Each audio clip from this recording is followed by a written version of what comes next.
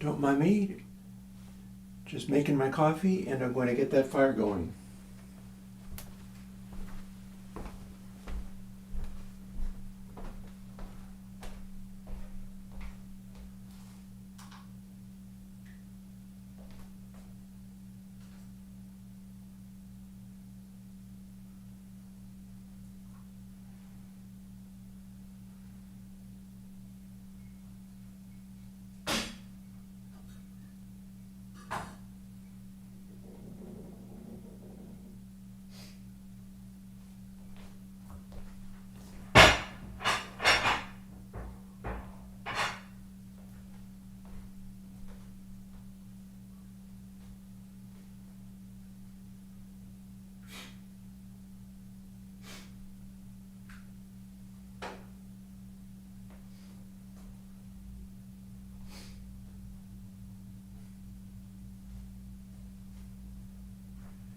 I really need to get this sorted out. Maybe not this instant, but all the same, I'm gonna wanna get that sorted out.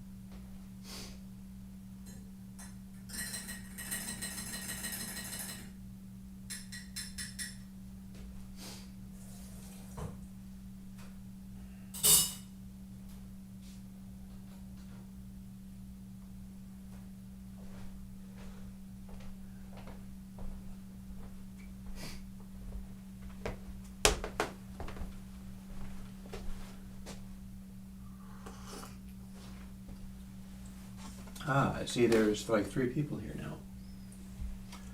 Go beans.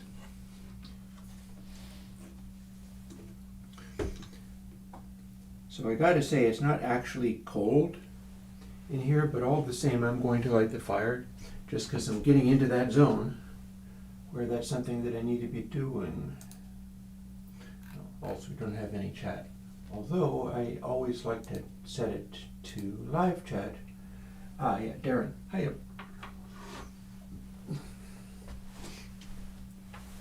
And as you can see, I've already laid the fire, so let's see about getting this going. Oh, I have a bit of extra birch bark. Birch bark is an incredibly good fire starter because it's kind of oily. You learn stuff like that when you heat with wood.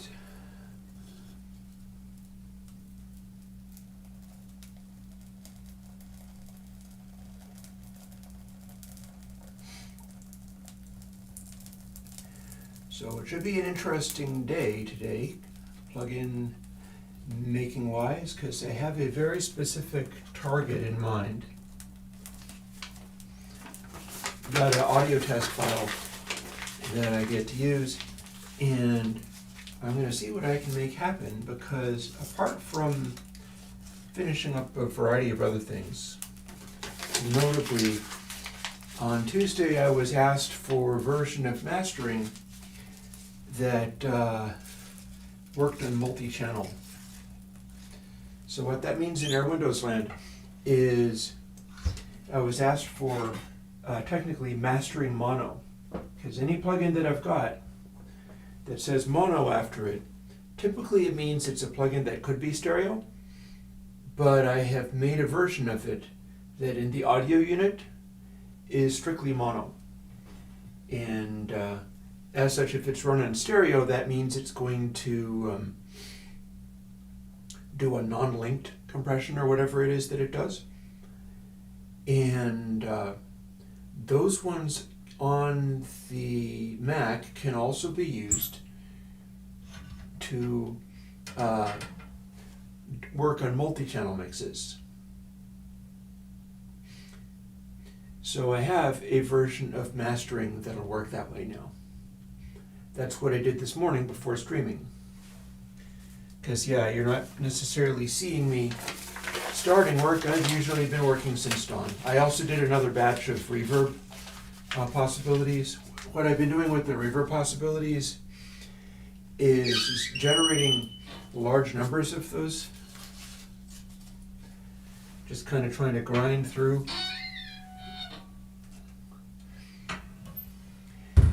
And measuring them like 15 at a time. I've got more difficult conditions now for what's going to work for those. So what I'm getting is like maybe 2 to 4 reasonably acceptable options each morning. And partly that's because I have increased randomization of the attempts. Rather than locking in on one particular setting, thinking that that's because I thought it out, that that's the correct thing.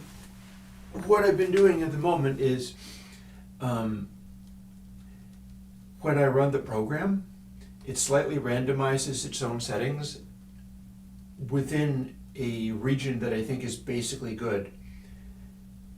And the purpose of that is that the genetic algorithm is better at figuring stuff out than human beings reasoning things out. There could be like a weird magic combination of all the strange settings that I've made for the reverb. And if that is so, I'm not going to arrive at it by myself because it won't seem to make sense. And yet if it performs incredibly well, I'll notice it in the results. Particularly since I'm looking for high-performing reverbs in a narrowly band-limited context. Because the most recent one that I did, the new Guitar Hall, and also next week's, unless I'm asked for something very specific, next week is going to be K-Station. And that's another example of ones that perform incredibly well in a narrow bandwidth context, namely where the Fletcher-Munson loudness curve has the ear as most sensitive. That's what makes the most recent Guitar Hall reverb sound as good as it does. And it's also going to work for K-Station. And I'm searching for a wide variety of things along those lines. But my controlling the settings of the reverb generator might not necessarily get me there.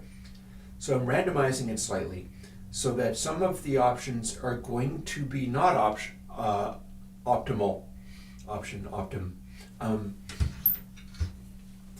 But if I can narrow things down, run this enough that I have a whole bunch of successful results out of these more randomized settings, then I'm going to go and study them. Maybe after a week or two, I'm going to go and study whatever got through, because that doesn't care about any of the settings. It's only measuring the peak versus RMS of a band-limited form of the output of the reverb.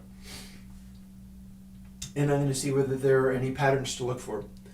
if I find patterns like when this particular option goes beyond this point, it never, ever, ever works, I can dial that in and have my slight randomization operate only within the range that actually works. And then I'll have more likelihood of getting good results at the end of it. And that was before doing mastering mono, which was by request for somebody on Tuesday. So definitely show up to the live streams. If you show up to the live streams, you can ask me for stuff. And oops. And on that note, I think it's about time to jump into, unless there's nothing to talk about so much. I don't see a lot of chat yet. Good afternoon, Frog in a Well. Do not, the binary by which you presumably mean coding, I don't know whether it's going to work or not. I'm trying something that hasn't been done before, so we're going to see what to make happen. And hello, Dolores, and Circle of Firewood. I guess we're all we're all part of the great Circle of Firewood for the winter. I've not tended to do modulated reverbs. I mean, I could, but I mostly haven't. There's a variety of things that you could do to modulate the reverb, mostly centering around the feedback paths. And if I took pains to, like, chorus or whatever, the feedback paths, or do something like that. Also, give me a moment. I see trouble in Firewood Town. What can we do to make this kick in a little harder? Again, not that I actually need a giant roaring fire, because it's not actually cold, but I'm just kind of trying to stay within the swim of things. And I see that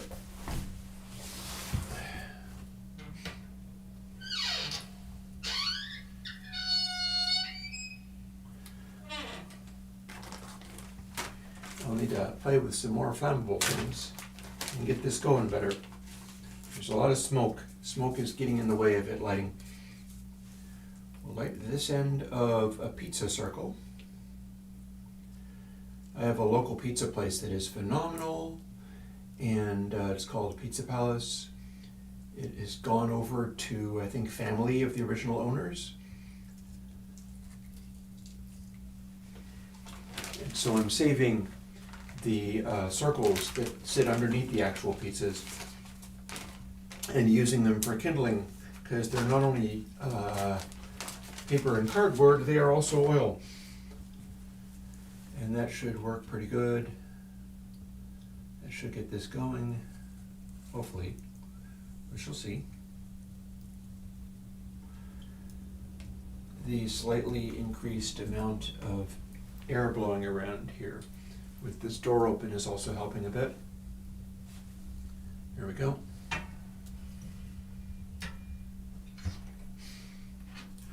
Didn't end up needing this. I'll use it later. And then when it's actually hot, I can flip the damper here, which is not so much a damper as it is a blocking of an air channel that forces the air to go through the catalyst. And the catalyst is what makes this the most efficient. So it'll be nice to kick that in. I have a new way of dealing with the catalyst this winter, which I hope is going to do great things. I've got this shop vac, and I can bring the shop vac in here and vacuum ash and stuff out. And there was a shop vac attachment that my chimney sweep left here from the last time he was in, and it's this little angle thing with a brush. I figure I can put that on the end of the shop vac and go up against the catalyst after I have to take out the panels on top of the stove. Excuse me. I also need to make sure that this is open as far as it'll go. And if I do that, I'm pretty sure it will suck all of the ash out of the catalyst, which is important because the catalyst will get hot enough to burn any gunk off of it. But if there's a pile of ash all through it, well, you can't actually burn ash into more ash because it's already ash. And if it obstructs the airflow, it stops working as well. And I had that a couple of years ago. It's slightly less bad last year because I was just taking the panels out and then reaching up and sort of tapping it with my fingers, causing ash to fall down. And that was very messy, but it did kind of work. I think that the shop vac technique is going to work even better. So that'll be interesting. I'll see whether that does any good. And this is now underway.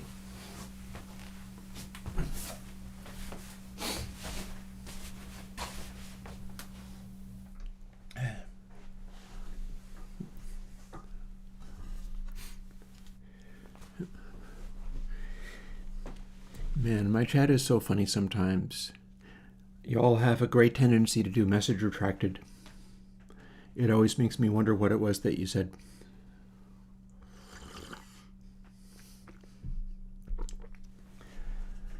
I mean, I doubt it's going to be like, you were a fool to use that wood stove. You need to be burning, I don't know, coal. I doubt anybody's saying that. Oh, it would be fun to do it with a Hoover. I do have the Alpha Juno that I can use a Hoover. Really loud speaker and scrunch it up there and...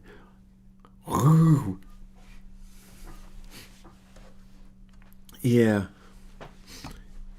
I get a official chimney sweep for doing that kind of thing. I have had for some years. It's been a fellow in Vermont, Putney, I think, who was doing it for a while. And, oh no, Dolores, you're doing it again and again and again. Ah! I didn't retract. I think you did retract. You retracted the message because you did retract. Because that's what it was saying before it vanished mysteriously on me. Anywho, I have work to do on something. And I was thinking I was going to jump straight into working on that. I can play this, but it's not a good idea unless if I turn it way down and then cover my ears.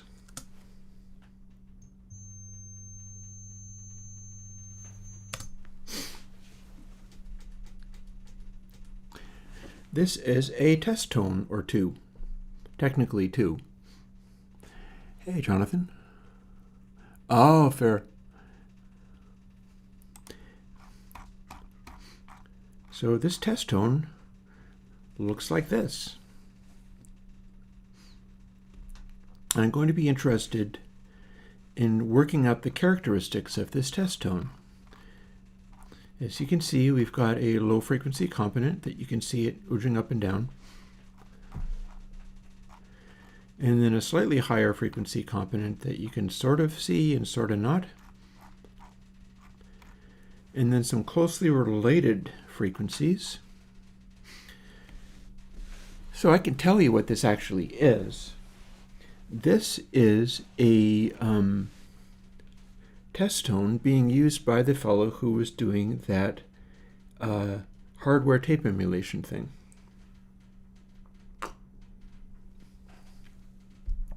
He'd spoken to me about, like, oh yeah, I'm using some tests that are really good at telling the difference between real actual tape recordings and fake ones.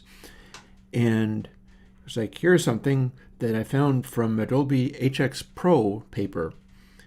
And they had found that if you did, let me set this up with something like, no, I'll just do this. Here's what I did to start, and then if I throw in shifting of bits,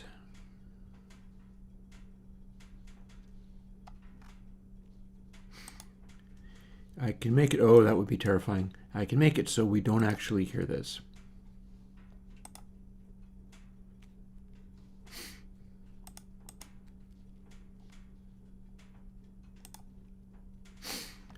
So bits of this are a little annoying.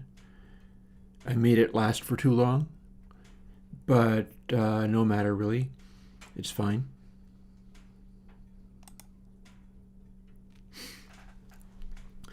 So what we have is a measuring of this thing where it switches between two different waveforms.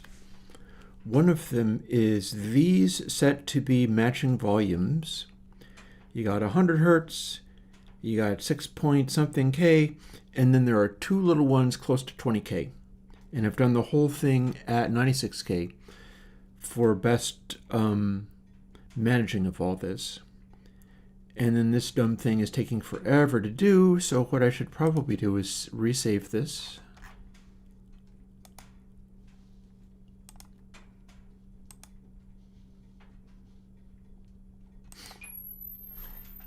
Make it stop. There was a painful little note there where I was getting an obvious sound, and I don't like that.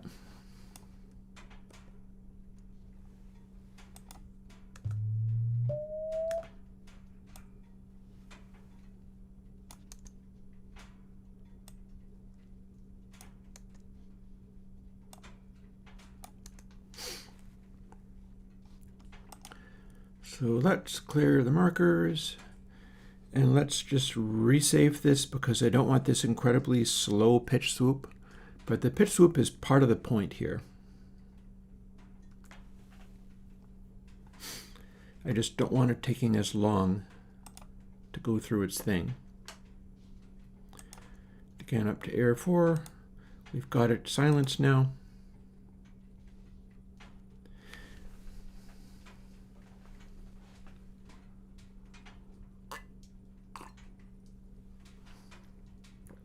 So this is a 4-frequency test audio.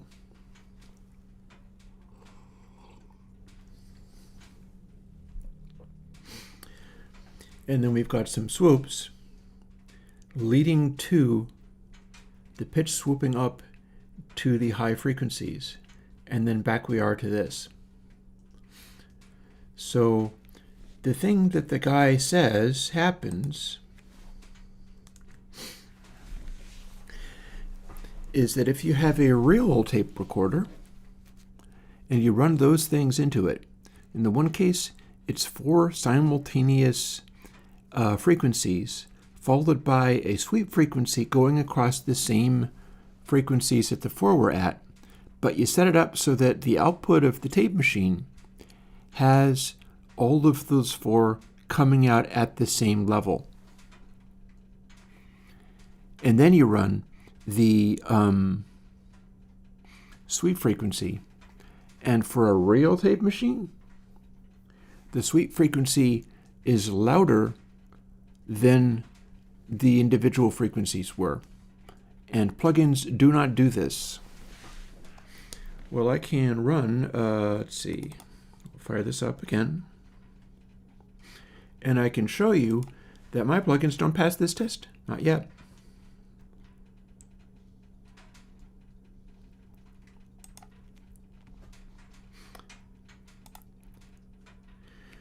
Here we have those frequencies. And bear in mind, in the real world with a real tape machine, you have a bias frequency up here that's way louder than these.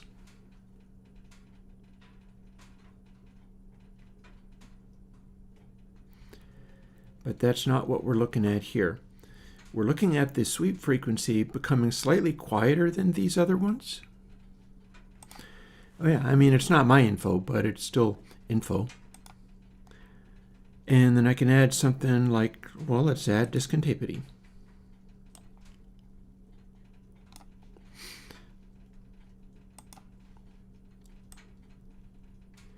We can turn it up until we are having obvious distortion, and our frequencies are still up there. But then we get into the sweep frequency. As we get up into the highs there, well, it's kinda doing the thing, but that high frequency is not actually ending up louder than the combined frequencies. The multiple frequencies are ending up a little bit louder, and this is simply because it's a distortion effect. So I've got saturation combining all of those two, but then it's running out of steam. It's not continuing to be louder as it goes up to the top. So yeah, I can pull it back to where we've just got these. What's going to happen is then the sweep is not going to be that much higher than everything else. In particular, as it goes out of the audible range, at no point does that sweep start getting louder and louder, which I believe is what the fellow said would happen. Instead, it's tending to get quieter as it goes up. So this is basically the same as any sort of distortion effect. And I can also say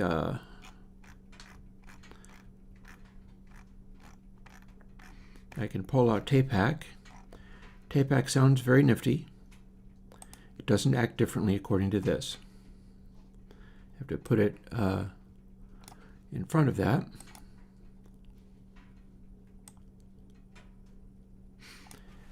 And then we can make everything a bunch louder.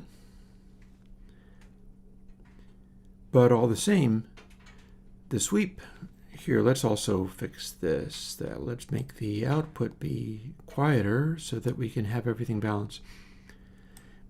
Yeah, so we can distort like crazy with tape hack. And there's where they were when they weren't distorted. Here's all the distorting products. And then as soon as we hit the single sound, well, that's a good 60 dB hotter, but it's failing to sweep louder up at the top, which is where we're trying to have it be louder.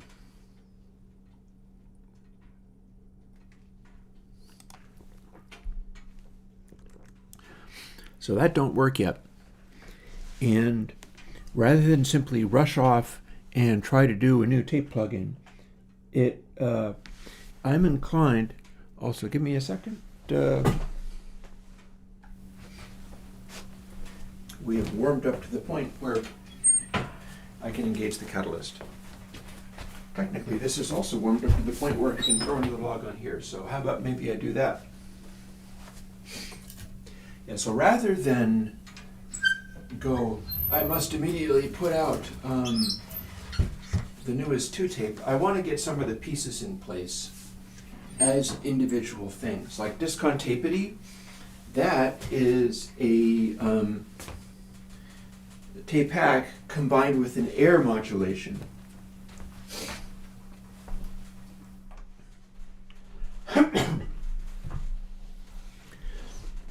And that feels very suitable. So what I'm looking to do now, I'm calling it Slew 4. All of my Slew plugins are meant to chill out the activity of excessively high frequencies in a way that's nice and transparent and doesn't sound bad. If you then ran it into a tape modeler, then that would add the attenuation on high frequencies as you went, so that anything that you used would have some of that behavior. And then I can build it into my stuff later as I see fit.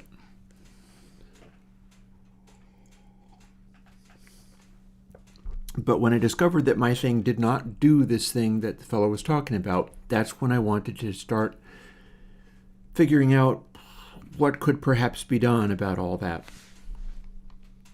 And we are starting from scratch, unless I decide to do the Dynamics 2 stereo plugin that can be made into the VST. I did a little changing on Dynamics 2. Not a lot. I added a gate. I can show you that.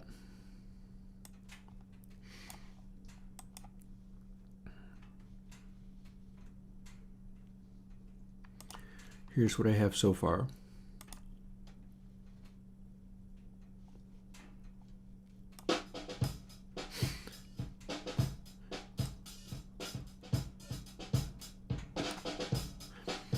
So here we have attack and release and stuff.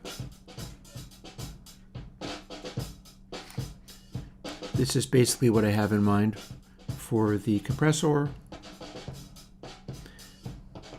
It can get pretty smushed. But I needed the gate to work like this. There's an additional gate in there after what was already happening inside the Bezier curve thing. So what this is doing is it's sensitive to release speed, and release speed is slightly sensitive to attack speed.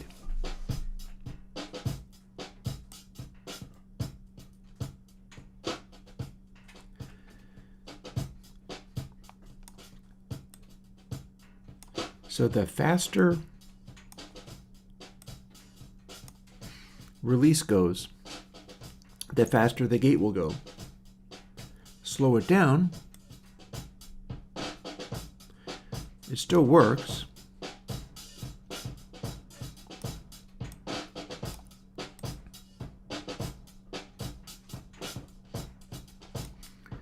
You start getting a little bit of scrunchiness in there.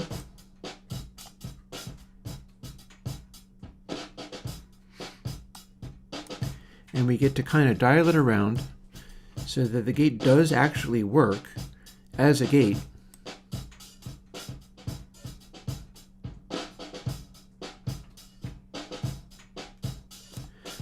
Including this sort of de-reverb effect that people have asked for to some extent.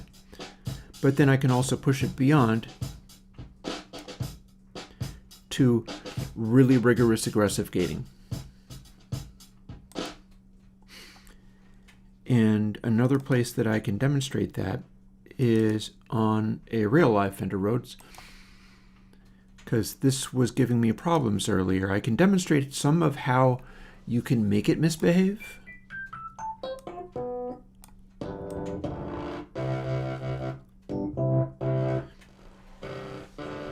So you can get crackly when the release is too fast.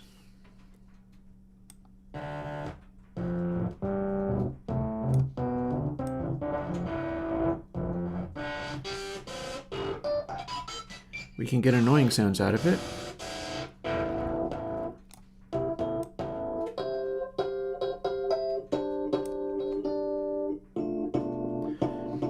But yeah. And we've got it very heavily compressed here.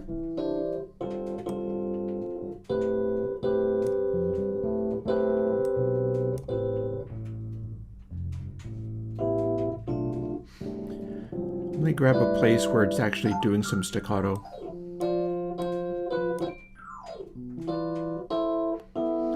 Oh, and apparently, oh no, I've only selected one side, that's why it's doing that. There we go.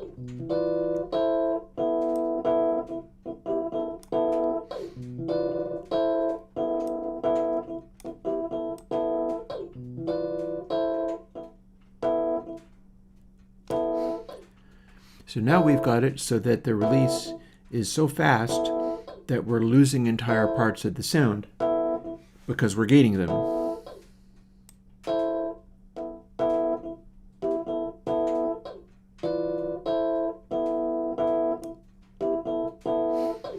I've also done something with the attack for the gate engaging where it's acting a little bit like one corner clip.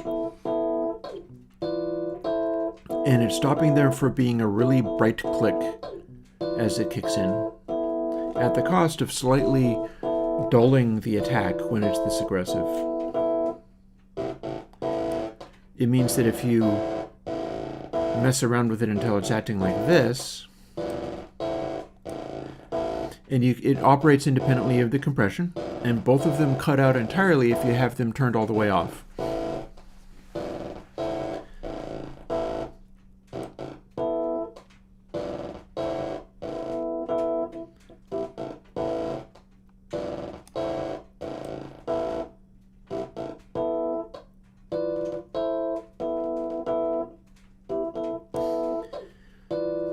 So all we have to do is slow it down a little bit.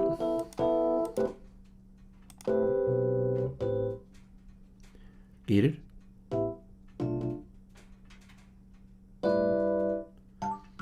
So it sounds fairly natural even though it's gated. So this is going to be going into new versions of console. And you should be able to get it to quiet stuff by just having it not be too extreme. And that's the silent background.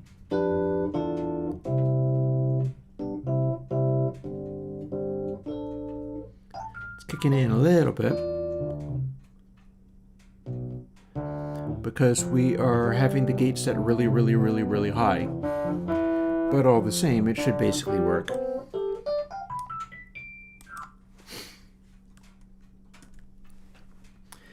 And that's what I've been doing with Dynamics 2. Dynamics 2 is another thing. It's probably not going to be ready by this weekend, but I'm doing a case station this weekend anyway. And yeah, so next order of business is let's start making stuff happen with what's going to be SLU 4. It builds, but it doesn't do anything. See, I don't even have any controls in here. I've got the possibility for all manner of controls, but I don't really have any controls in here. And this isn't really doing anything. In fact, this isn't even what I'm going to want to use. So right now, it's a do-nothing plugin.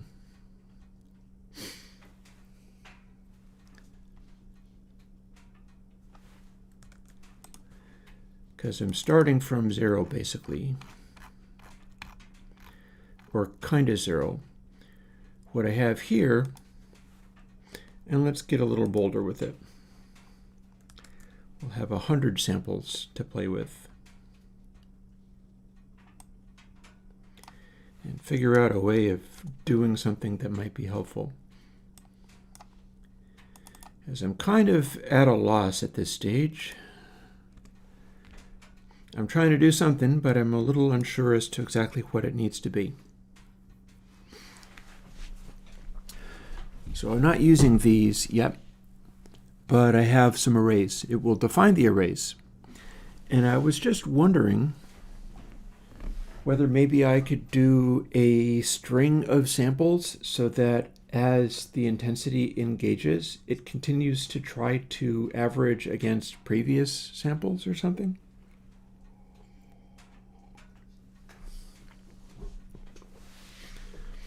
And that's actually a bit like Avermatrix.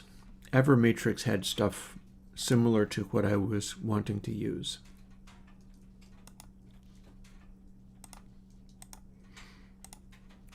Avermatrix is also really old. So I'm not relishing looking into this blast from the past. It's got plenty of explanation going on, but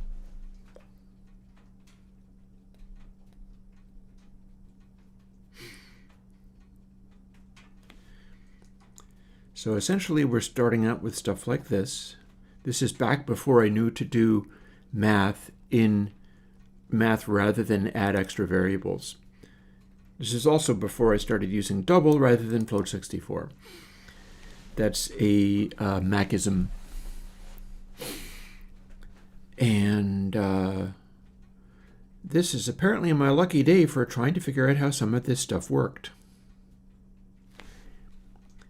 And I can start by simply copying these things over and getting them to go. That could be something. Let's ignore the wet dry and copy over these and make them work.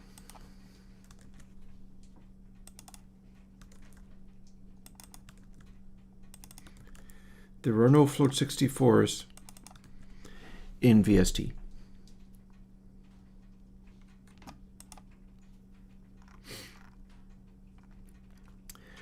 And then this is a big mess of something. Oh, okay, so here's probably a messy way of doing this, but I think it'll work, maybe, kind of, sort of. We'll find out. It's fun to find out.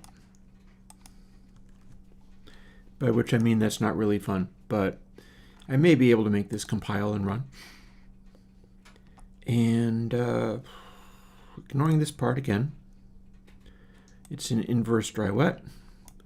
This is a nice tidy little piece of code for starters, so that might be okay.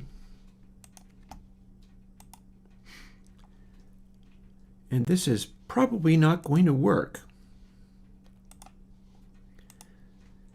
But in getting it to work, and I see one immediate problem. This is a double array, and I don't have it set up as a double array. So where are we at with this then? Do I even have B and F?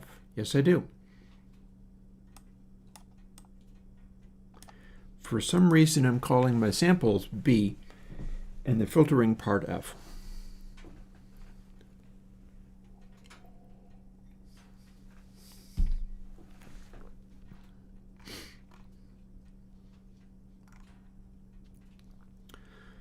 Poles of the filter become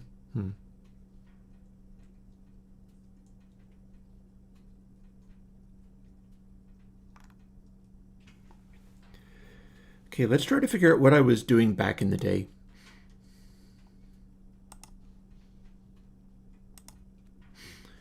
Let's try to figure out what I was doing back in the day. Because I want to do this differently. But it was accomplishing certain things. I just want to do something very different with it. And if I try to build this right now, it's going to like screamingly fail and blow up in my face. I don't think my head is quite at figuring out how this one works today. But that doesn't matter because this is a streaming day and this is my day for trying to figure it out whether or not I can. So let's not let that stop us.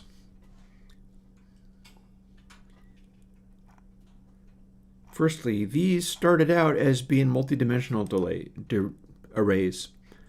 Bx and then by on top of that. So we're instantiating that, and then we have this nonsense going on.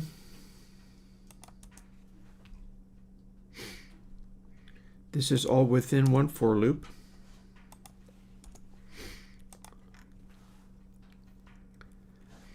And moving average with remainders. So here's part of what's happening. And this is not even inside the code. This is inside the parameter section. That's going to actually be parameter B and parameter A. Not that this necessarily matters.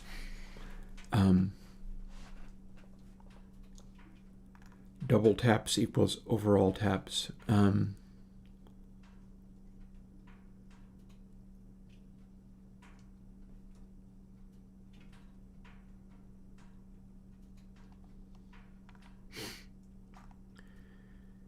I feel there's a bug in here. Why are we declaring this and assigning it outside the buffer and then running it inside the buffer? Where do we get back taps?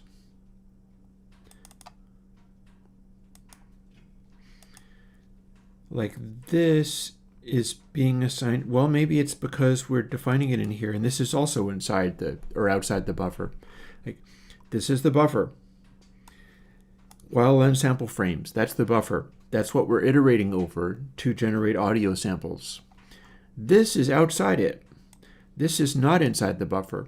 So if we assign taps to overall taps, we're not actually using it here. We may not be using it outside this at all.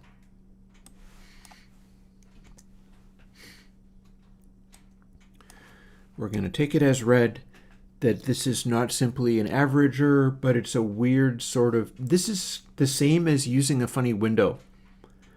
Because what happens when you average across multiple samples is that you continue to bring in the new sample. It gets louder relative to the previous samples. And you know what? Rather than talk about this more, let me show you.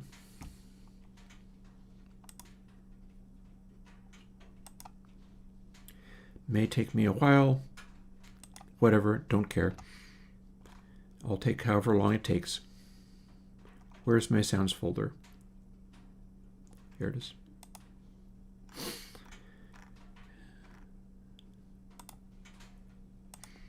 Open up a noise. Boy, it's really not wanting to engage, is it? Open up, let's say, the most recent effect stack, because I have a matrix in here.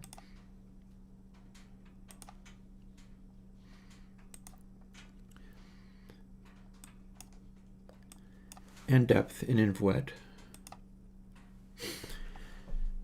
So 1 tap is no averaging, and 2 taps is across a single sample. And then as we continue to add taps, what's happening is we're making a window that is like a flat window where, unlike things like a Hamming window or whatever, where you have the flat top and you've got adjacent samples that are being averaged out, the ones on the edge can be quieter, and that's what these other windows are like. Hamming, Blackman, etc. Those are all windows, rather than just a flat rectangular window with everything within here. Average acts a little bit differently. Because it is bringing in the next one along, like 1, 2, 3, whatever. It's bringing in the next one along from silence and bringing it up so that it acts more smoothly. And that goes kind of like this.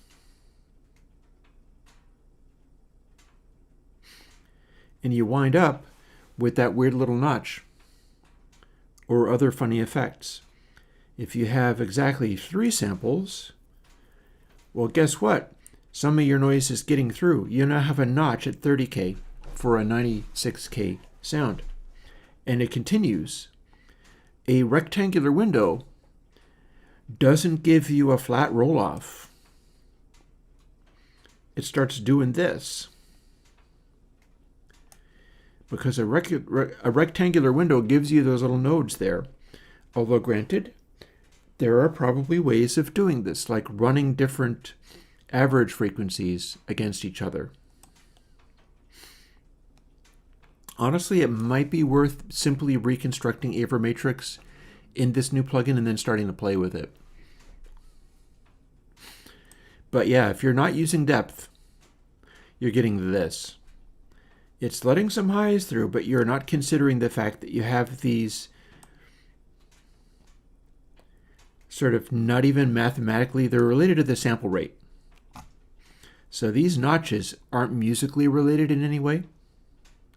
Here's the thing, when you start also having depth do something, all of that starts going down very steeply while staying the same as it was. So you see that little pattern? We can make it all get much quieter while not actually altering what the pattern is. See? Which also means if we are doing the exactly 3 taps, or as close as I can get it to do, anywho, adding depth is simply going to cause this to dip down steeper, and it also rolls off more.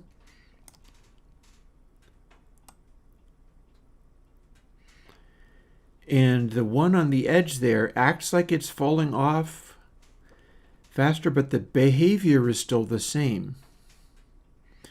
It's just that we have so many poles of filtering in here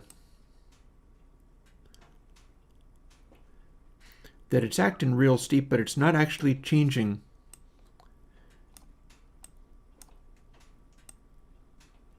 this behavior when it starts getting to be enough taps. Also, I wonder what we get when we have not 2, but a little more than 2. Up. Yep, see, that's where we can find a special place here where it's just beginning to lift back up to its maximum point again.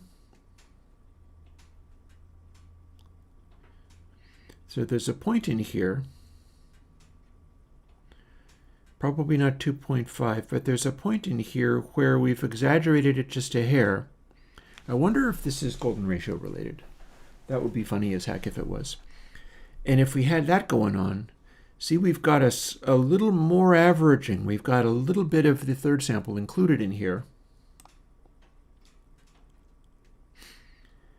And that's going to drop stuff off all that much more without changing the behavior. Changing the poles on the filter doesn't actually change what it's doing with these taps. So yeah, this is starting to make me think that it's time to start re-implementing Avermatrix in SLU 4 so that I can play with some of these behaviors. In fact, let's get ready to do exactly that.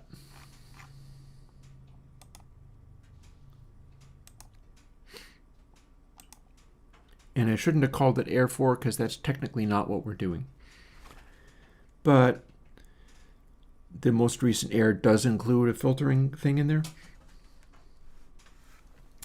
Also, this is 11:54. This is probably a fine time for me to throw another log on the fire and make another cup of coffee, and then we're just going to hammer at this for the rest of the afternoon.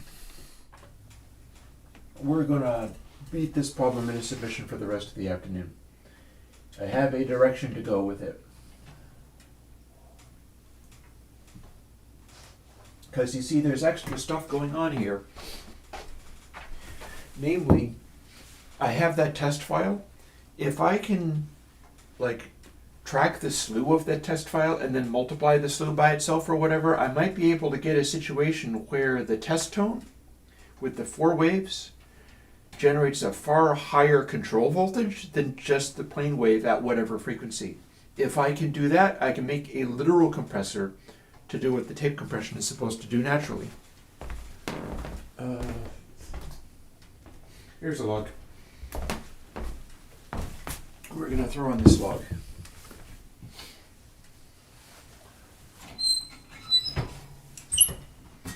And that'll probably do. I don't think I need to do much in the way of fire making today. It hasn't really been that cold.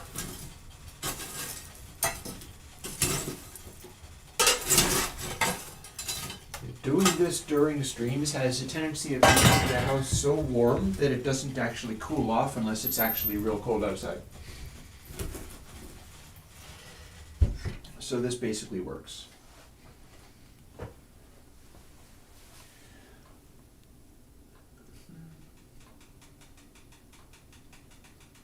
I'm going to watch it until it properly goes. Yep, I see fire over on the other side. There we go. There we go. We got it going. Very good. Okay. Back in a bit. Y'all are not especially chatty today, so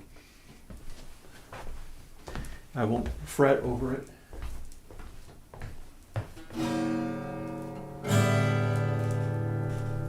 Bet you didn't expect to hear that. I have acoustic guitars hanging around.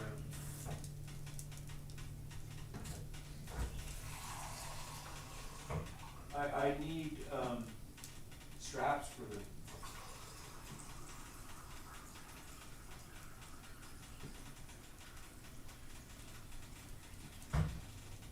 I need straps for them without spending money.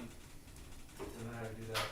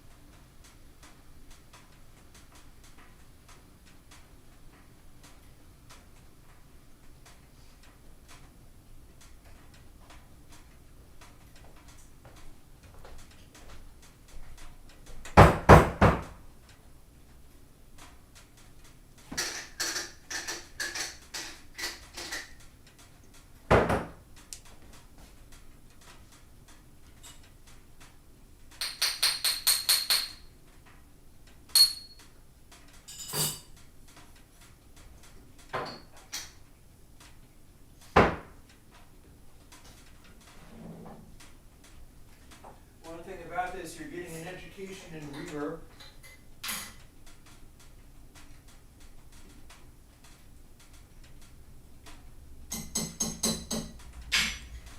To the extent that you can hear what I'm doing in the kitchen,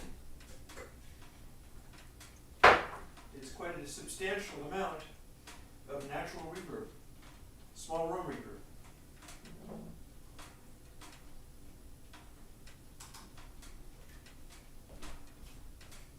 Now, what's not to like about that?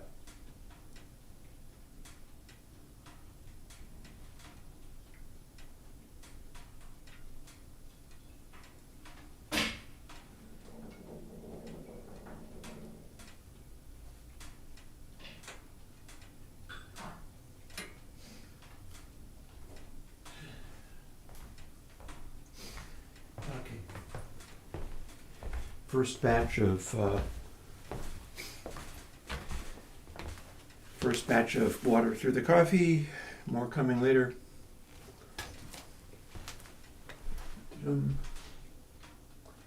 Still no further chatting. I feel like maybe lunch is not necessarily the time for people hanging out with me anyhow, so it's fine. One thing about it, you stress out less when there isn't anybody actually watching.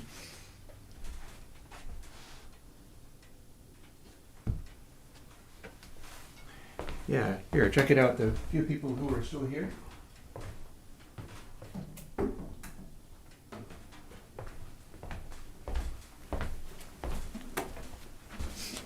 Guitars.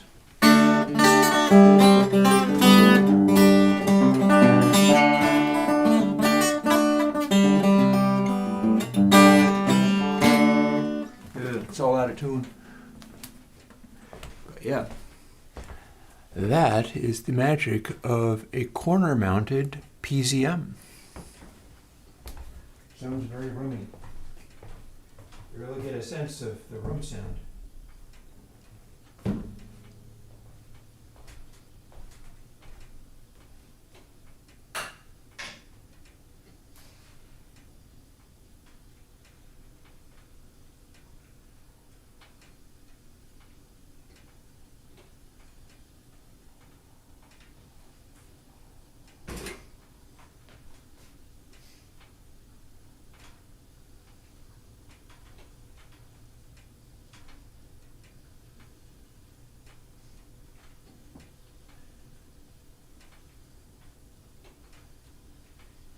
This week is a heavy coffee week.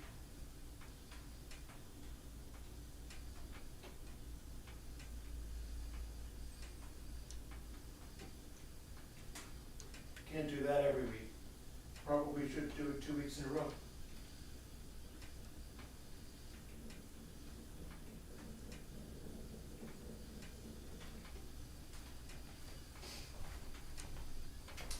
I've basically selected it to be that for the purpose of taking advantage of my biorhythms, because my biorhythms say mental is extremely high, which typically means I'm like having nightmares and worrying about stuff, but may also mean that the maximum RPMs I can get up to, thinking wise, are perhaps higher. So if that's true, then cool beans. Cool coffee beans.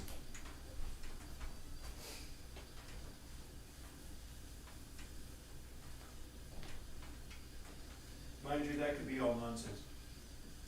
I don't really know.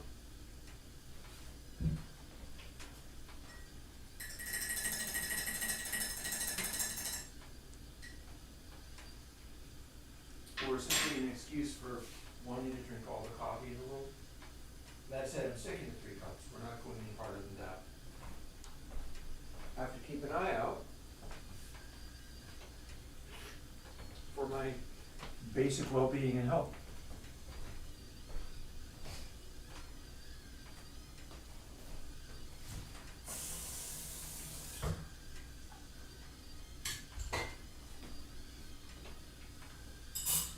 Also, just as a little side note, I had somebody on the YouTube who's probably not watching now, just by virtue of the numbers involved. And they were like, how do you get your sound so good? I can't get a good microphone, but what plug-in chain do you have working for all of this? So the plug-in chain that I have is not very complicated, but it's a lot having to do with the room I'm in. So basically behind me is this area where there's a certain amount of reverb going on.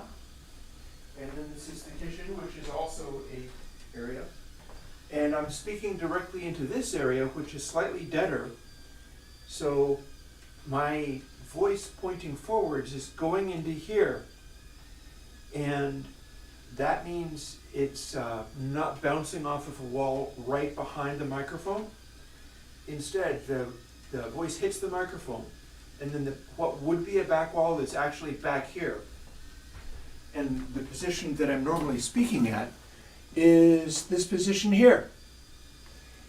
And that's basically how the recording that I'm doing is working. I'm not sure if you probably can't see this stuff here. No matter. My coffee is done. I'll be right back.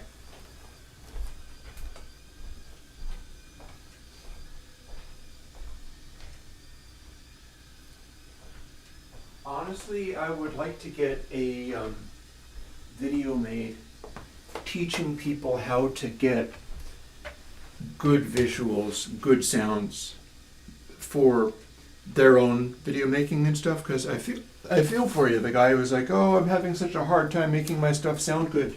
Yeah, it's hard.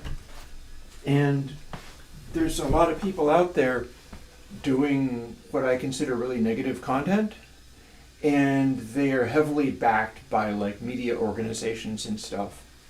I feel like just creators, independent creators, or people who are, left-wingers and such, shouldn't be made to seem worse just because they don't have like media training and technicians behind them.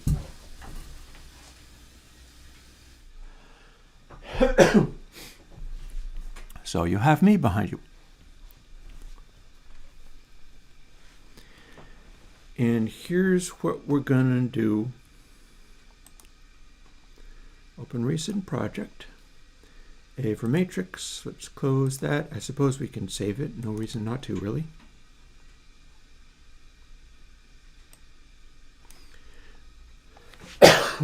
Let's just duplicate what was here.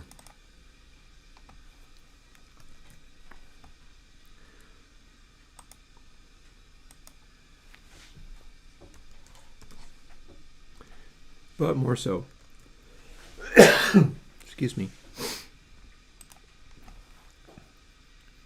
So no harm in making that enormous, at least for the moment, because we don't have to use all of those, but we have them there if we want to use them. And now we need to initialize.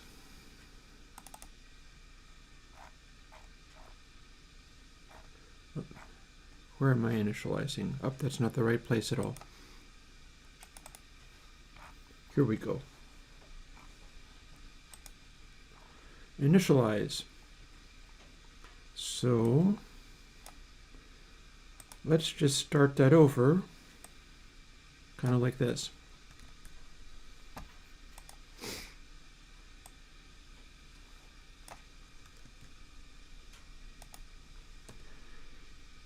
This is still not going to take all that long to run.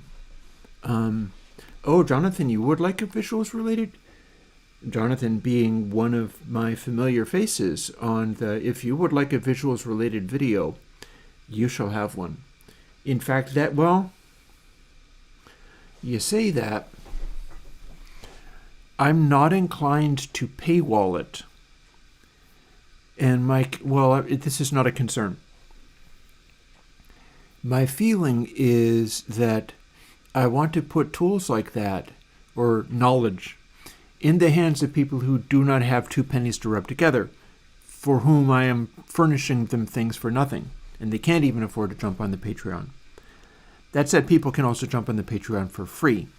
So there is that. I could put stuff up just only for Patreon members, but including being free members. That might be helpful, because nothing's really stopping you from just joining as a sort of fan club.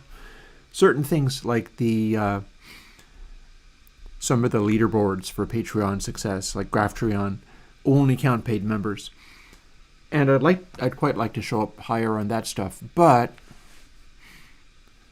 I don't really have to. But yeah, I could absolutely do more in the way of visuals. Like, you may or may not know that my lighting at the moment is using a backlight. That's the same light that illuminates the wood stove. And you might think, okay, that wood stove is already illuminated by the fire inside it. No, that's not how that works at all. If I turn off the light over the camera there, then everything becomes a lot darker. And so there's a light for that purpose. It's a simple LED. It's actually a color changing light. I use it for video making. For video making, it is set to a red color, and there's one pointing to the room behind me that is set to a blue color. And those sort of adjust the basic look of things. The lights themselves are just like Amazon Chinese garbage and not expensive. They're just RGB lights. You control them with these little doohickeys, which are all basically the same. And you can make them do like color flashy things and stuff too. But those aren't special. My main lights are a lot more special because I'm trying to push up to the level of what anybody, no matter how fancy, has for visuals. The full 4K decked out in full regalia stuff. So I have like newer Yongnuo color corrected lights that have, cold LED colors, warm LED colors, adjust them as you see fit. I have an array of those. One of them's a big circular light and two of them are ring lights. And there's a bunch of stuff I've done around that as well. But you can start with fairly simple lighting as long as you understand things like, hey, a light behind me illuminates my hair, such as it is. So there's that little sparkle, there's that little halo around it. And that's a film technique. It's a film lighting technique. There's a lot of stuff like that. And yeah, I can move in that direction. Today, however, we're doing this first. So let's see, got here. This is just instantiating the array, so technically I don't need... How much of this do we have? That's everything, I think. Yeah, no, that's... I haven't done much to change this, but this is the algorithm.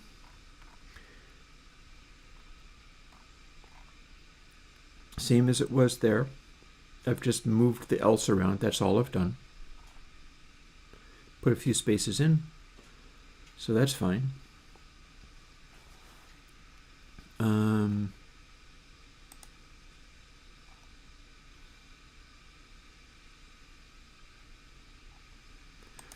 Well, hang on. What was I doing in this? Oh, look at that. Okay, so back in Avermatrix days,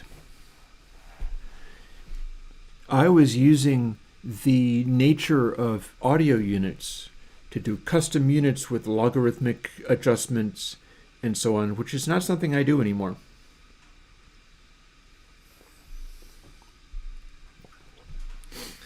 Since I'm doing this the way I'm doing it, I can just see there's a min value of 1. So to make this be the same as these, we can't just bring them in. What we've got to do is multiply them and add.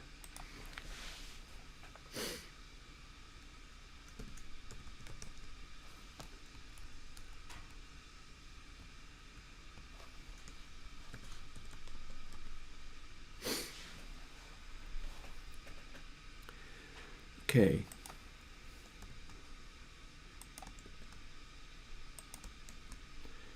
Because as you see, it'll go up to 100, but it can't go below 1, so I have to do this.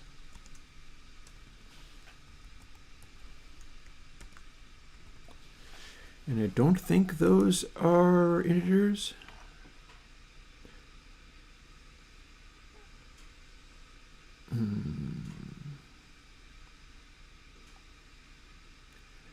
No, I don't think they are integers. It would say indexed. If the unit was indexed, it's an integer. This is all just audio unit isms. In fact, just for funsies, here's another thing we can do.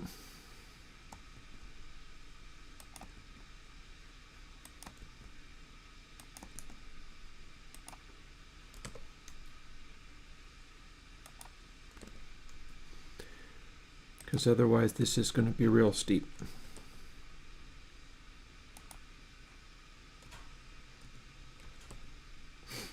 There. So if I do that, some of the travel is going to act the same, and then I'll get to go to extremely unreasonable levels. That stuff is basically together now. We've got everything counting up to 101. So at this stage, these things are the same as they were.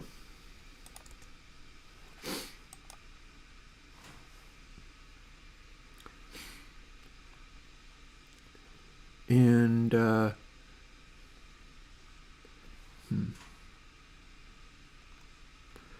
let's just grab this and copy it directly over. I am not confident that I haven't made other changes that I don't want. And here's a change I am going to want. Needs to scale up to the full amount. Also, taps equals overall taps. I believe I was talking about this before. So this will go up to 100 now. And we're kind of measuring this as we go.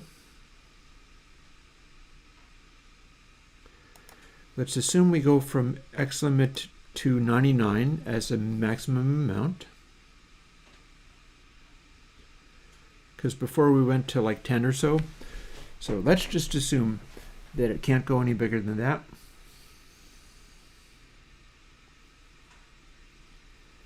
And now we're scaling it. So that gets to run.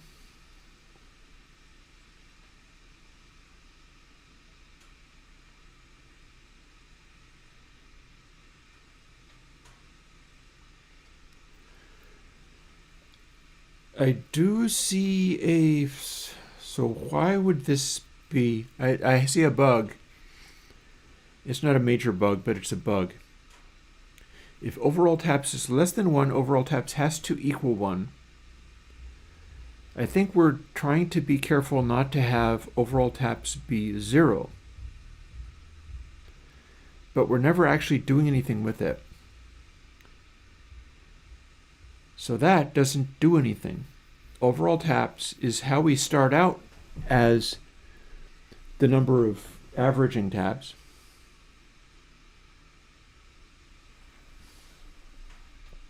And it's a floating point number, but we're adding 1 to it. And with the previous one, we're making the fundamental audio unit control go between 1 and 100 with the logarithm on it. So that one can't be less than 1 either. So this does nothing, either here or in the original program.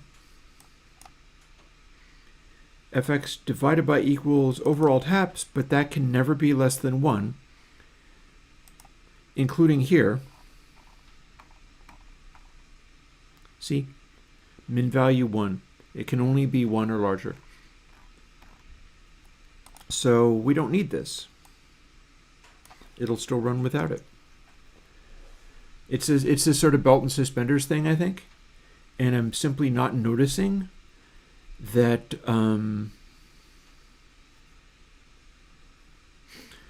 also, this is funny. We're clamping this. Theoretically, that should never matter.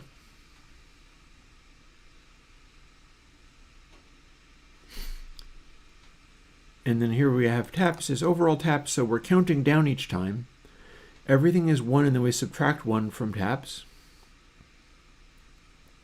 meaning that all of these F things are going to always be either 1, or if it's a remainder, it's going to be what the remainder was. And then X limit plus plus, and then we're sort of double checking it.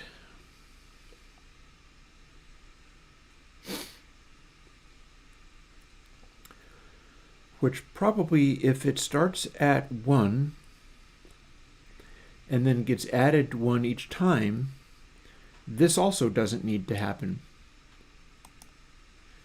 This is old Chris programming things. Hey, Lucas Epo.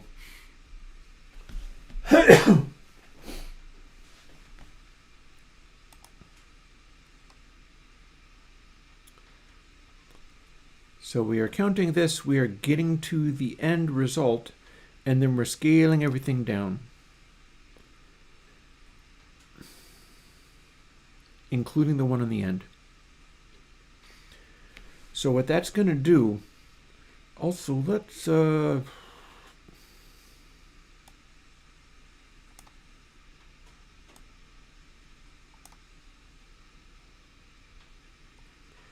our array extends to where this doesn't actually matter. We can continue on to X limit or beyond, or indeed we could just do it over the whole entire range.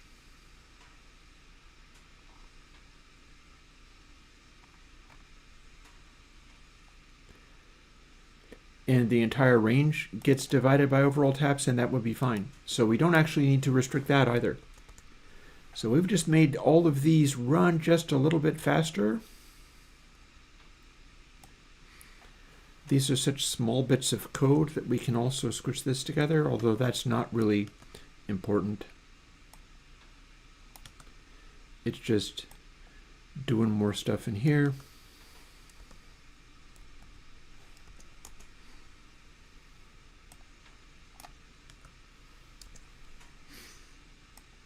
To smush it into a smaller space on the screen for no good reason. But that's what's done inside each of these. Moving average with remainders. That's what we got here. We're counting from 0 to 101. We're not restricting it in any way. So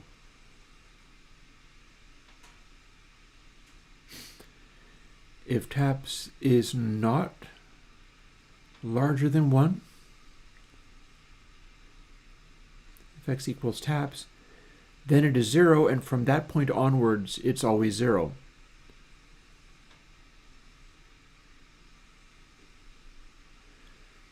So fx equals 0 from beyond the point where it crosses over to do the new thing. And that's what we've got here.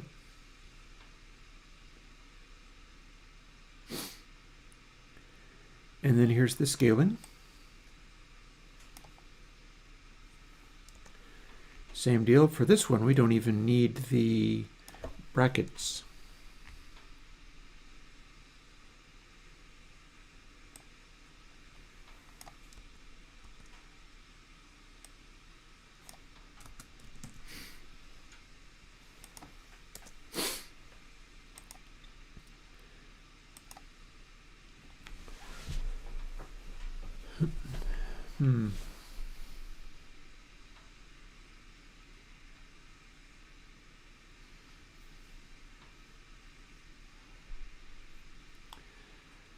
Well, that does. So here's the question. As long as I'm doing this, I'm losing track a little bit of what I was trying to do. Whatever. At least my fire is still going, so I've got that going. I'm re-examining some of this in light of what I've learned. Among the things I've learned is that modern computers are much happier doing a bunch of processing rather than keeping extra variables around.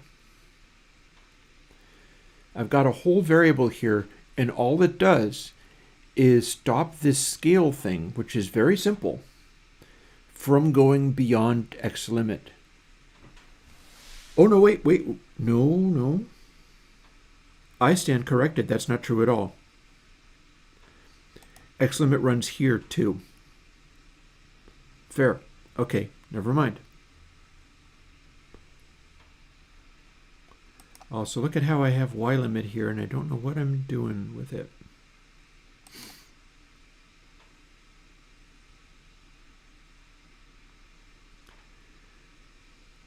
Do I have to make this scale up and hit X limit this way? Probably not.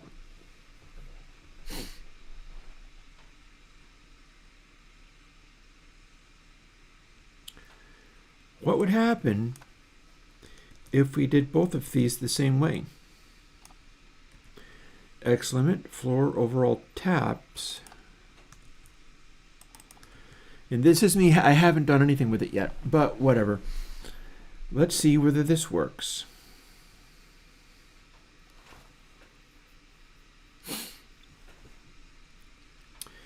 If we do that, then this works this way.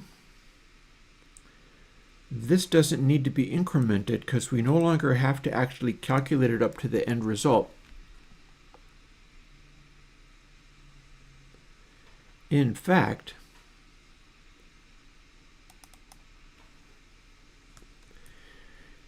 check it out. We could restrain that too. At which point we do not redeclare it. Instead, we're declaring it once. We're not counting up to it by running across the overall amount, and we're not actually using any of the things outside the ranges of what this needs in the outside the buffer section here. This being the outside the buffer section.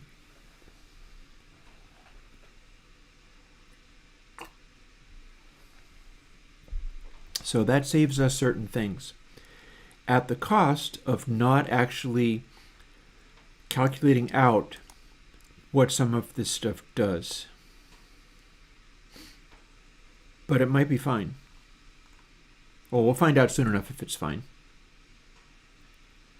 Okay, so previous poll equals 0.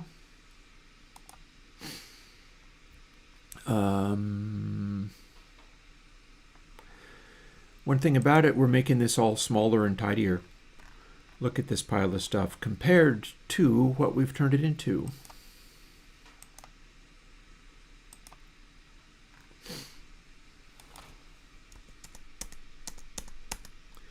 Mind you, people don't necessarily care about having stuff be tidy in the way that I'm talking about.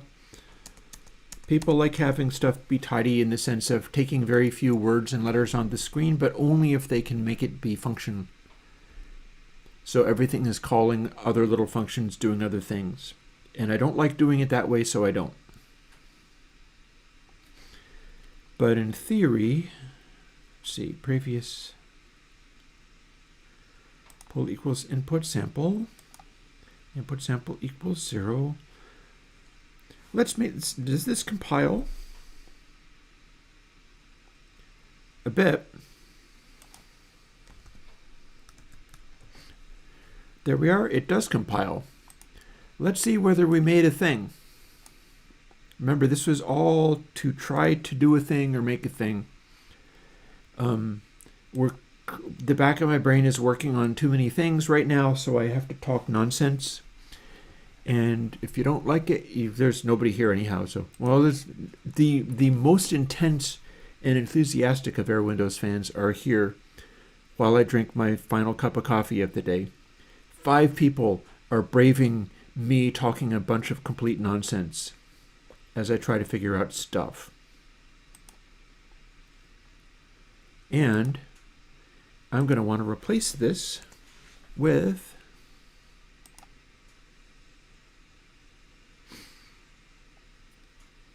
Come on, am I not going to find this? I must find this. Slew 4. Are you here, Slew 4? You're going to be ugly to look at. I don't care. Here we go. That's it. There's a puppy. I put that in there, and then I save it as, ironically, Air 4. It's easier to get to.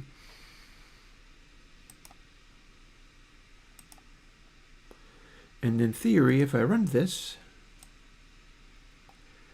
there we are.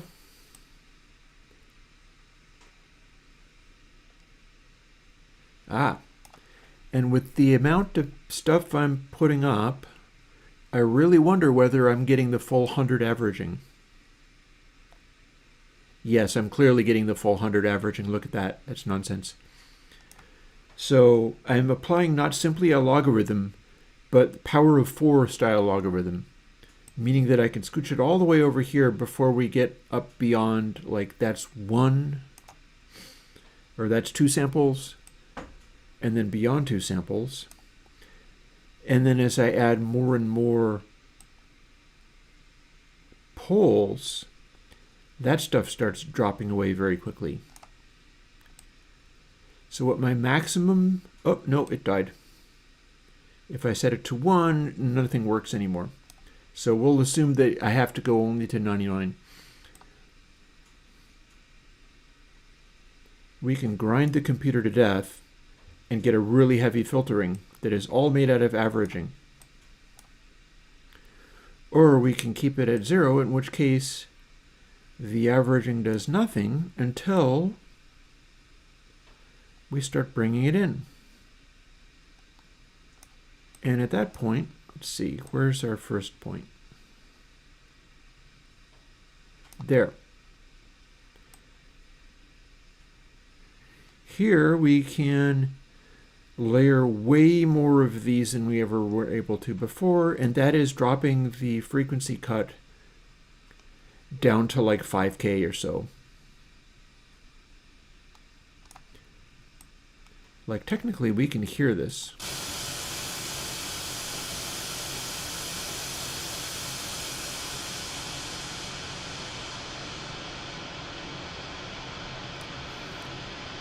So there we have a very heavily averaged out thing.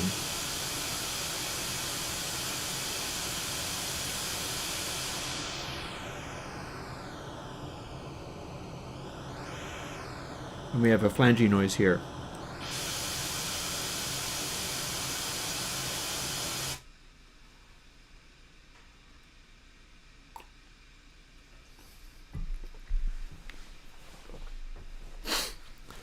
Okay, so what have we learned so far?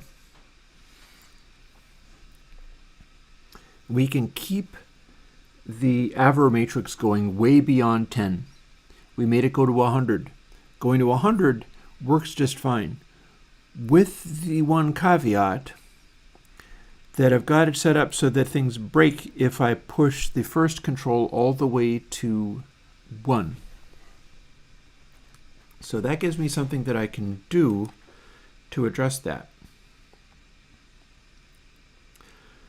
Let's assume that because it's unhappy doing that, we'll call it 98.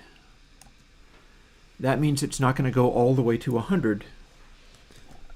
Let me see if it fixed for the one, it should fix for the other as well.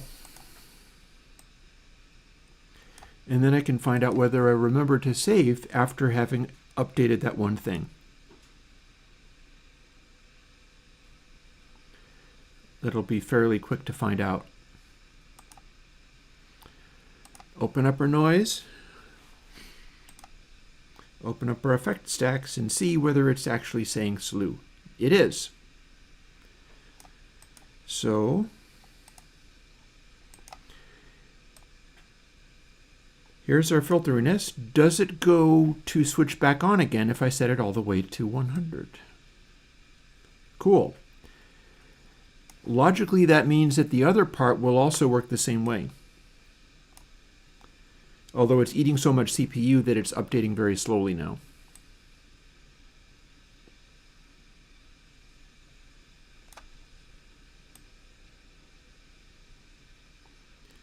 Yeah, as you keep adding more, it keeps having its effect.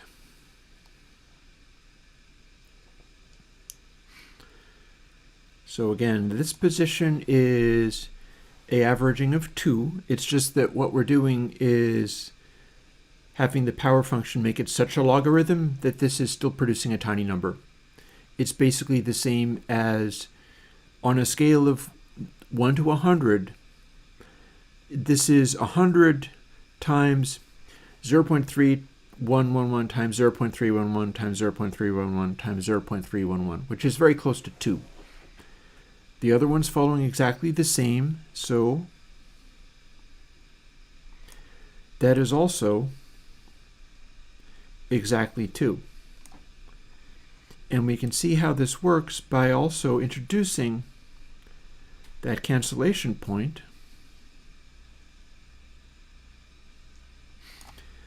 And if we move this one, it is the 3 sample cancellation point at exactly 3 layers of it. Again, Avro matrix, it's doing the little averaging over this many samples, and then it's doing it that many times. So this is 2 times, and then this is 3 times. Exactly the same filter behavior, except for now it is 3 layers of it. So the thing that I'm thinking of is maybe we can play with these different filter behaviors and layer them in different ways. I feel like that should be possible. I hadn't thought of it when doing the first Avro matrix, but I feel like that should be possible. And I'm not sure what that's going to look like, but it's time to find out. Part of what we're doing here is this initial thing is forming a mode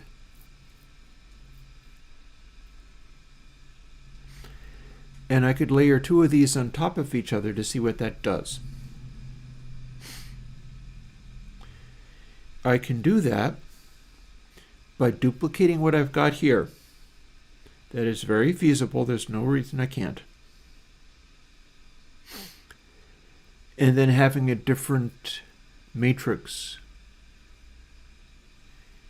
What I don't know is whether I need to have a different matrix for every level of the thing. But I do feel like I can have some fun. For instance, you notice how the area I'm working in is a averaging of 2, and then if I do an averaging of exactly 3, and all of this is kind of subject to sample rate, but that's in the nature of averaging. What I'm doing is limited to sample rate. But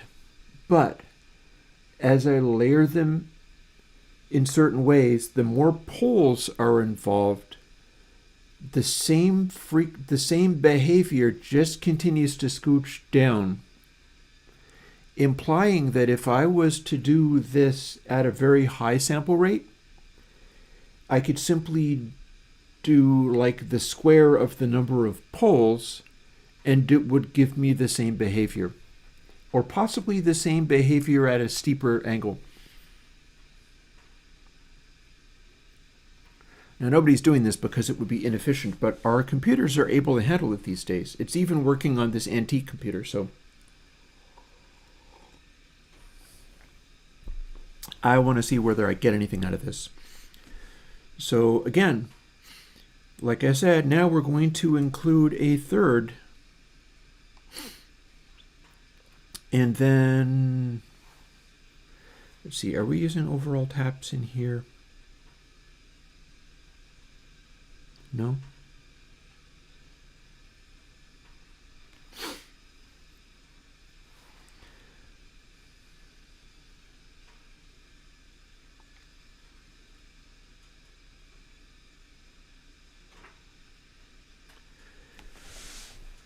One of the things this is doing, we've got bx plus 1y equals bxy. looks a lot to me like I'm simply doing an averaging based on a very inefficient delay algorithm. So there might be a way of doing that better.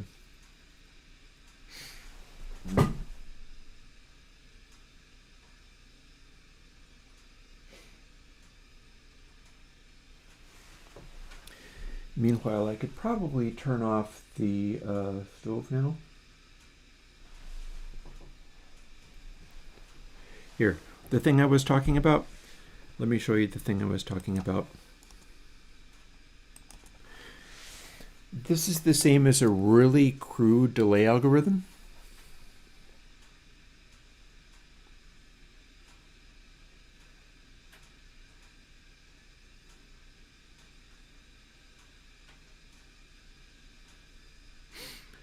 And the larger that gets, the more inefficient it gets.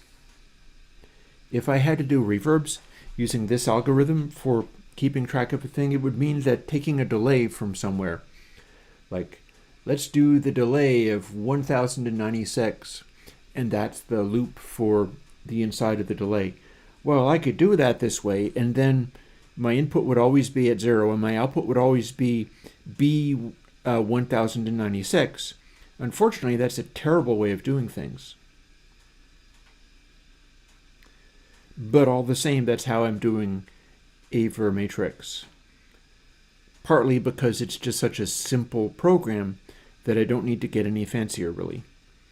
But this is still, it's slightly fewer calculations, but this is a terrible way of doing things when the numbers get higher.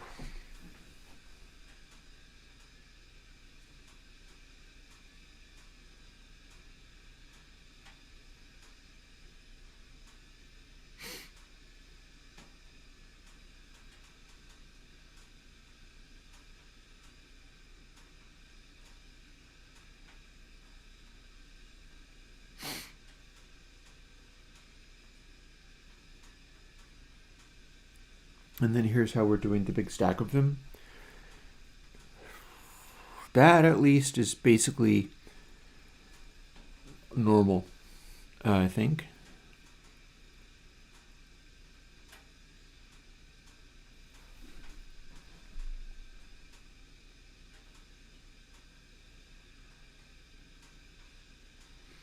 This may still be bugged out. This may be a giant mess. Nothing much I can do about that other than fix it. But this may still be a giant mess.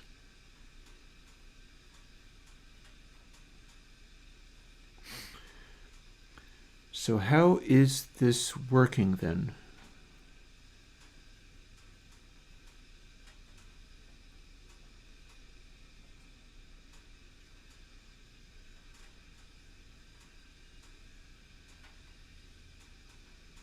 Oh, yeah, I guess I see how this is working. I think I see how I'm not sure. I'm no longer sure if I see how this is working. I made this so long ago. I guess I got it to work. I was even more confused back then.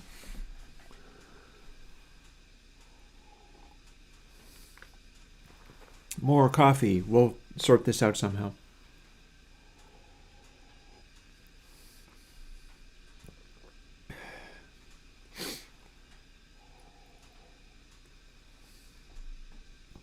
One thing about it, it does actually do what I thought. It's just doing it in an impossibly complicated way. Coffee gone. Coffee gone. Fire made to not be firing.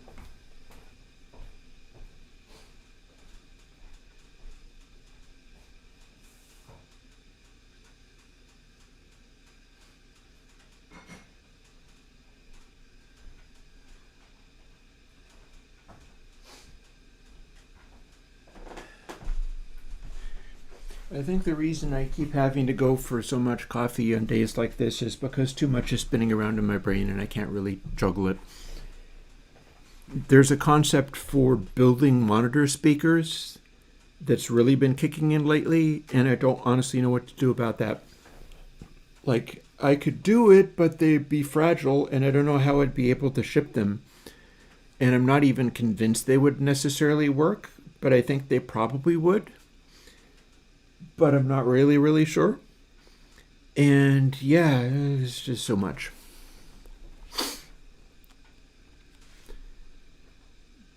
But yeah,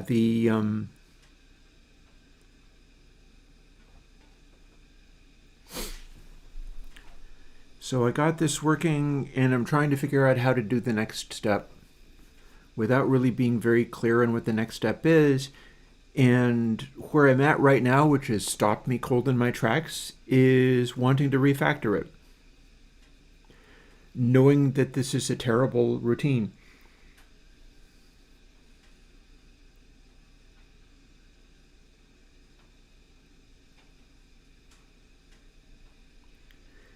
And being thrown by the fact that, oh, no, actually, no, I see where this is going.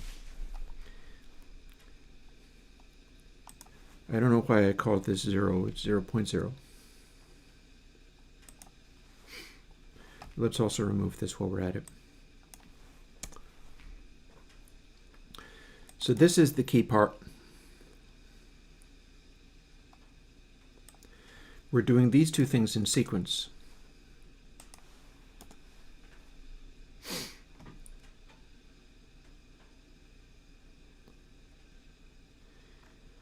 So what happens when we do this?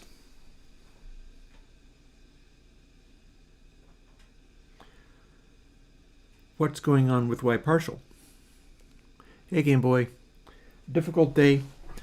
Doesn't matter. Sometimes days are just difficult. I'm going to soldier my way through this anyhow. This is one of those days where it's like, I'm the dumbest person ever. How am I doing this? But that doesn't get to stop me from attempting to do the thing. How much of this would matter if I was using integers?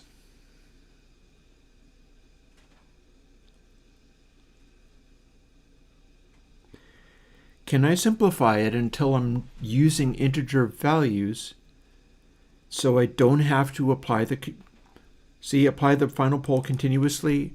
I put all this effort into making Avermatrix have smooth adjustments throughout all of its controls, and I no longer care. I no longer care whether Avermatrix does that. This isn't Avermatrix. This is me trying to find modes of averaging that I can kind of balance against each other.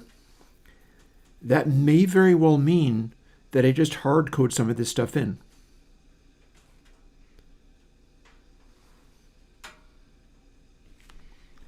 Y partial doesn't necessarily have to mean anything. I'm not referencing it here. This doesn't matter with that. We could have it just be snapping from position to position. Y partial is the reason that I can move those controls and have it just gradually shift. But in theory, if I take away that, let's see, so previous pole. No, we do not want that. In fact,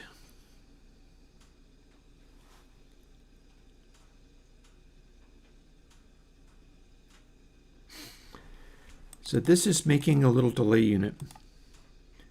This is counting these. This is applying this within the range of f. Oh, well, we're no longer even in automation realm, and it wouldn't necessarily help unless I also smooth the inputs of the controls.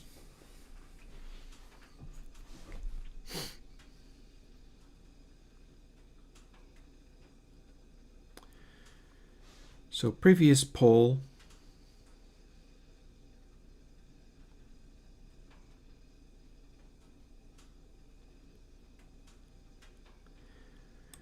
let's just take that out.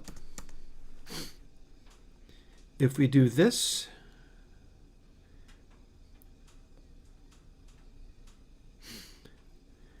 we are applying input sample here and then blanking it, and then we're counting up. So we're building it back from scratch with fx, and fx scales up to the limit. We're counting up to the limit. And we can also make this run in steps as well.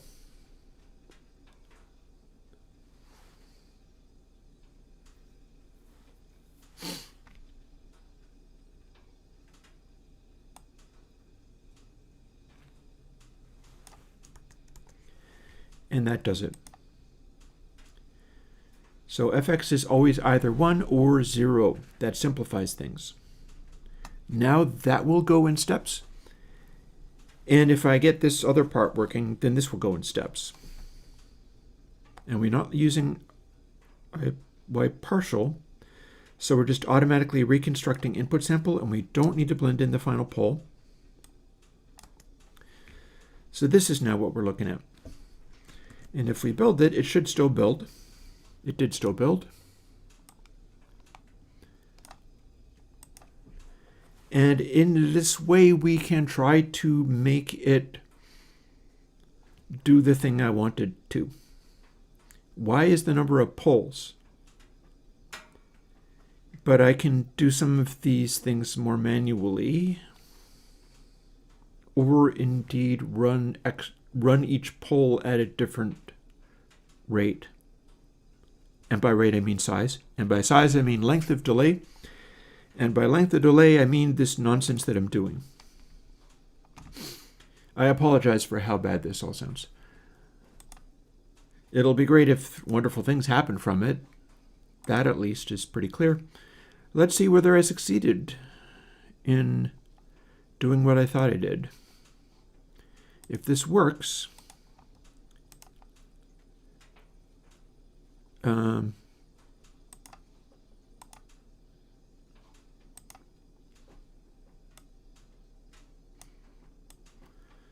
if this works, something will happen. Let's see. Aha.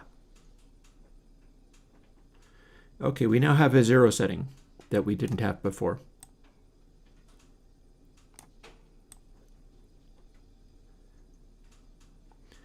So we have no filtering now, even at many levels, and this doesn't actually do anything.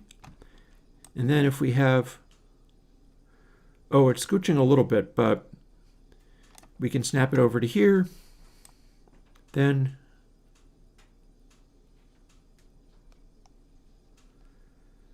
this is acting like it's not doing anything.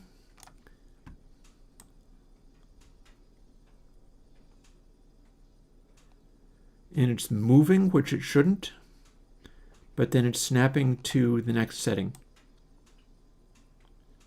And this is not doing anything because I changed it to BC. Fair.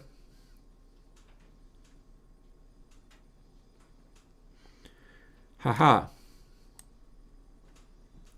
So this is all weird and different, but no matter. We can do this. I don't know why it scooched down like that, but now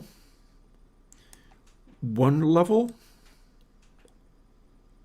2 levels, 3 levels, 4 levels, 5 levels, and so on. Although we are also attenuating, that doesn't make any sense. So we're not done. This is not really working right, but yeah, what?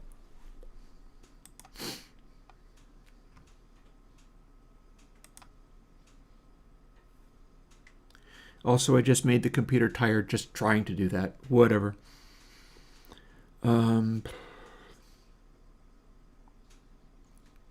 Overall taps and overall pulls. Let's put this back to B. It confused me, needlessly confused me. Oh dear. So X limit and Y limit are stopping at 1.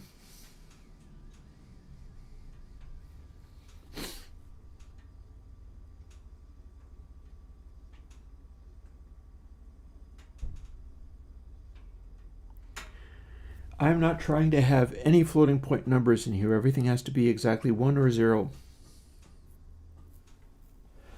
God, excuse me.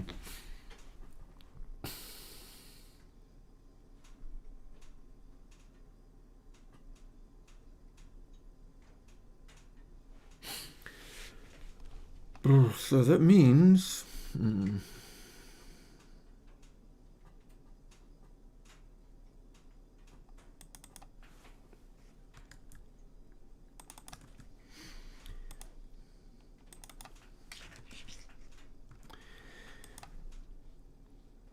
we start taps as x limit.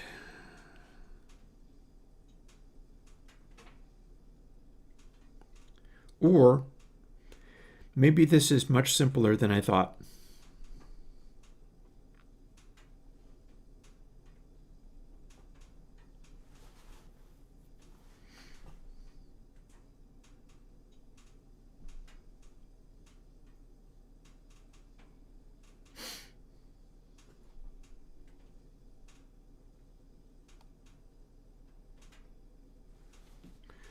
No remainders. No remainders. But we do need to scale it. So we're going to do that.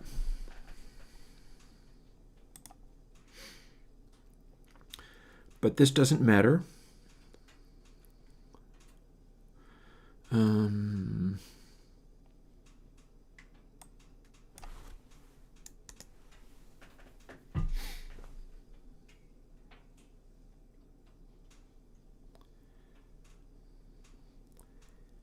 And we can do this without resorting to this stuff.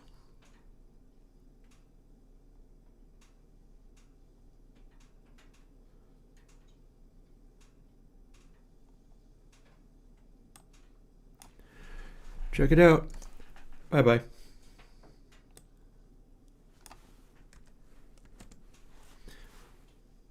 That's all.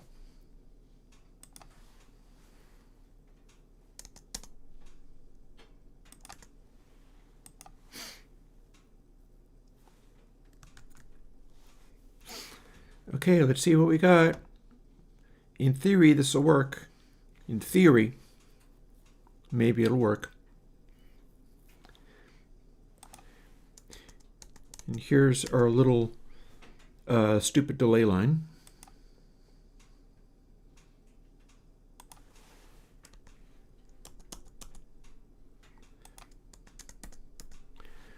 And here's our little build this back up from what was in the delay line.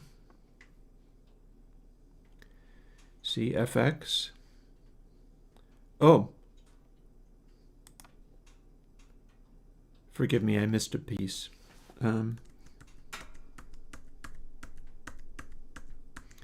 Busy talking about stupid delay lines.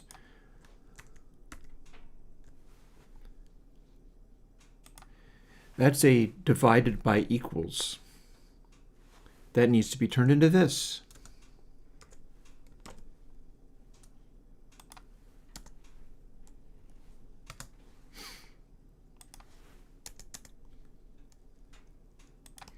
There, it wouldn't have worked before, but this should work now.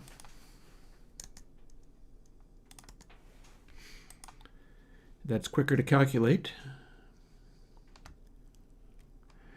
Hey, me struggling and being confused while doing very simple math and very simple coding. It's probably just the struggling and being confused. And again, here's our dumb delay line. And then our dumb adding everything together from the delay line. There might even be a simpler way of doing this, but we do still need the array.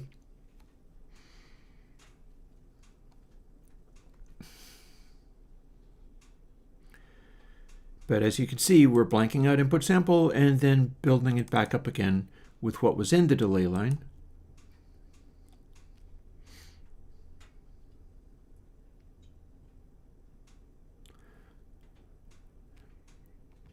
Let me show you what this does at the moment.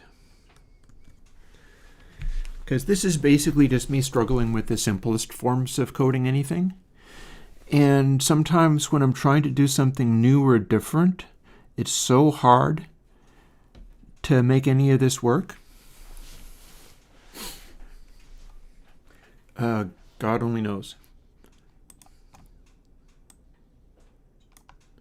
No, no, no.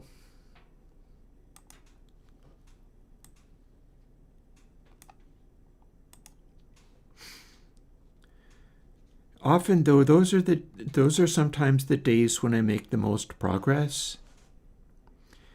Is when I have too much in my head, so I can't do the simplest things. And this feels like one of those days. Feels like one of those days when I can't do the simplest things, and yet we will see whether it actually amounts to anything. Currently, what we're looking at is a simplified version of Avermatrix under the name of Air4.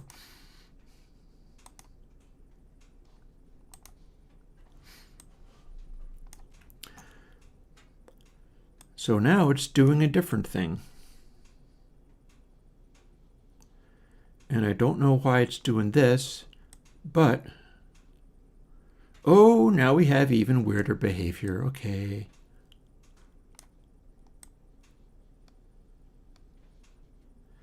So we got to figure out why it's doing this. This is dumb and unhelpful. When I go larger, this makes it smaller, but then this makes it larger. Why is that? It's acting like it's still able to move, and that's not useful or helpful at all. So what's going on here?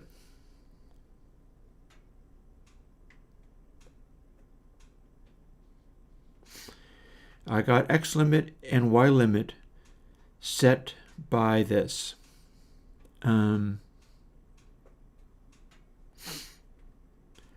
The power factor is scaling it up so that the audio is silenced. I have a bit shift gain in there because it's just annoying.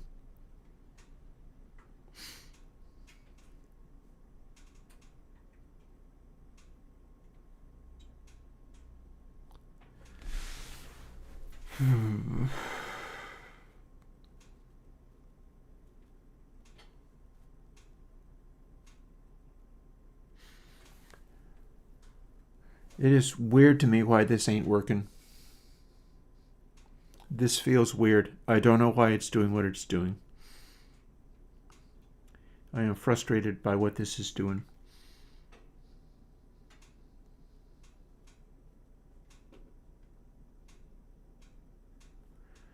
It should be so simple that this isn't happening. I don't see a way in which this is scaling in the way that it is scaling. It shouldn't be able to move until I hit... Oh, wait. I see something that's causing it not to be steppy. Do you see it as well? Because I see it.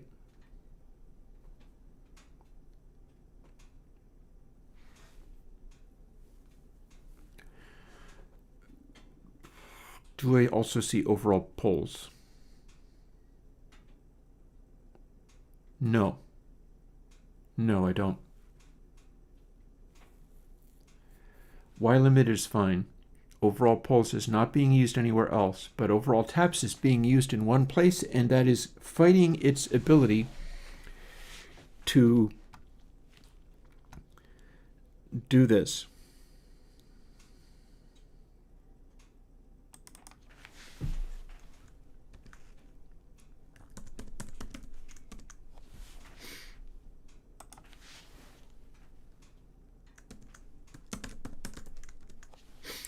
But now it won't. Fx divided by double x limit. Actually, maybe I can move that to within these parens.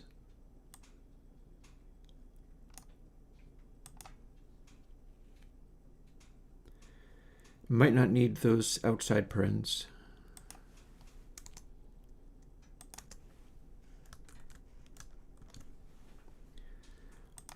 Oh, I misspelled it. Capitalization counts. I have not, no.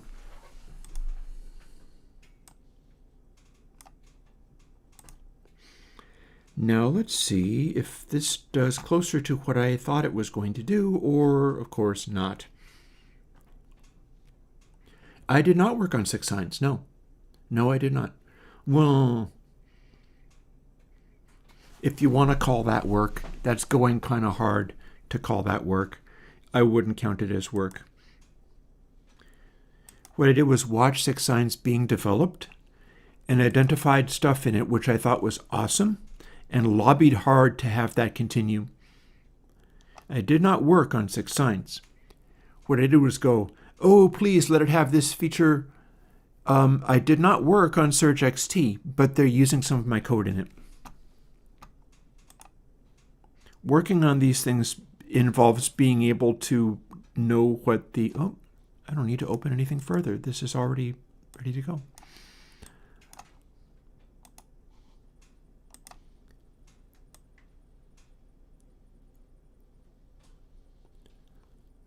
Lovely. It is snapping from step to step. Here, you can listen to it for all the good it'll do you.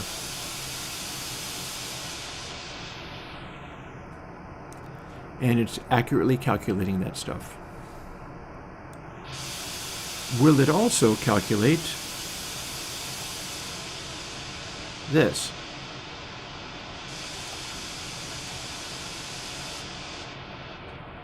Yes.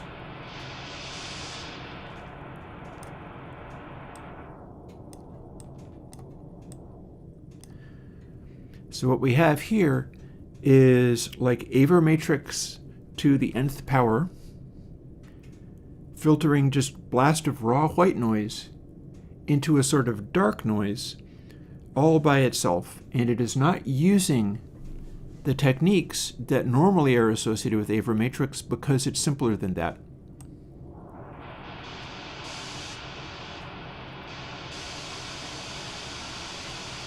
The snapping is for me being able to calculate something for the purpose of making an averaging filter that I can use on this other waveform that we haven't been looking at in ages. So that if I just ramp up the number of stages in it, I can modulate that to produce like a high frequency filter that can be modulated according to something else that I need to work on later. Currently what we've got is this. See, same shape, but it snaps downwards with each increasing stage. Same shape.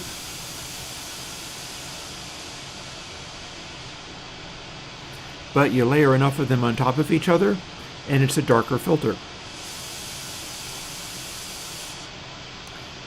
Weird shape. And then if you run 2 levels of that rather than just the one, it is the same shape, but stepped down. So we got that much going on at least. This whole section can be simplified somewhat.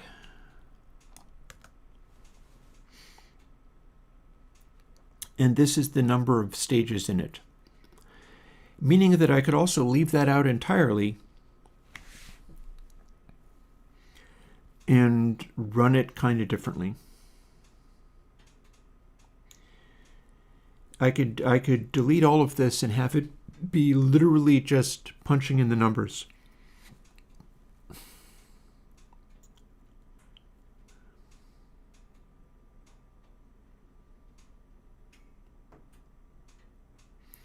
So I'm going to need a little help with that, but first things first, I also need to take a brief break, not to make more coffee because I don't get to do any more coffee today, but to go and use my facilities after drinking all of that coffee. So let's open something, anything.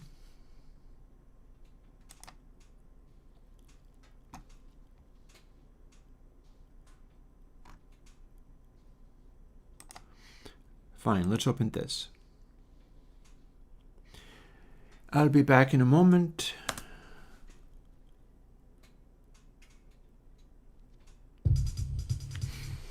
Sound.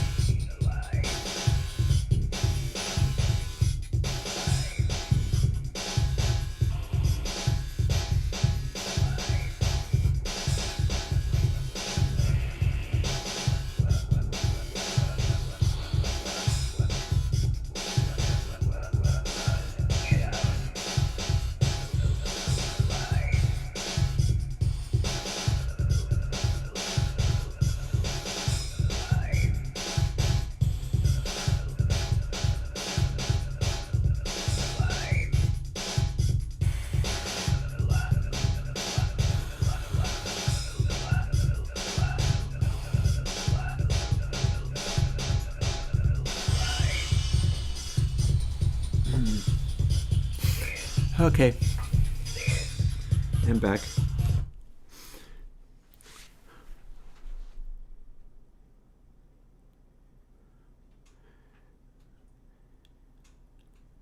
Let's try to bust this out into separate things.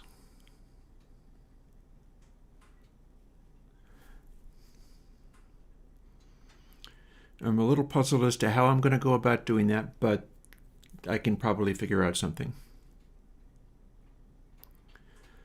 Firstly,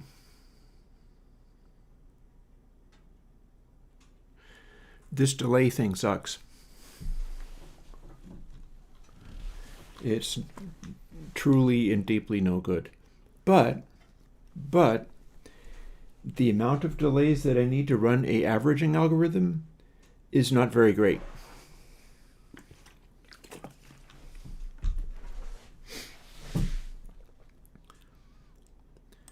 So if, for example, rather than have this X limit here at all,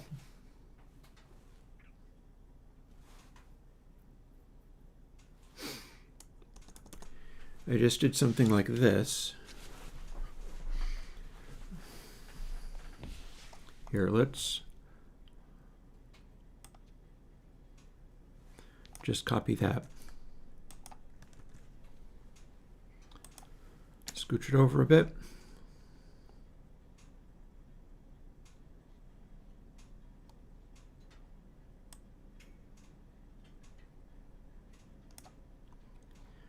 larger or equal 0. Equal 0 means if x is 0, it still runs this. And then x minus minus means by the time it gets to -1, it's already run 0. Minus minus means it does this after that point. If it was minus minus x, it would do the same thing, but then skip the 0.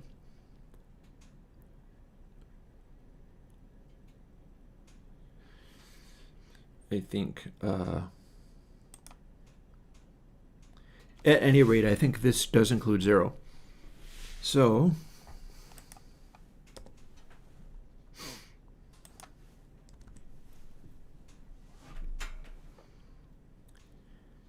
and similarly for this,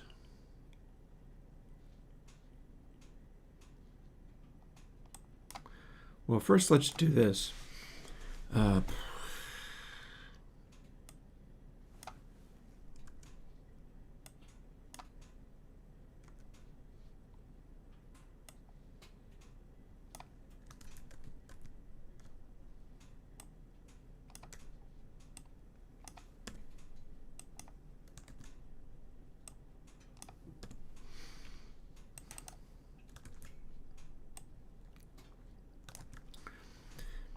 So that's kind of the same as this if I was counting from 2.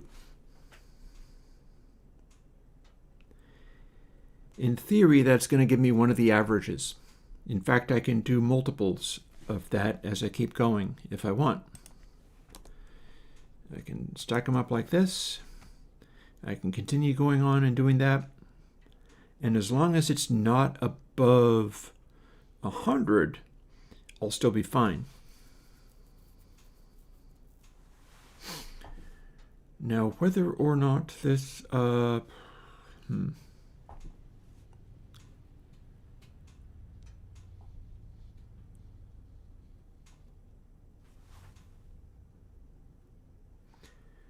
then I think the same here. Same pattern, presumably.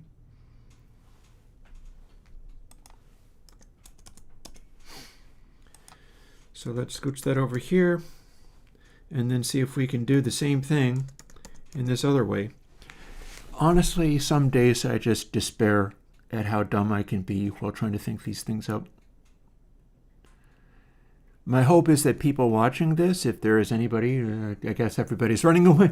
Somebody ran away as soon as I said that. Like, this should be evidence that you can do this too. Like, if I can do this stuff, anybody should be able to. And same thing going forwards.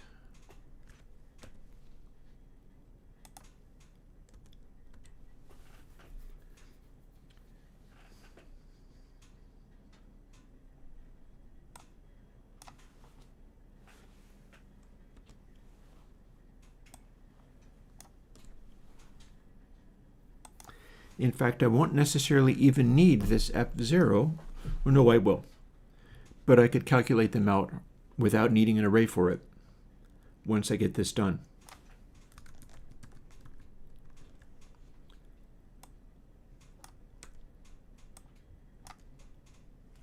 Oops, 2.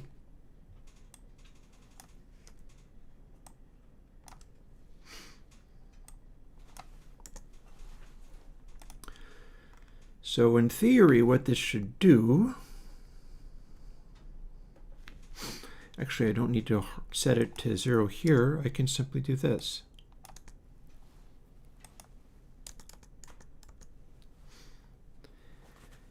We're still iterating through y, but we're doing it a little bit differently.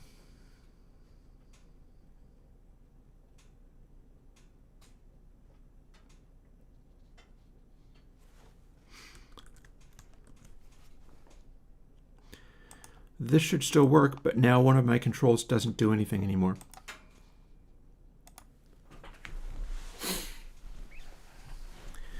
One of my controls won't do anything more. It'll be on the top. And then I'm going to have one of the results, but I'm not sure which one yet. But I'll find out soon enough.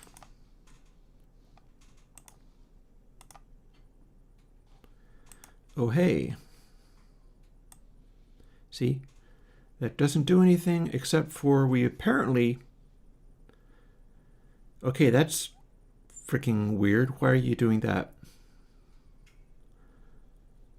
We're doing that because we're still applying F. Okay, I see. I see what you're up to now. But then this continues to drop the overall level here.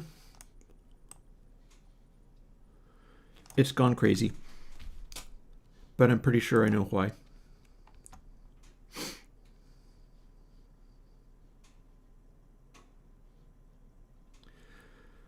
Let's do it by hand. 3, 4.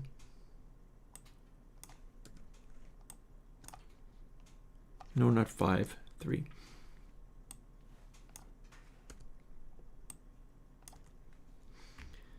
And then likewise,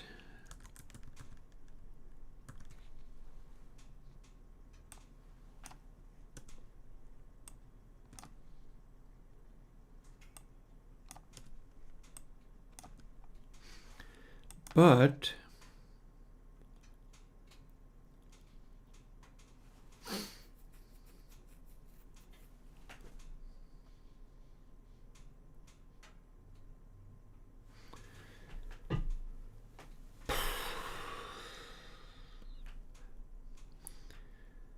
so one of the things about it is this is making this little chunk of code much smaller, but F is what's screwing me up here.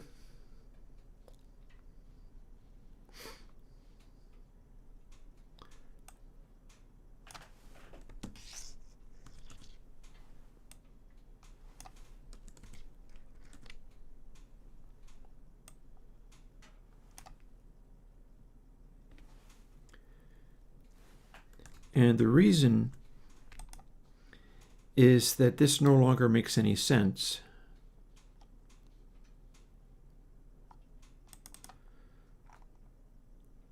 So what I can do is make it go from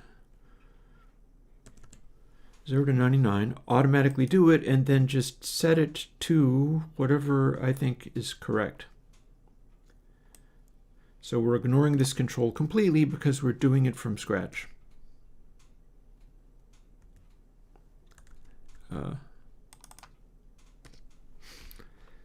So let's see whether we should count the 0.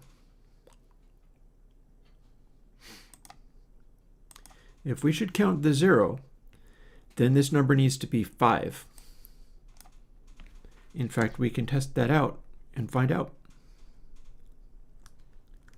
Build, unused variable, another unused variable. Here we are.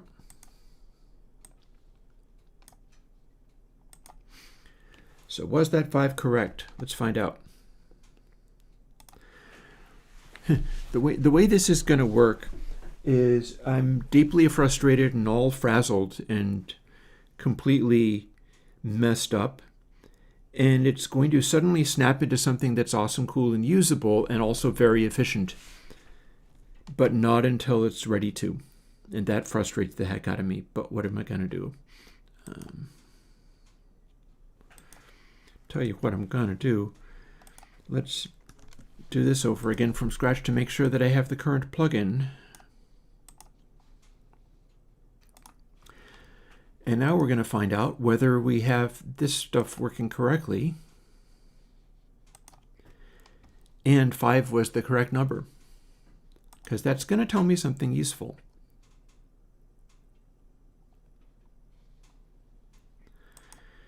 I think it's possible that it is. Aha. So if this doesn't move or do anything weird as I adjust it, then 5 was the correct number.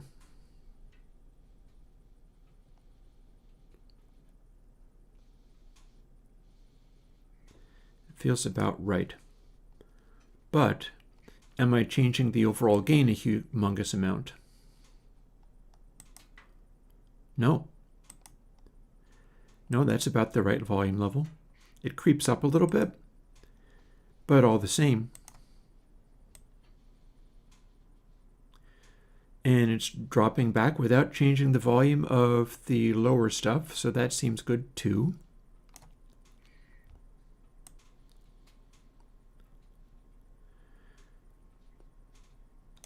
And we can go all the way down to about 3K.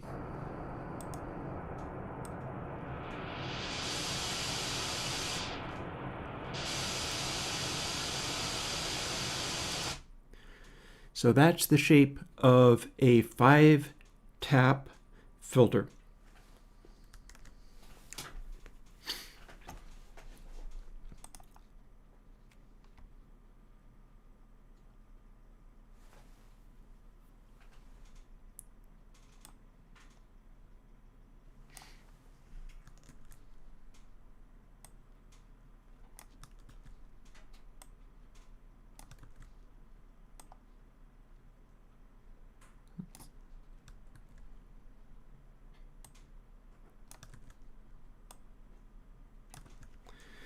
This will now be the same. And I no longer need to use that entire array for anything. So what happens when we do a 4-tap filter?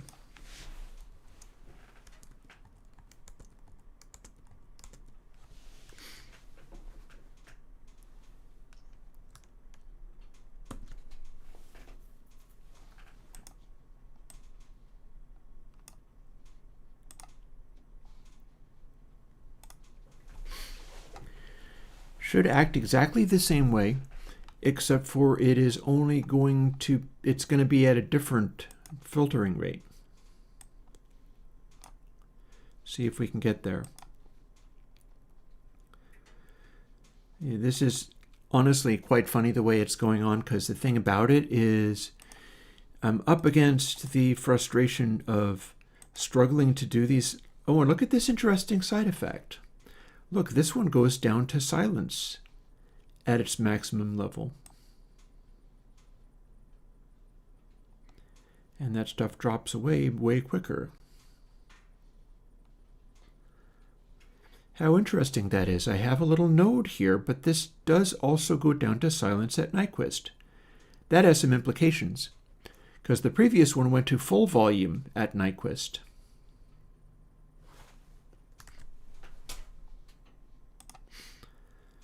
So that's interesting.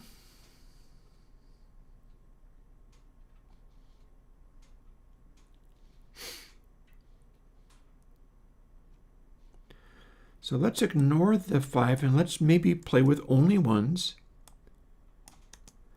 that go to silence at Nyquist. So we now know that this is one of them. This goes to silence at Nyquist. The shape of that node was exactly correct for that. Now, if we do this, that's still there, but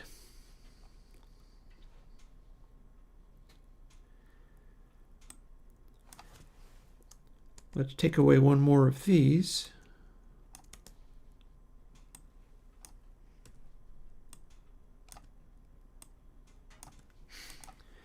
And now we have 3 levels. This will probably go to, I wonder if this applies for literally all of them. It's a thought. It would mean squishing this in the other direction too, but I'll worry about that in a moment. Next experiment. Does this actually have a node and become really loud at Nyquist? This could have implications with how I go about constructing this. I'd never really thought about the implications of integer levels of averagings, the way the windows interact.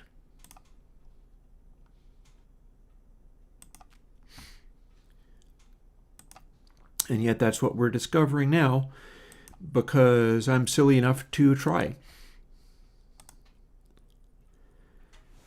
Bingo. That is a sound that gets louder at Nyquist. Igor, no. Oh, no. No, it's not going to be that. But all the same, it still does this thing. I feel like it falls fast out even faster. I think it's time to fiddle with this a little bit. Range low becomes 180 dB. Now we can really see what this is doing at higher levels of averaging. Enough levels of averaging and you're wiping everything out. No sound gets through.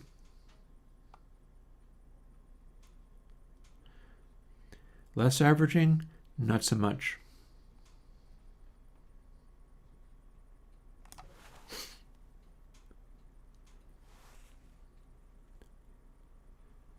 So this could be amusing.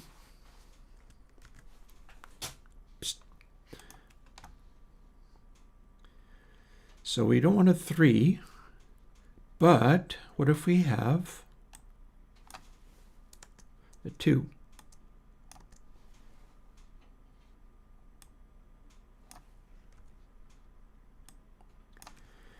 See, we're kind of showing our work here.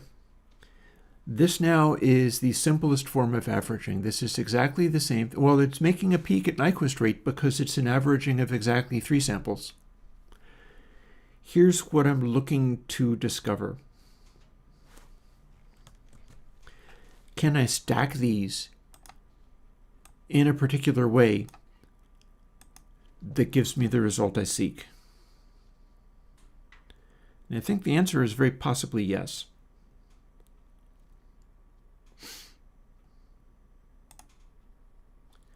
This is probably not even worth checking, but I'll check it anyway. It's going to become more interesting when I go in the other direction.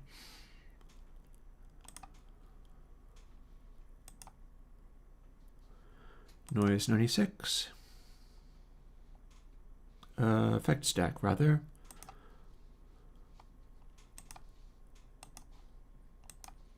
Boom. Nothing but simple averaging. This is a moving average of 2 adjacent samples, and the more you do... Oh, how did it not remember to go to... Can we... Oh, I know why. 180. The more you do, the farther down it goes. But you know it can only go farther down so much if it's just 2 adjacent samples. But if we have 4 adjacent samples, we have a node in there, and then the node also ends up going to silence at Nyquist. Even numbers of samples are giving me a silence at Nyquist. I don't know if anybody is interested in this fact, but I'm becoming interested in this fact. And also, this is now the time to save where it's 180 dB down, because that's what I need to look at. Yes, I want to replace it.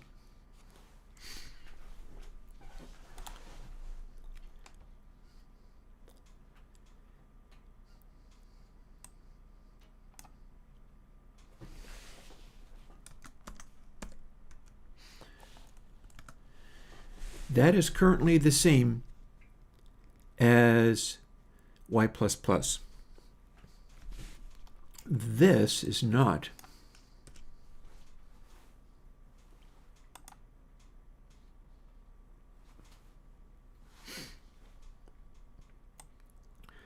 Let's also move this here. I think you're going to see where I'm going with this pretty soon.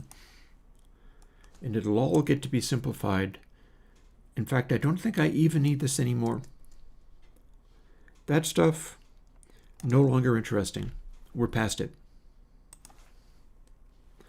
This won't change anything yet.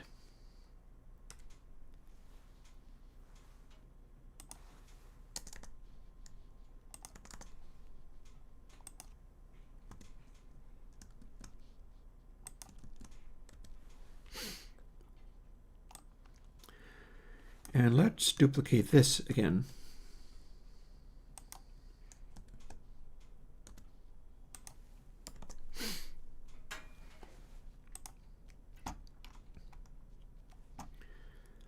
But let's do a 5. No, we already did a 5. Let's do a 6.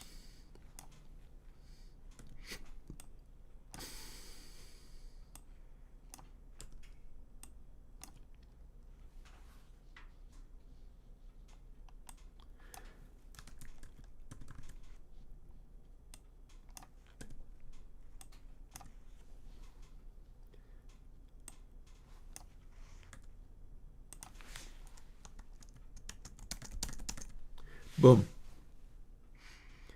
That is a 6. That is 6 samples being averaged in a rectangular form. It has to operate this way, but we now have a 6. And it's looped as many times as we want. You might see where I'm heading with this.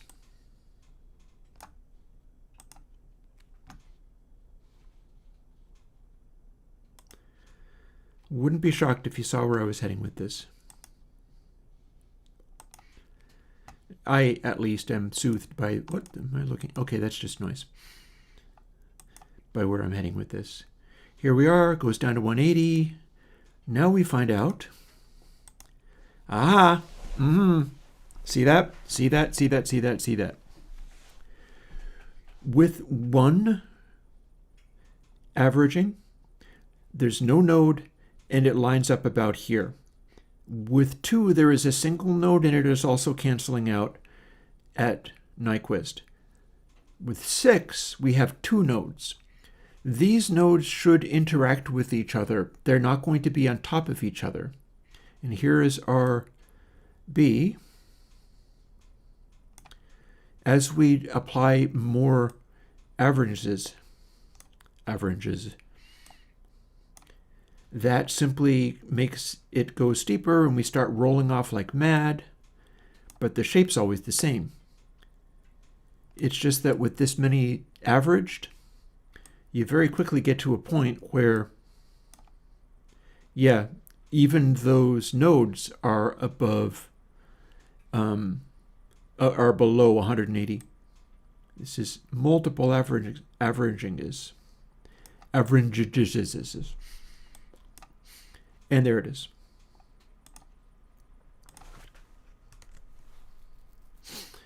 So here's where we're going.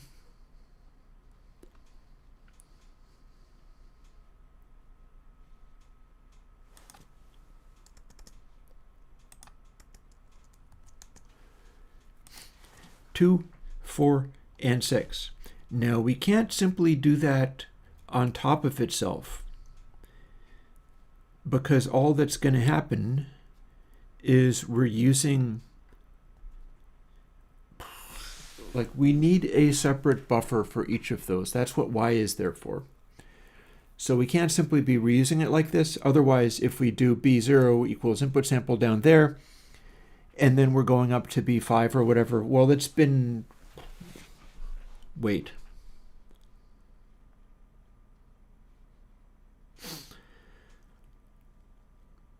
Okay, so B1 is the previous one's B0.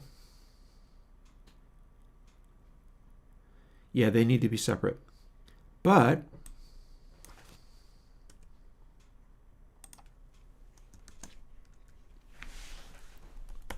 that can be arranged.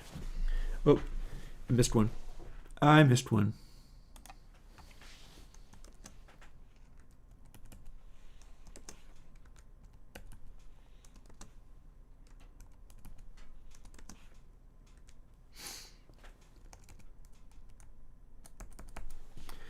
Actually, I can do that better with a copy and paste.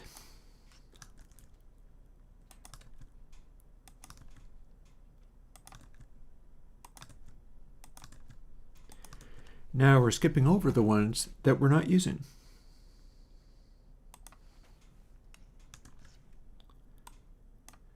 Then let's skip over even more. This is going to reach a point where it crashes, but not necessarily if I make one small, simple adjustment.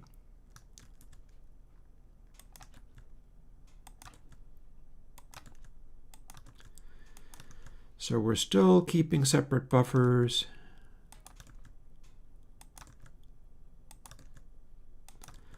This doesn't have to be multidimensional arrays either.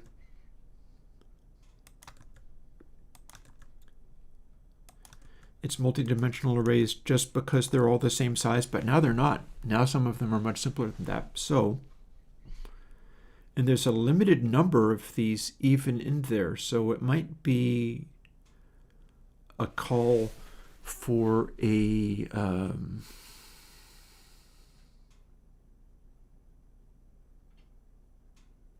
what's that I use with the biquad filters to label everything? Enum.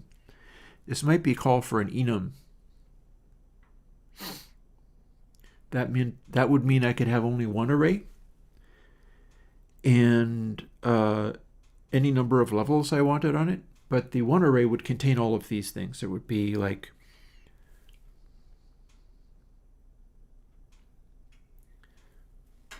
six plus 4 plus 2, so like 12 entries in it, and that would work. But for now, I think it's the moment of truth to see what this became. And then we'll worry about doing more with it later, although I will do that, because that's going to stop it from misbehaving. Otherwise, I could scooch it up to the point where I would be going beyond the array bounds. But having fixed that, we now have a one control filter. And it operates entirely on being a triple averaging of even numbers of samples, and they should interfere with each other in such a way that I get a well-behaved cutoff. Now, there's other ways that I can go about doing this too, and I'm contemplating them. But this should at least show me something. Ah, okay. So here's our new roll-off. It's rolling off at 10K rather than right at the top. And as we ramp this up,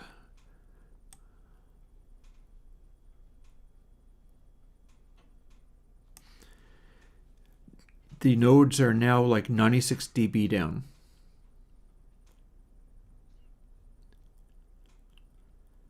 And we've got this really steep roll-off. Let's listen to it.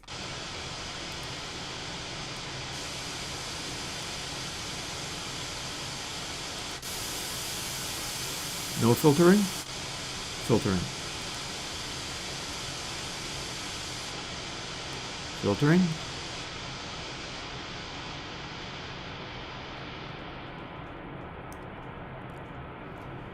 So it's maybe not the most efficient wiper outer of, it's not like a synth filter. You can't sweep it down to like 20K.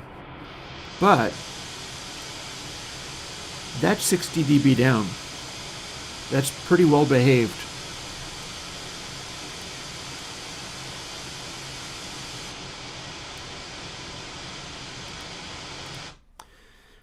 So my next question is, can I interleave these? So what do I mean by interleave?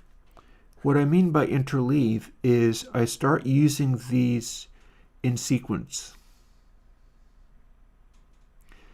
So if I'm all the way up at using only one layer of it, maybe then I only add the averaging filter.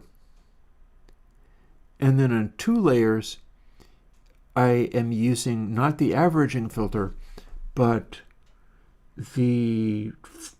rather than the 2 filter, I use the 4 filter the second time around. And then maybe I use the 6 filter the third time around, and then back to the 2 filter again. Let's see what happens when we do that.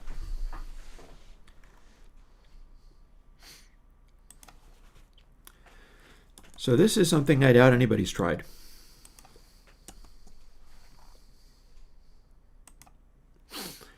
It requires a switch select case kind of thing. I may need to go and look up what that is. Oh, I don't need to make a breakpoint.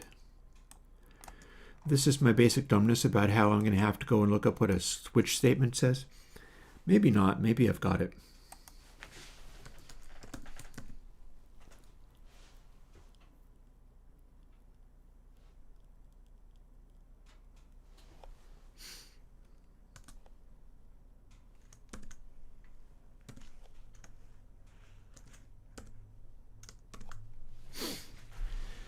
So in theory, that I'm going to look up what it was.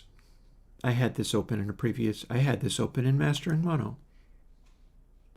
That contains the language feature I'm looking for.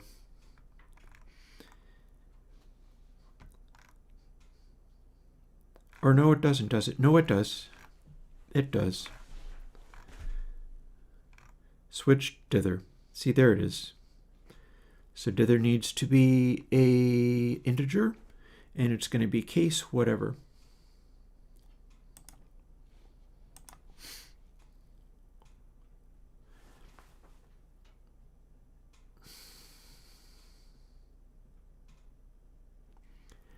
And y is correct. And we no longer need to do this because we're going to use a different one each time.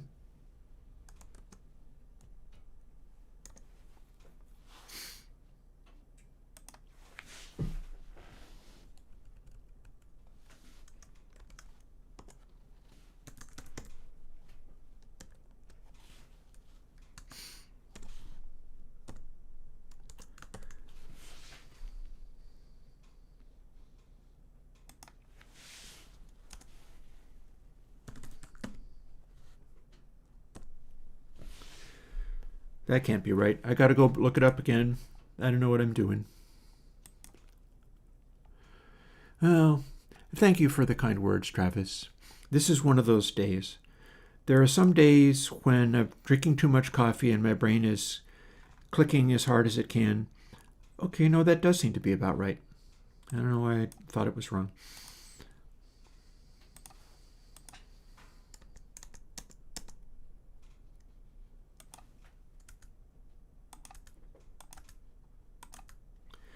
So it's going to look kind of like that, and then it's going to go case 1.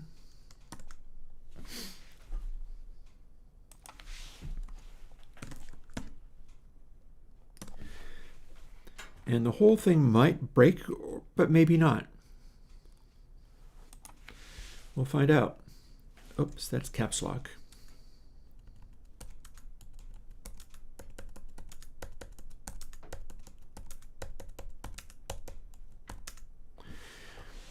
Also, I do not know if I wish to y0 plus No, that might be about right. We want to take away the 1s, take away the 2s, take away the plus.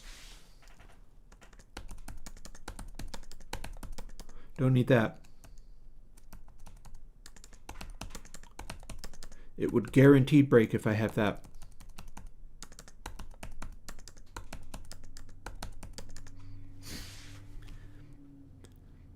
And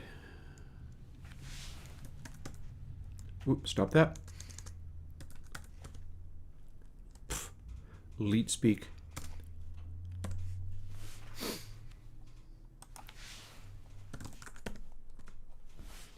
Actually, I don't need the break at the end, but it's fine.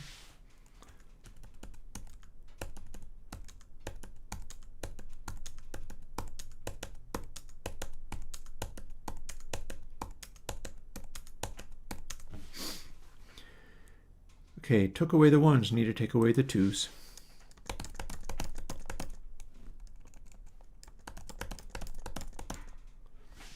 Because this is now taken care of by how this is going.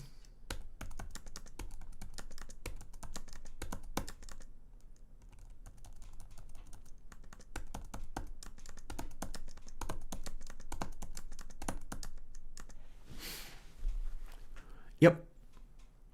Got there. I was capable of doing that. So there's still more math in here than I really need, but it is, well, hang on. No, I haven't got an end. It needed that.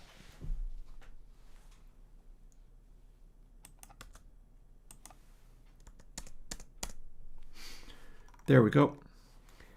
So that may work, or maybe it'll be super broken. Oh, look, it's super broken, but why? Oh, because I need a colon there.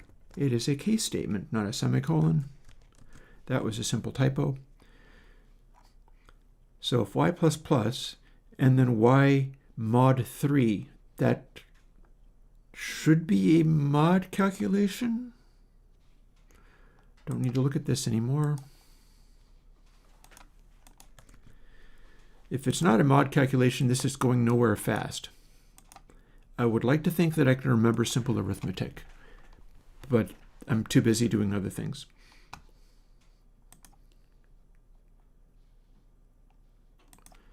Anyhow, we'll find out real quick. If I need to learn better how a mod calculation works on integers, I'll be learning that real fast. Firstly, does it even run? Does, but that doesn't seem right. But what happens as I continue to add these?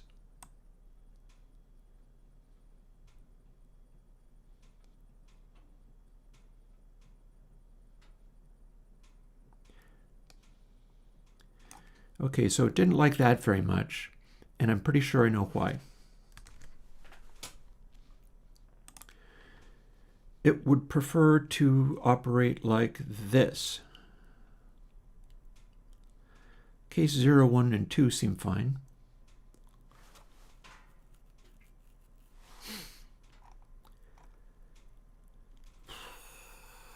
For limit at y equals 0, y limit plus 1. So we've got that. And it's already starting at 1. So y limit is starting at 2. That I do not need. I do not need that. We're also not using overall poles anywhere. Although it's not impossible that we do, but oh hey Junebug. Junebug's being weird again. That's okay. This is the kind of day where I have no business scorning Junebug. Late speaking Lewis. Fair enough.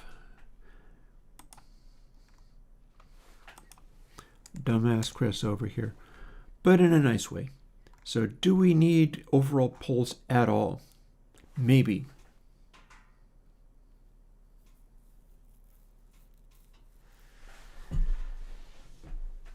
Could I calculate an additional layer of these and apply it?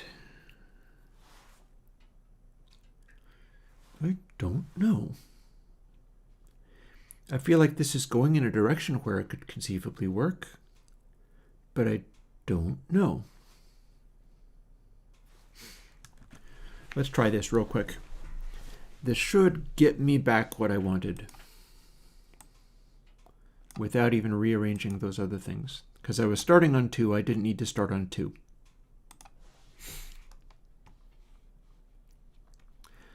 We can also move to actually hearing this on things at some point. I'm mostly checking it out like this. Boom. There we are. Got there. So that's barely a filtering at all. That is a single filtering of adjacent samples. But then as we start moving this up,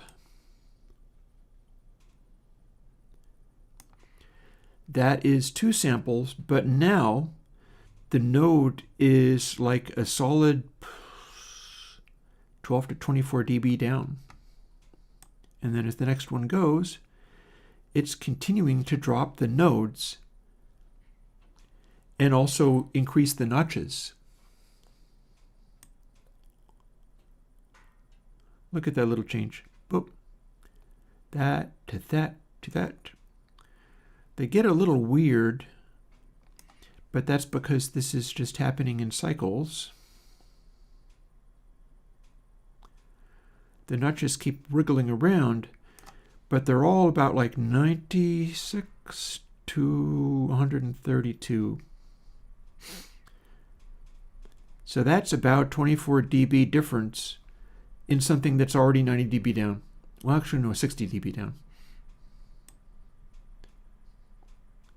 And it rather quickly gets to that node is 156 dB down. And then it can keep going. And we start getting this real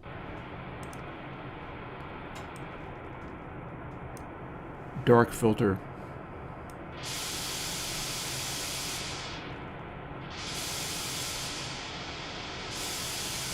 So here's what I'm talking about.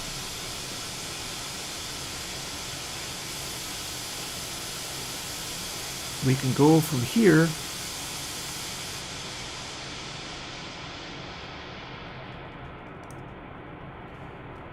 to super attenuated.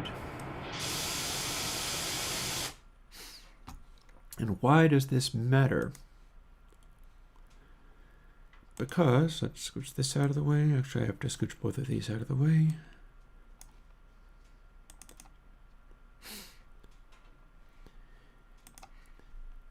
Because we have this. And we're not even attenuating this. But now if we run the same thing on this mystery sound that is swooping up like this, it's going to go back to the multi-tone section in a moment.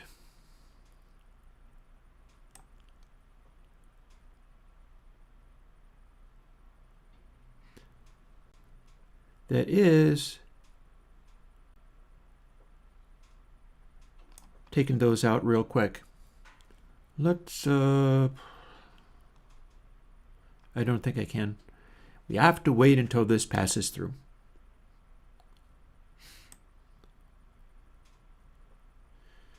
So one of these is sitting right in the middle of a node. So there's that, but it's all very clean as it goes. So if I can modulate this or sweep it, I have something that can filter out these like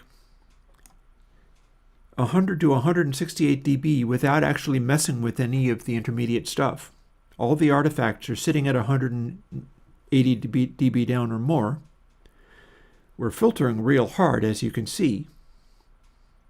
But here's the combined tones, and it ain't touching any of these hardly at all.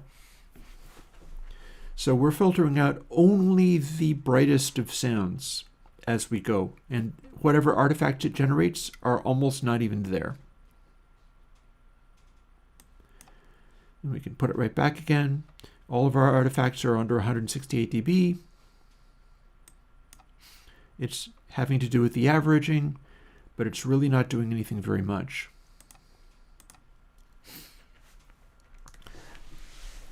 This is what I'm going to use to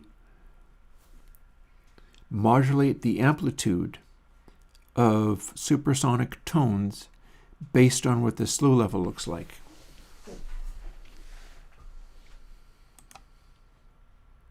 We're not quite there yet, but it's coming.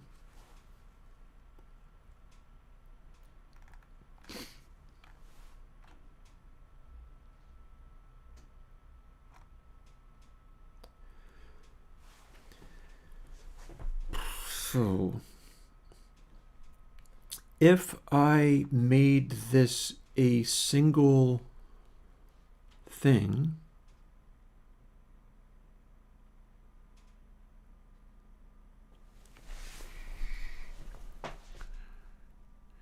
I'm thinking about, do I need to make it go 0, 1, 2, and then the next one goes 3, 4, 5, etc., and so on, given that I'm only using one of them at a time?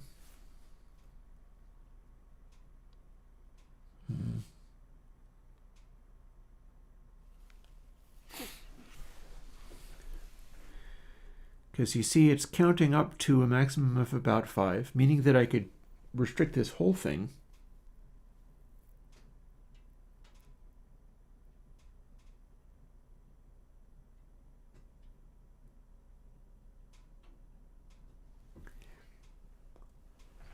I feel like I got wasted samples, wasted space in here, but it shouldn't matter all that much, but it's still annoying me.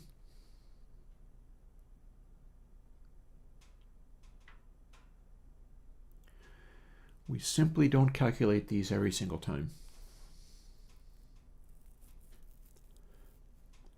So what I'm looking at is basically a sparse array.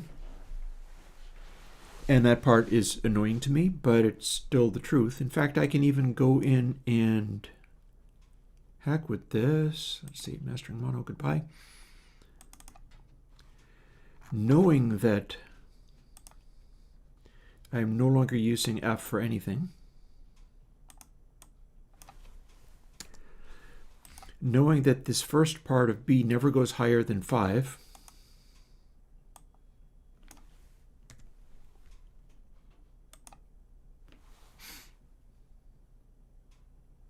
It's a sparse array.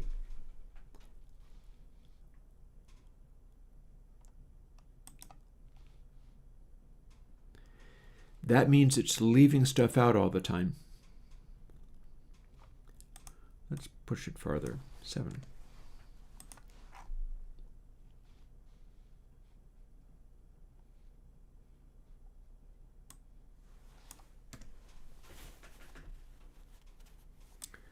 We no longer have F. Oh, now you settle down. Thank you. So X goes up to there, and then Y can go up to an enormous amount. And what can I do to make this run faster and harder?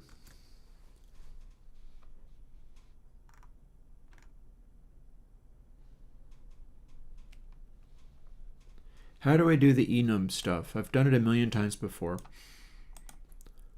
Any biquad filter should show me that.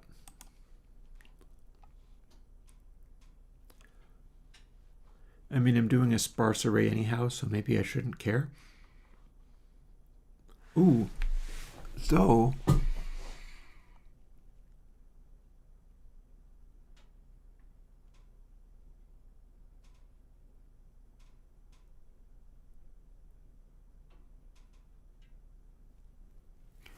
I can have them be the same and just not do all of them.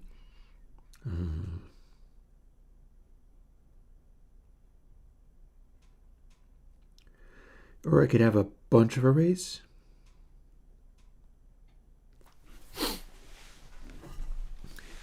It still has to be arrays of arrays, so never mind.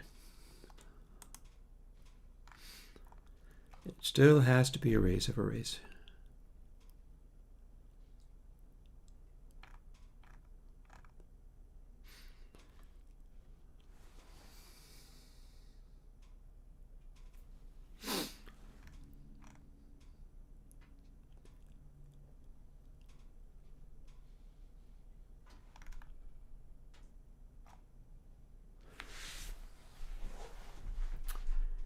I am now wondering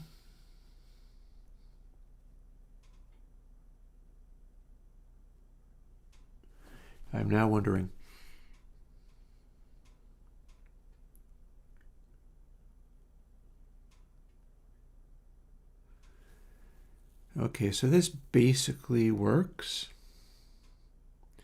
This is also a fine time for me to put in the simplifying this.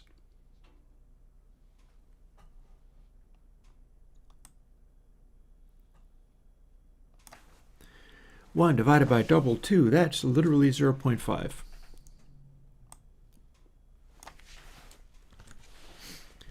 1 divided by double 4, that's literally 0.25.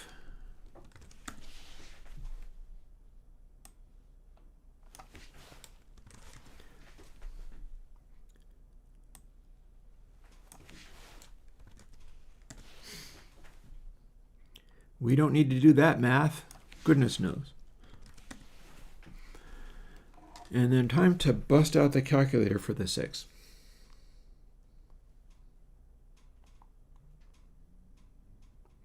Okay, this one becomes 0.1666666666666.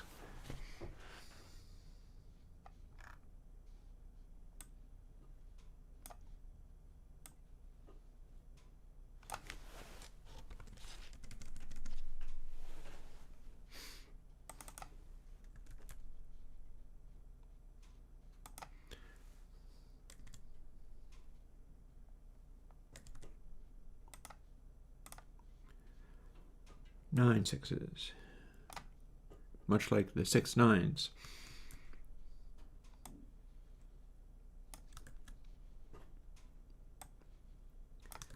Nothing to it but to do it.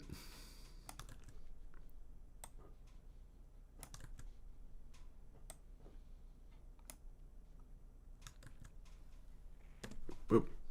Oh, no, wrong. Yep.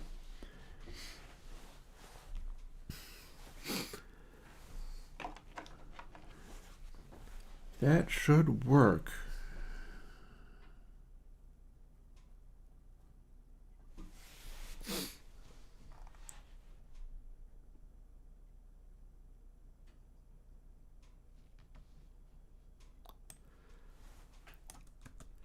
Let's also squish some of that together.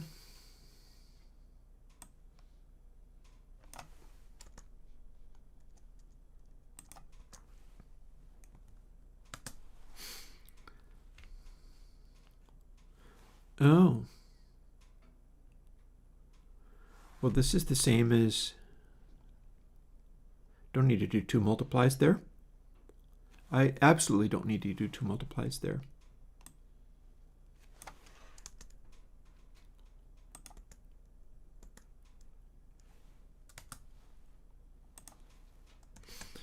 And that means I don't need to do 4 multiplies here.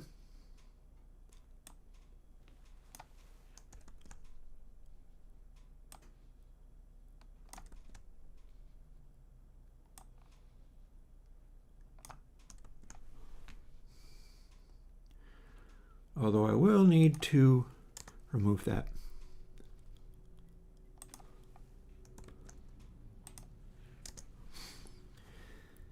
Okay, that works. It's the same as doing the multiply each time. Also note that it is the shift of the bits gain. And likewise for this, it becomes 6.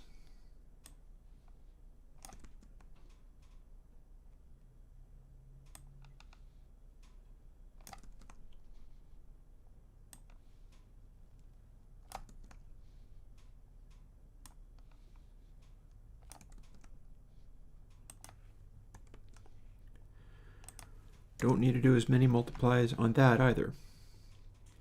Then similarly, our delay line part can be kicked upstairs a little bit so that it's just taking up a bunch of space.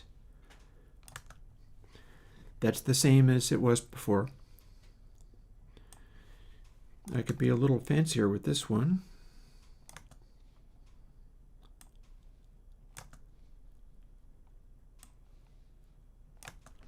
And that's basically the same, no real difference there. And bada boom. So now we've got that. And here's our count through to Y limit.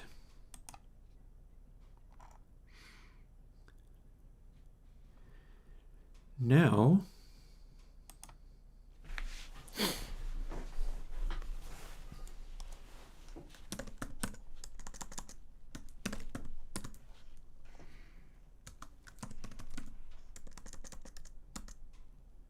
fine. I'll figure something else out later.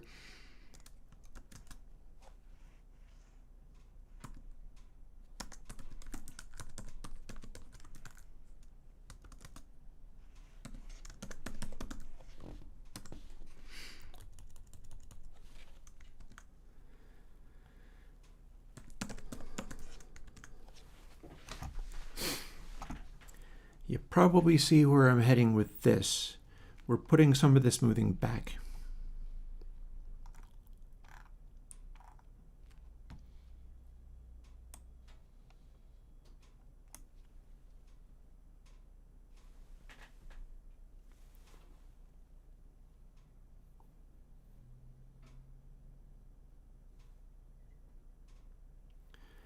Okay, so less than Y limit means we run it.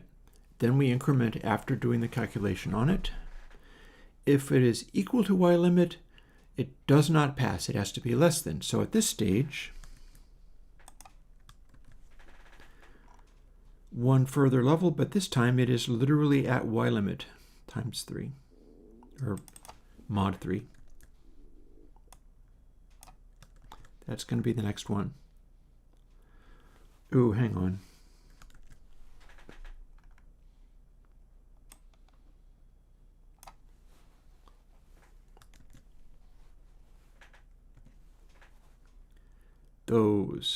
Those need to be updated.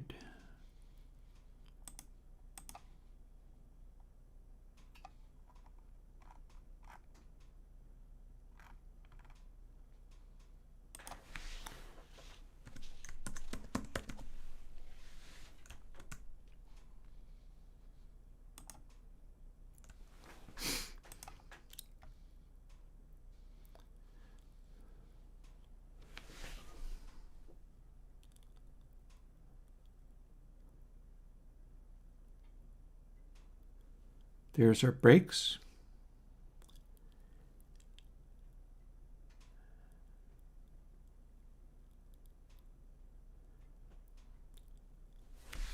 And here's what I'm trying to figure out now, because I can make this all just go away, but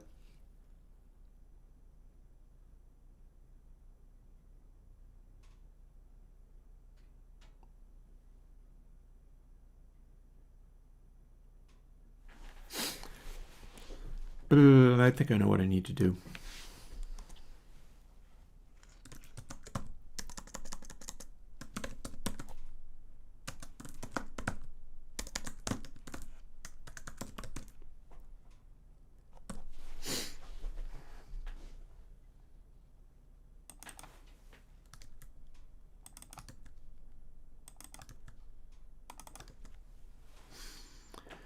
There's our final stage.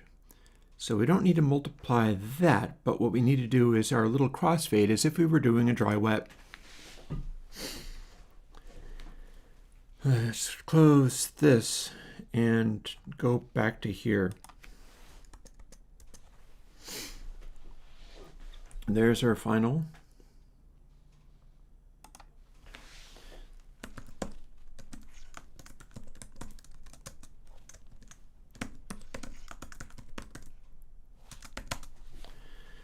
Where's our smooth? Okay, that's dumb, but I'll call it something else, then it'll be less dumb.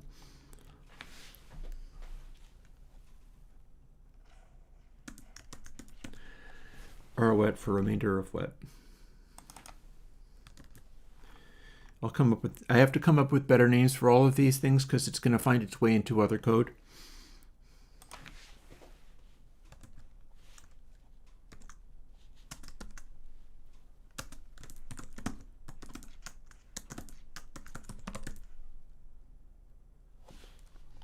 And I have to move this over.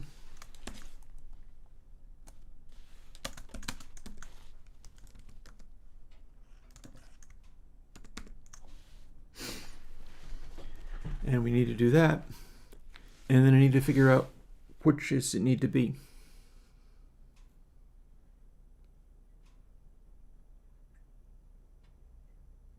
The inverse.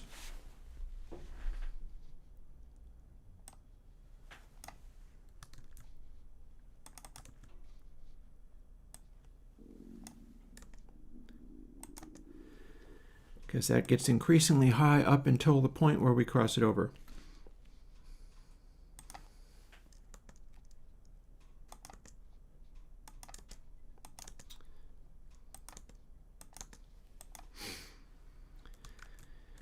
Okay, well, that's all very well and good, but let's see if it worked.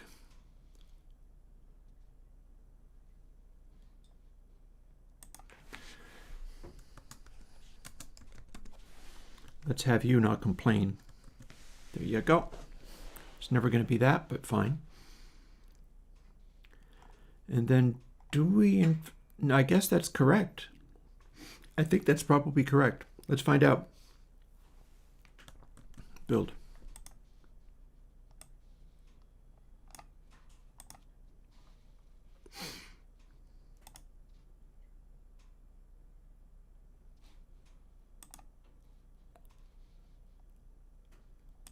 Back to our noise.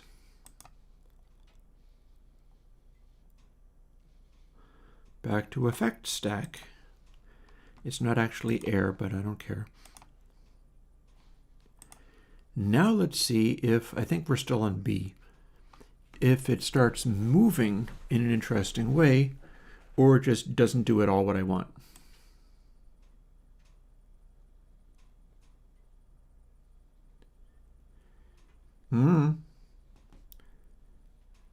I saw something happen, and there we have that. Yeah.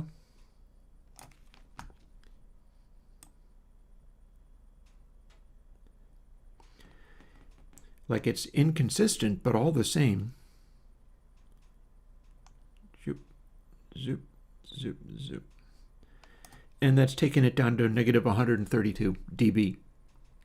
Like, you could not hear it at this stage. This is more silencing than anybody really needs.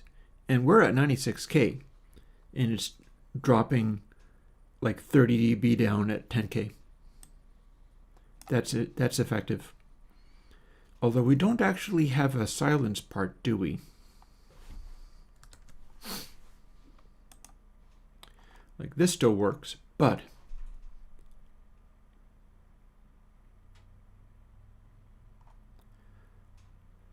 overall poles, Y limit, and Y equals 0. What happens if we don't add the 1 here? Does this break it, or is it fine? One way to find out, well, there's probably multiple ways to find out, but this is the quickest way to find out.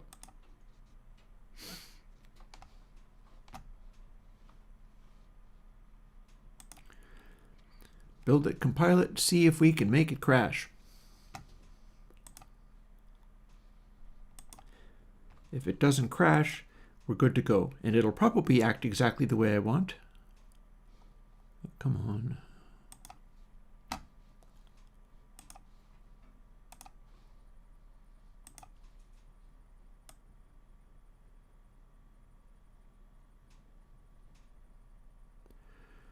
Look at that.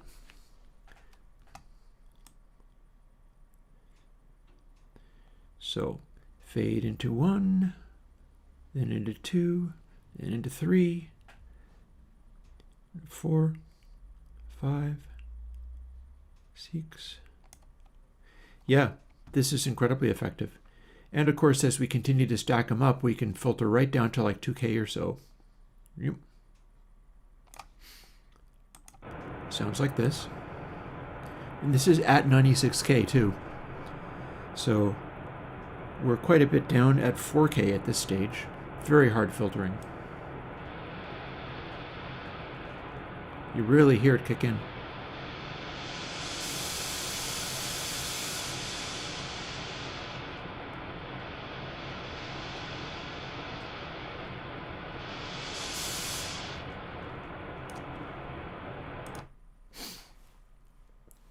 Alrighty, that's interesting.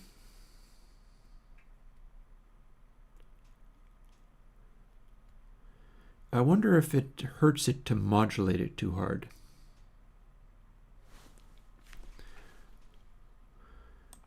I also wonder what this one does on that other waveform. The one that we can't listen to. I'll tell you why we can't listen to this noise. We can't listen to this noise because I listened to it at audible volume and had tinnitus for quite a ways. And that's no bueno. So I'm not going to be listening to that.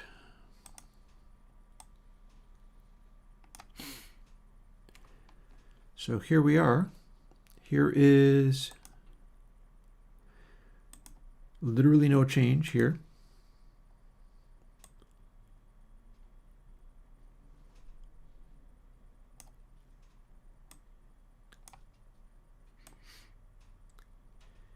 And we just happen to be canceling one of those tones out, but those are supersonic tones, but without any interaction to anything else. This averaging technique might be picking one of the tones and ignoring the other, but it is not producing intermodulation effects. It's just been choosy about, okay, F that one tone in particular, the other one is fine. So that's related to a node. That one preferentially just goes. Then this one goes soon after. And the next thing you know, both of them are 180 dB down. And this has not dropped all that much. From 24 dB to 36 is 12. So, oh, wrong one. So to get that,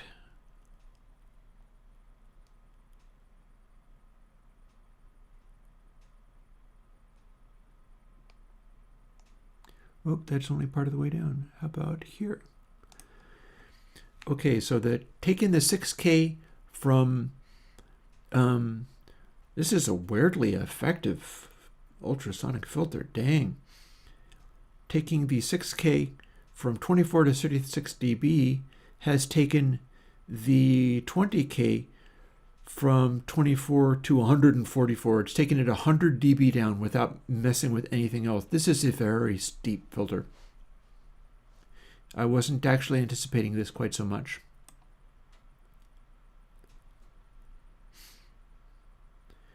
And again, it's slightly choosy, but its ability to cancel out some of this stuff, even if it's a little bit arbitrary, like that is one hell of a steep brick wall behavior. Having these tones here and then being able to take the supersonic ones down this far without manipulating these, that's a heck of a thing. Makes me wonder if I should be incorporating more widths. Because technically, we could keep going.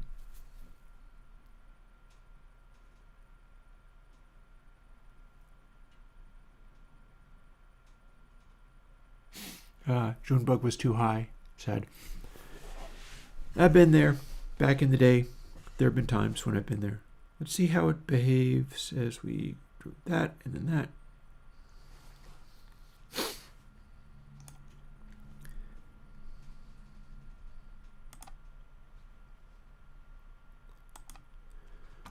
Maybe let's see what it sounds like on some other kinds of noises. I'll play drums through this, sure.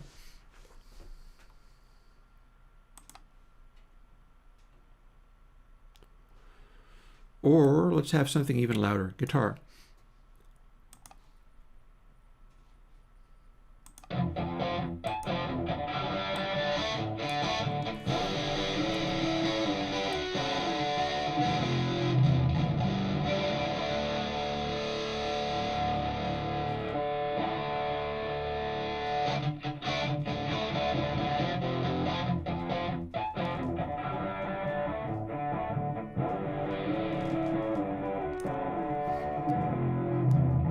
Does a pretty good job of not being too crunchy.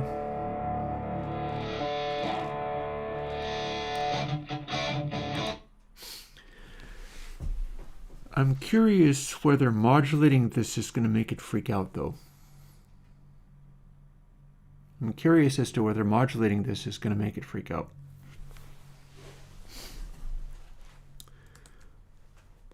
So here's probably the point to where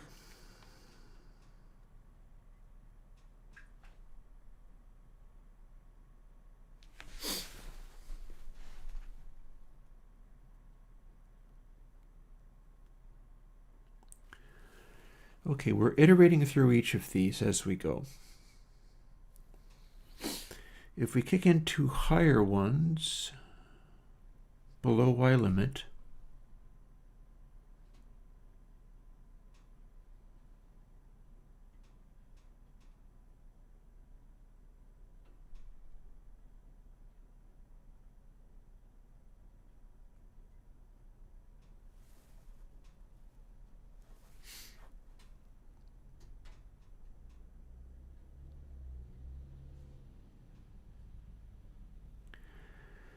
Yeah, so we could do this in separate sections.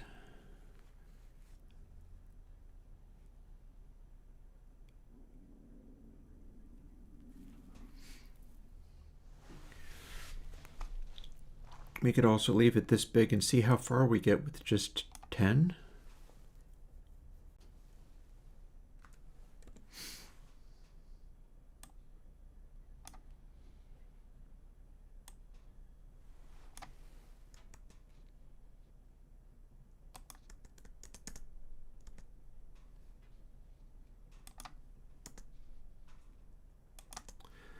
See how this acts. Because you see, I could do this loop differently. I could do this loop where only applying this stuff, or indeed not. It could be a big pile of hard code, especially the bit where I generate all of the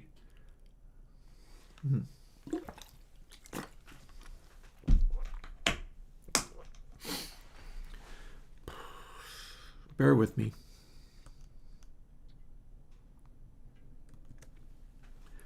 First, let's see if it even works.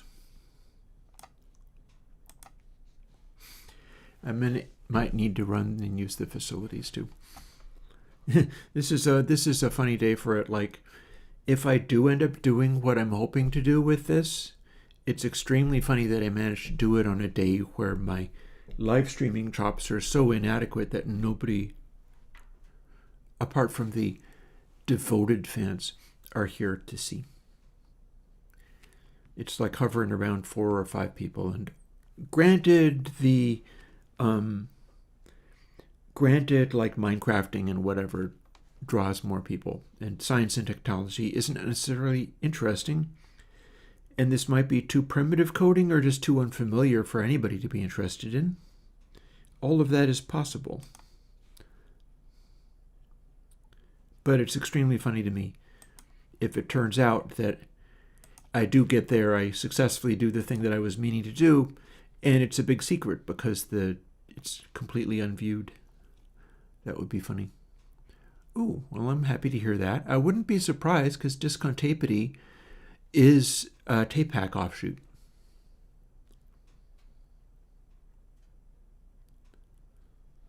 Error 4 it was. Okay, boom. Are we working?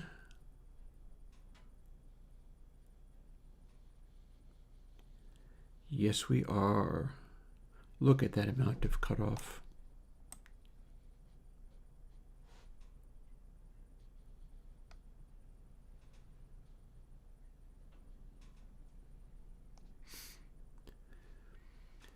So the way this works, it can cancel real good,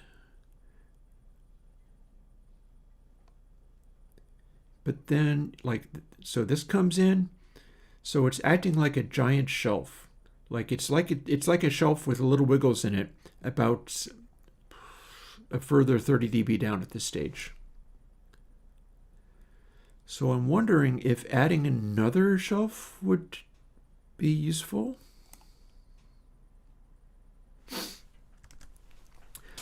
Because you realize I can simply continue this pattern.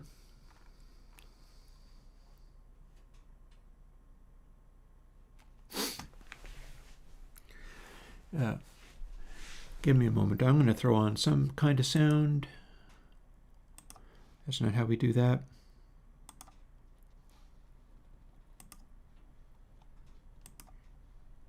Come on, you.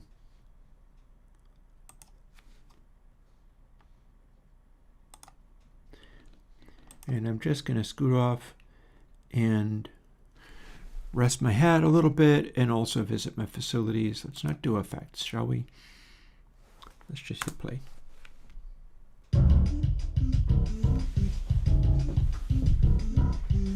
And room sound.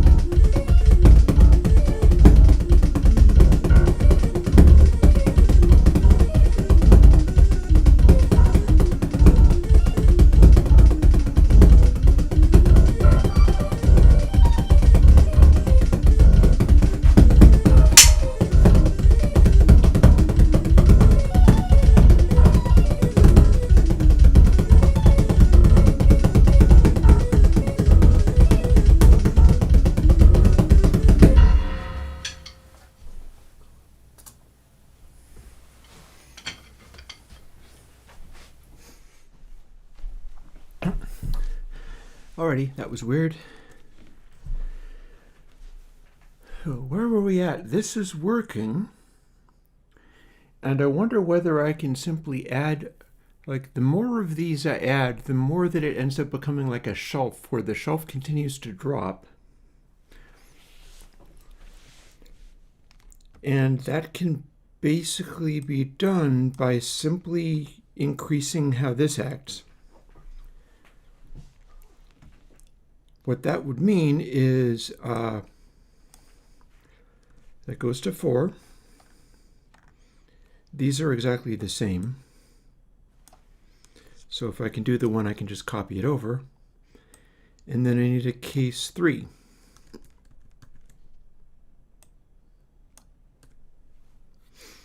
And then the more we do,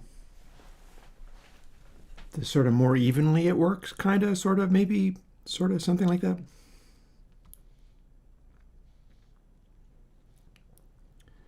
So now this needs to have 2 added to it.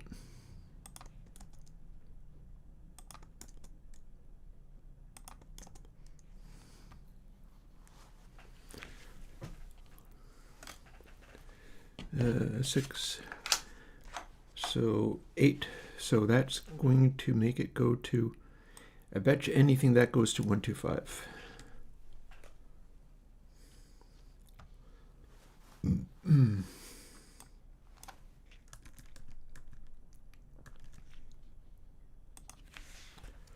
Six, 7, 5, 6, and now 6 and 7.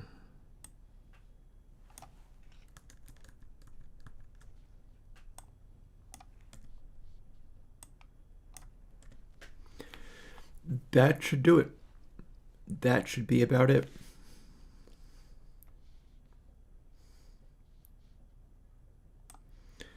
We can scrunch it back together again, like so. Won't make any difference to the execution. It's just a matter of what it looks like on the screen.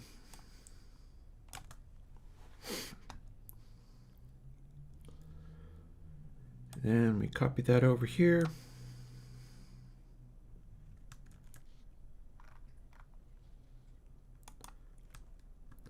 Paste it into there. And nothing further should need to be done. Let's find out if that, oh, hi, what's going on with this? What the hey?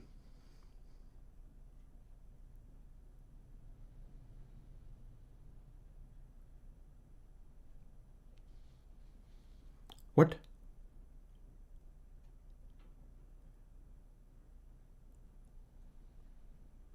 Oh. Well, I see one thing that's wrong. I shouldn't have that there.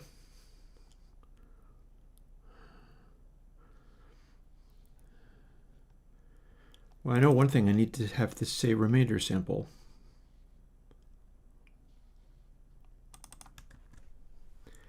That shouldn't have broken this, though.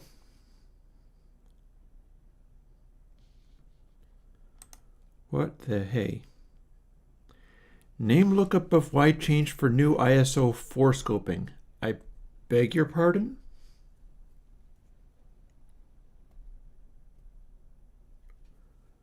Oh, I bet I know. I need to expand the size of that. This can't just go to 7. I ran out of space. Let's bump it up by 2. I ran out of space.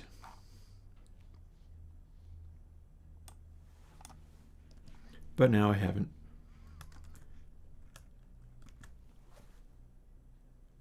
No, we're still insane.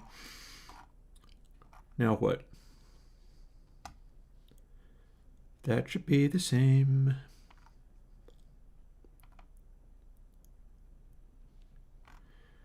Y4, Y limit. Oh, okay. Here's your problem. Everything else says Y limit. Fair enough. That was so big I didn't spot it. Find and replace. Literally already says what I need. So option, and then in selection. There you go. Figures it couldn't have been that simple. Just pasting it in there. Now we have expanded it outward some more.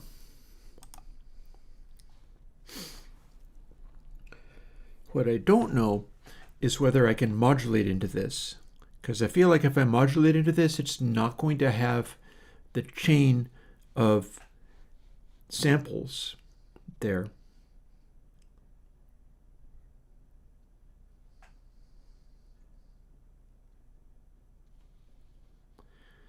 I guess one thing at a time. Let's see what it does to our trusty noise sound. Now that we've attempted to expand it outwards more. Go. All right. Sure enough, we are rolling down, rolling off. And the combination of our things is making our peak here like solid 30 dB down before we get anything weird happening. As we continue, we're continuing to put funny little nodes into what's essentially a shelf. So it's a slightly weird shelf. And it's not as intense as some of the previous ones because we're just overlaying more and more of these on top of each other. And then we keep going and boom, we have another shelf kicking in that brings this down even steeper, but now we have an extra double notch in here. But that's probably fine given that we're at 36 dB and the notch is happening beyond around 96 dB to 134. So that's an extra steep notch in there, but I doubt it matters. And then as we keep going, everything just kind of keeps scooching down until we have 96 dB down just over 10K at 96. That's a pretty impressive performance.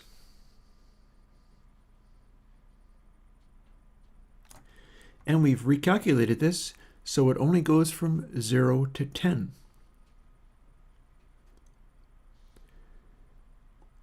10K, 120, well, let's hear it.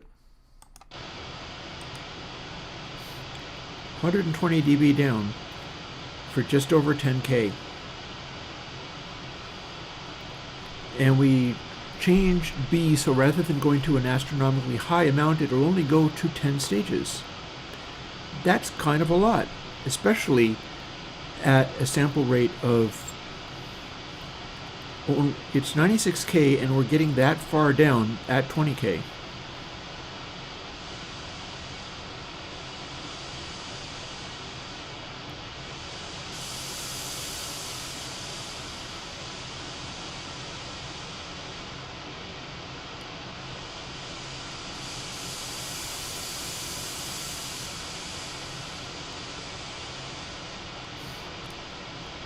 I like it.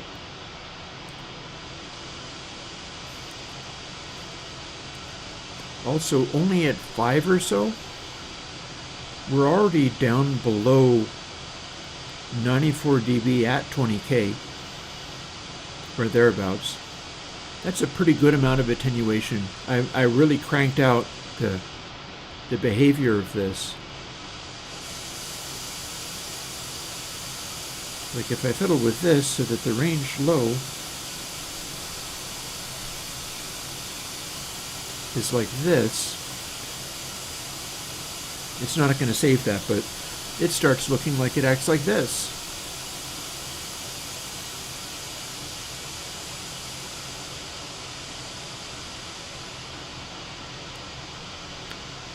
Almost immediately, we're like, highs? What are those? I don't know her.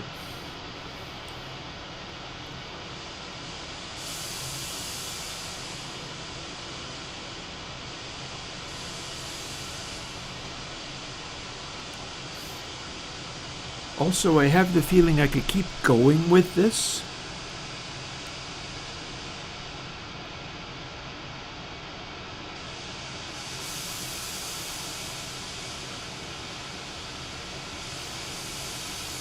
I mean, it's a little wonky, but still.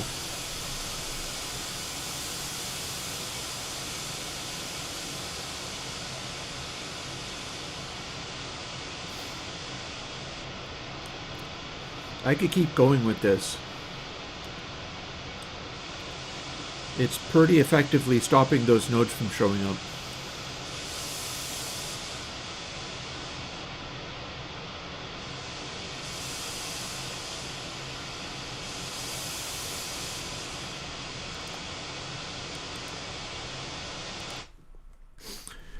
Very interesting indeed.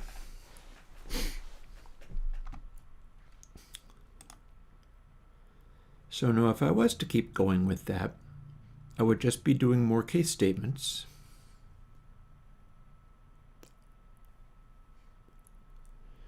And just kind of continuing to ramp it up.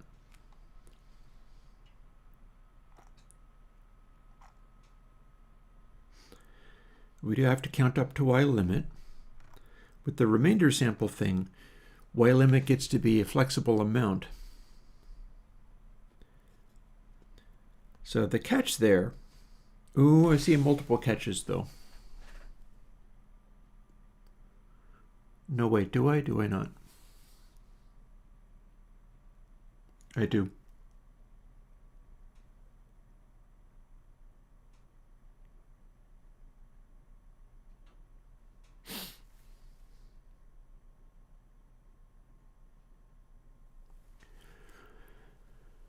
Y limit is new each time.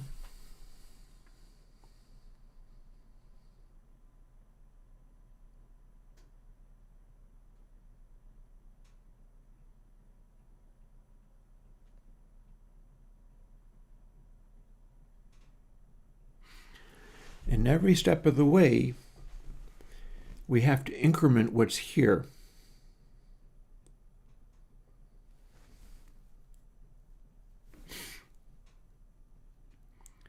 That, however, is a very straightforward little algorithm.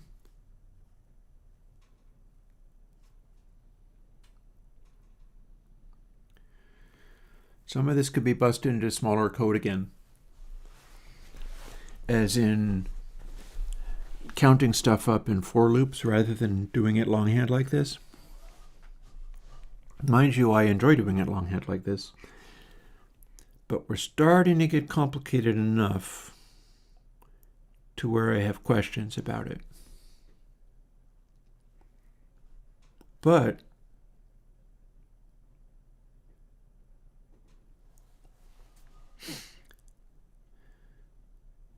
okay, so this might be a bit messy, but I could duplicate all of these things.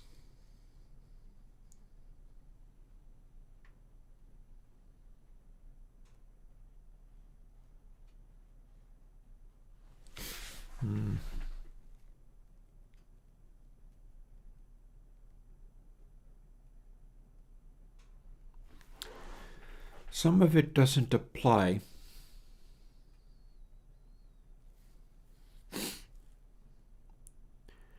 Every single one of these updates its little delay chain,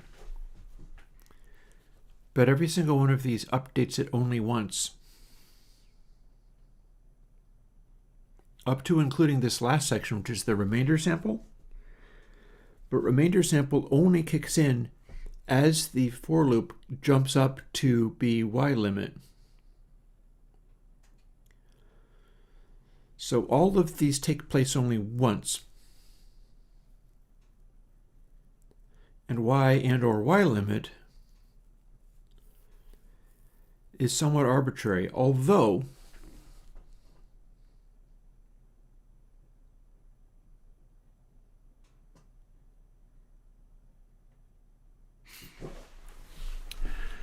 okay, so we need to run the calculation separately. We need to run the calculation once for each step that Y does stepping up. My idea is to modulate it. However, loading the arrays with values has to happen once for each array.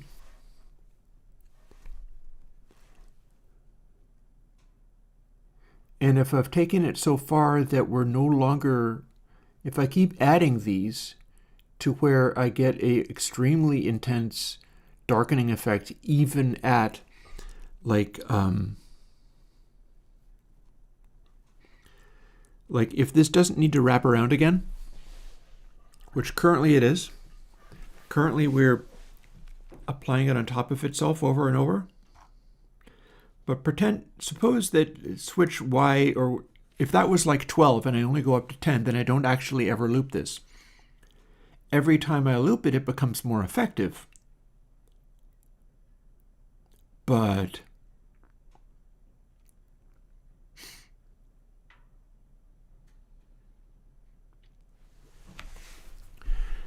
yeah, here's where things get interesting.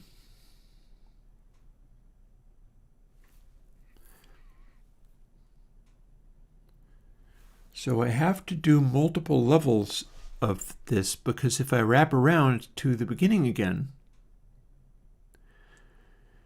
we're feeding the output of input sample as run through the entire stack of averagers back into the averagers again, which is why it gets the incredibly good rejection that it gets. And that is the point at which it needs to be updating its little delay buffers each time. But if it wasn't actually doing that, I wouldn't be able to get as deep rejection. But I could run all of the delay buffers separately and not worry about going into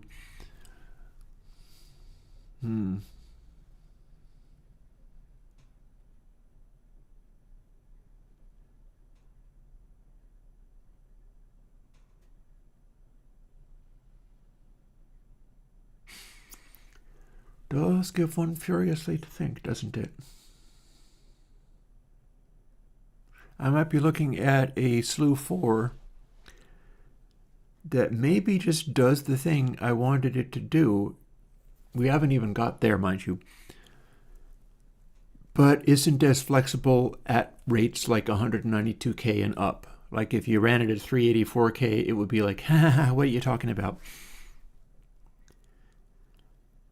That said, you could simply undersample something like that, but I don't want to do it that way. I don't want to do it in an undersample way.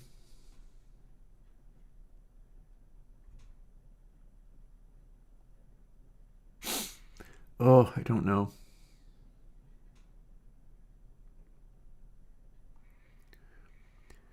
Although I guess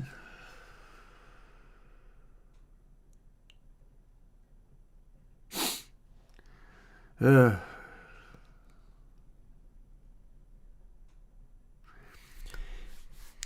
have found at least that stacking up these and skipping ahead by 2 each time is getting me a good shelf-like behavior. I see no reason why I couldn't continue simply doing that. It's certainly a possibility. It's filtering down to appropriate levels of rejection. Although if I have it loop and cycle,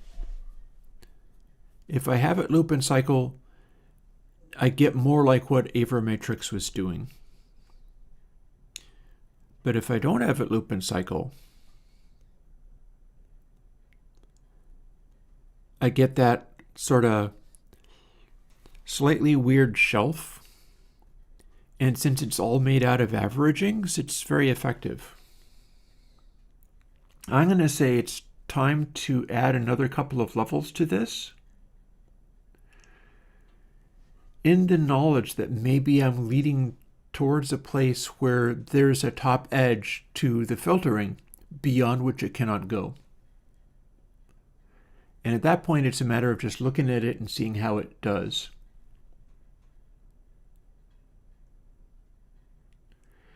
I mean, I like the idea. Originally, I had it going to 100. This is not currently going to 100. This time I have it going up to a maximum of 10 poles. And that's actually quite effective. It's avoiding some of the weird flangey sound that Avermatrix did, but Avermatrix was stacking the same number of averages on top of each other. This is not doing that thing.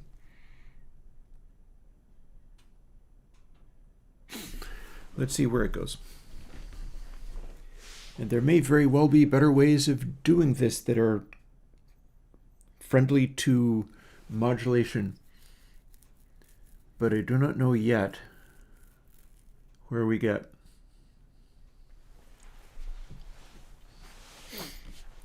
In any case, I can at least do this part. Over to Y5. And let's see, there's nothing else around here to worry about. I mean, I've still got it going up to 100. We can just ramp this up and see where we get. It's not going to hurt anything. Nothing about this is going to break by just ramping it up. So at 5, now I need to do a case 4 for each of these.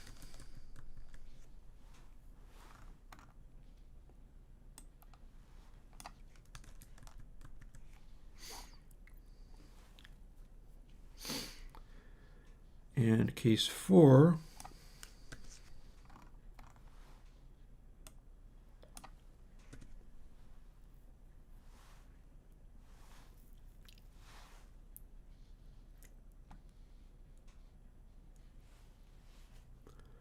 it's going to get messy.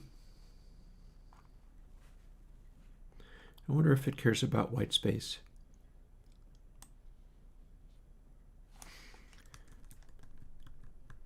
Means we add 2.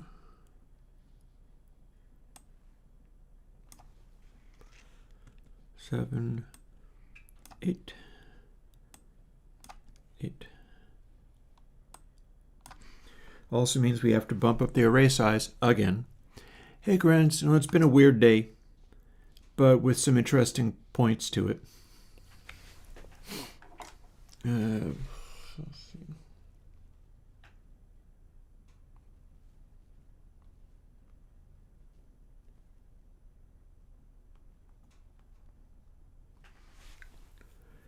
I think my next one is actually 0.1.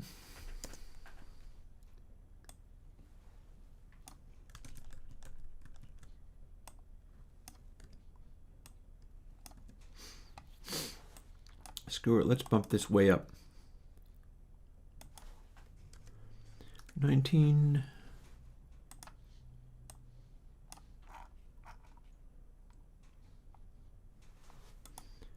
18. There we go, now there's room. Oh, I am glad you're feeling better. I've been having one of those weird days. There's nothing so wrong with that, though. Okay, so that appears to be correct. Huh. Yeah, I guess that's right. And then let's see, same here.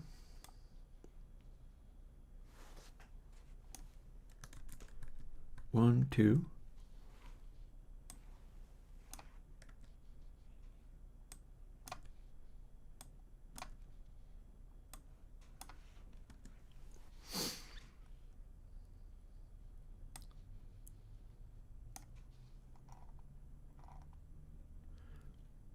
Huh.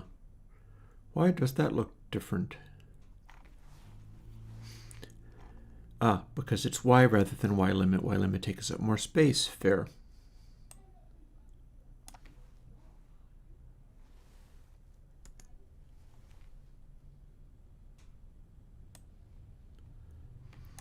It'll be interesting to see if this even works.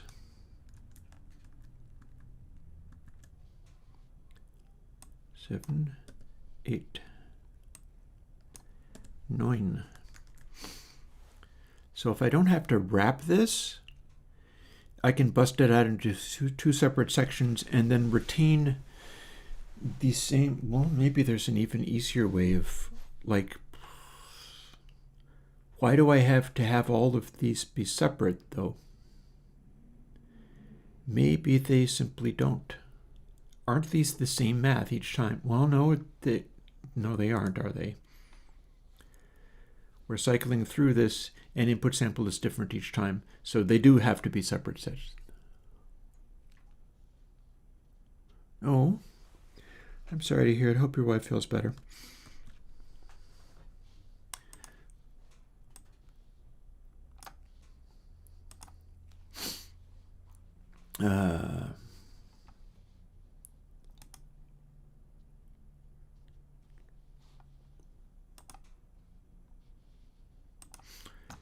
Back to our noise.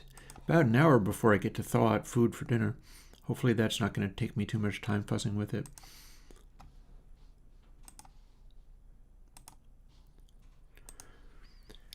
Here's our new swoop.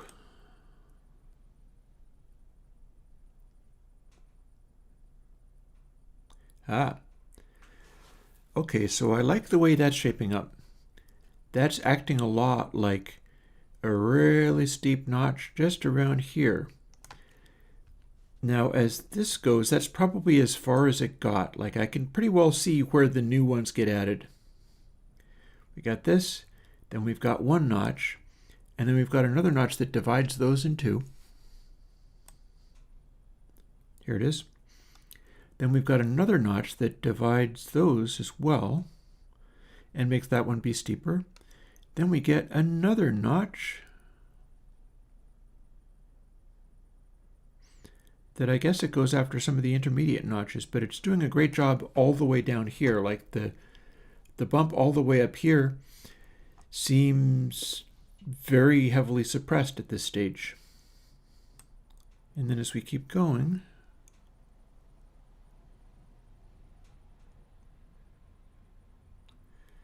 we start losing effectiveness, don't we? What's this sound like? Full bright. Oh, wrong slider.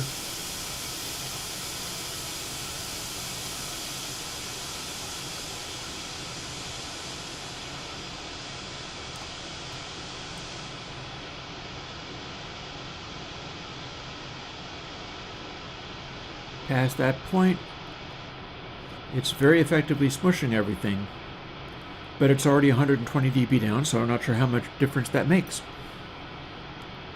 Like, that's 120 dB down. You cannot record this on a CD.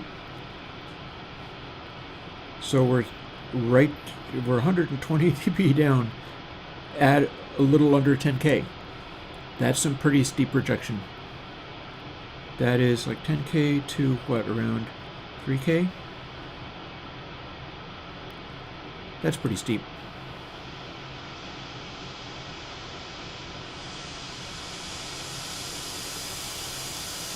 And you hear it most clearly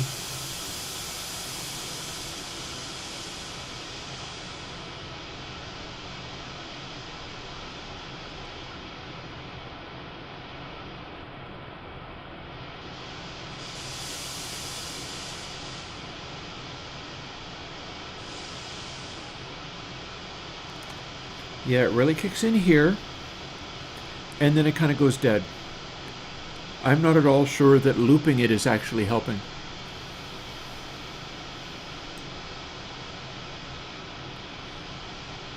Like, I move it and I don't hear anything.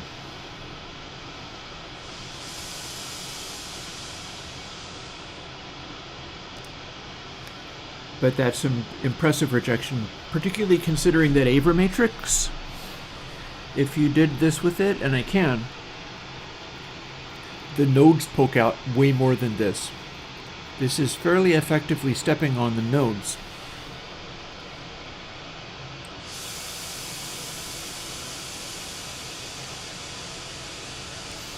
It's like subdividing them.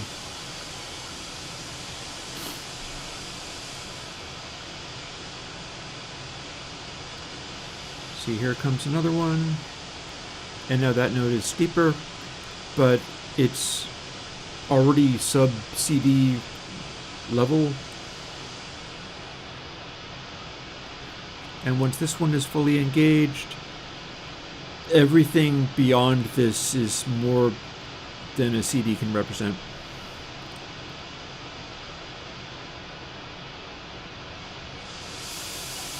I really think this is getting there. Because, yeah, the thing about it is, if I can do that, and I can make all of the increments of each successive delay line that's becoming a averaging filter. Assuming I even need to do that, like,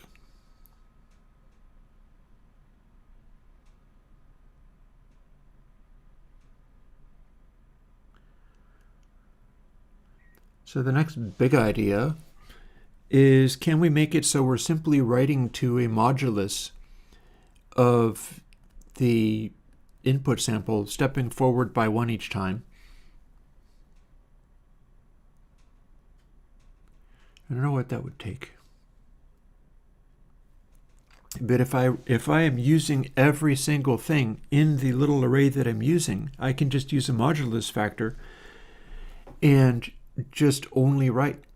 Just it starts out at 0, and then I keep writing in a loop and using everything that is there. Meaning I don't have to shift them. They don't have to shift. I'm just putting a new one in each time.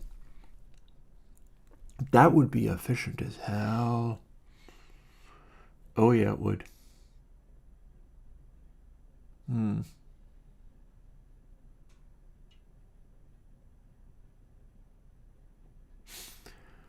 That would be mighty efficient. It sure as heck would. I mean, I could do that right now. Right now, I am not actually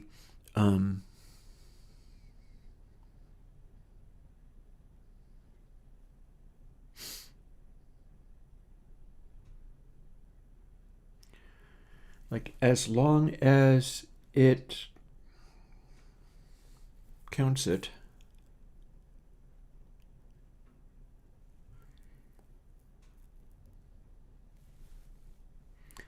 Case 0 is like a flip. Case 1 is a modulus of 0, 1, and 2, or 1, 2, and 3, or whatever it is that we're doing. Oh, no, wait, it's 4. I'm adding 2 each time. That's what's going on.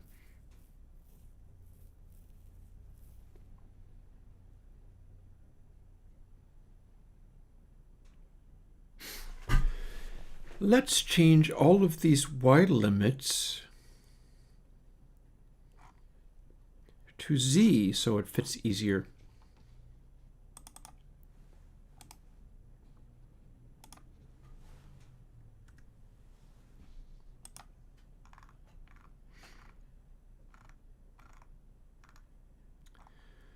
Let's see what we get.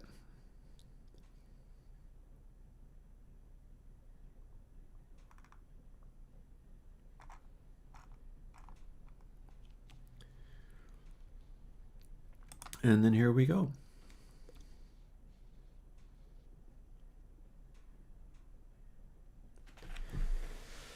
So for doing this,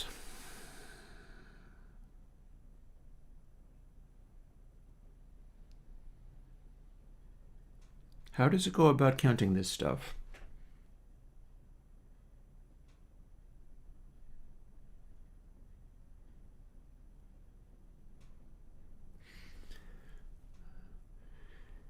Can you do a modulus just as fast from anywhere?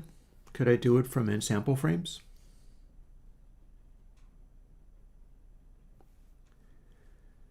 Because I feel like it's not gonna be y, because y keeps being the same and it's not necessarily that big.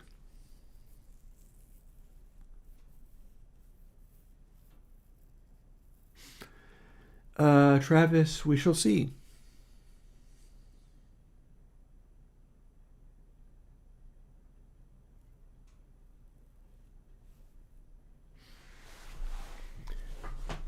For now, let's bump these up once more.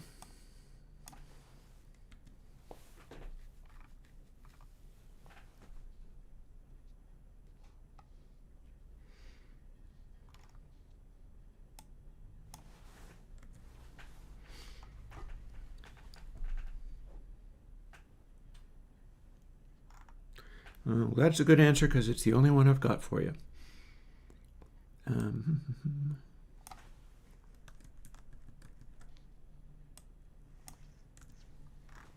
It's 5 and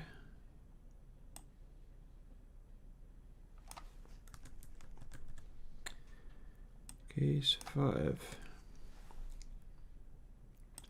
Add two of these.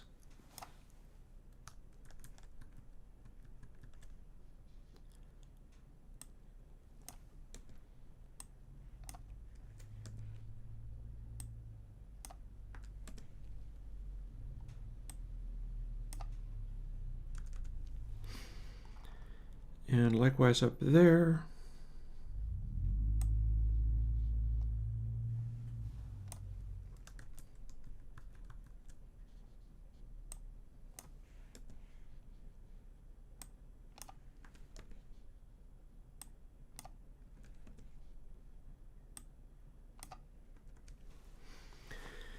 It's so funny the way all this works, it really is. Because it's like I'm very certain, oh, hang on. 1 divided by 10 got me 1. So 1 divided by, I guess it would be 12 this time.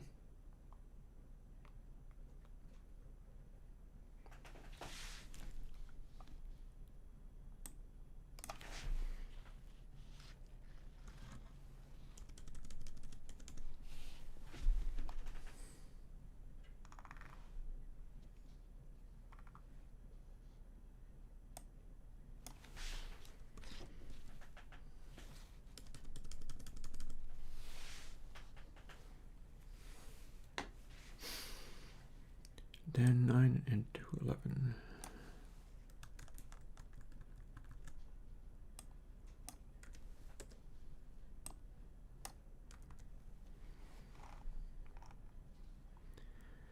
I do have a feeling that using modulus, there's optimizations in here that can be done.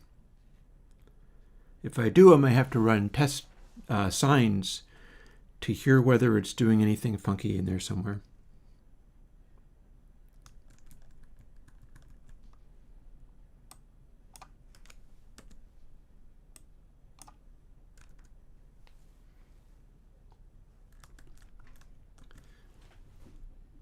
Okay, in theory, that's just going to work. That's the funny thing about theory. It's theory.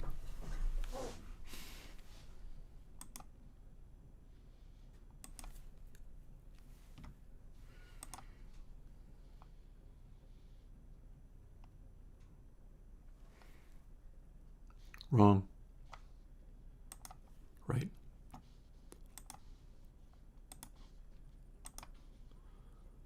And 4, 5, 6. And then that's as far as it gets. That's bloody steep, though. Oh my God. Like, that's unmeasurably steep. That's going from like untouched at 2K to hundreds of dB down. That's crazy steep.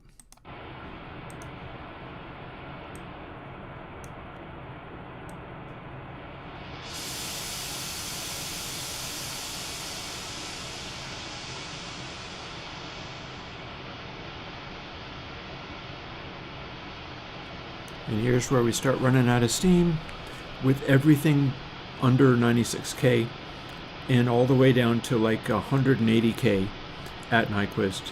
That's impressive. I'm down with that one. And yes, as you continue wrapping it, it gets even crazier. But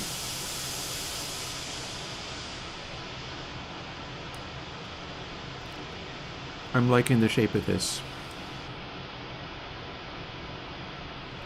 Here's our final one.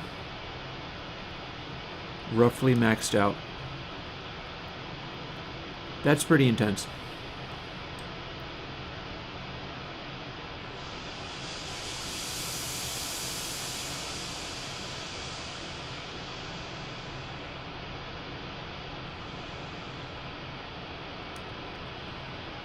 Funny differences in tone as it goes.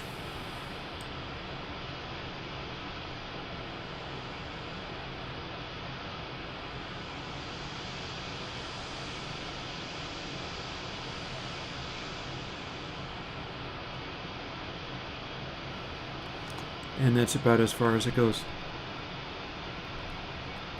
But then that's taking it from 2K to 7K, 96K down. That's pretty steep. Let's see. So for assuming, we'll say 3K.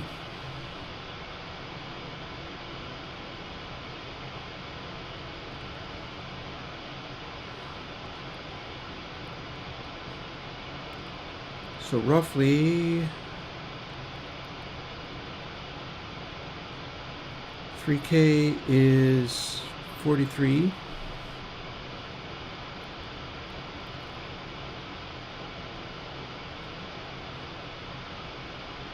Six K is 65.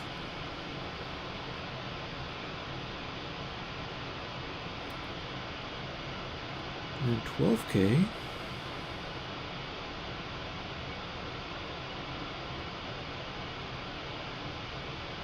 Oh no, that's where my crosshair is. That's useless. Okay, so 41 to 2 octaves.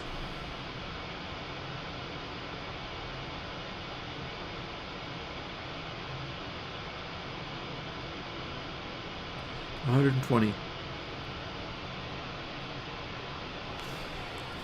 So that's like an averaging filter that's doing 50 dB per octave.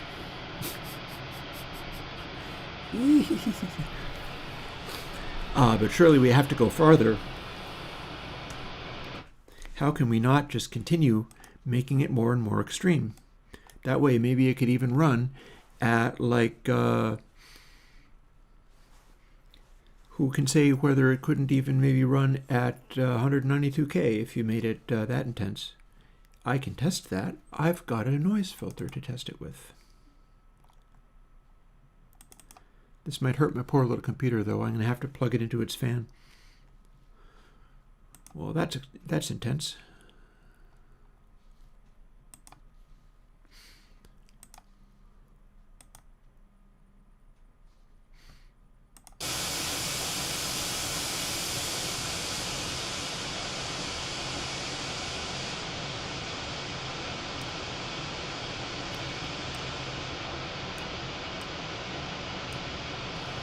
$192K, filtering down to complete cancellation at about 14.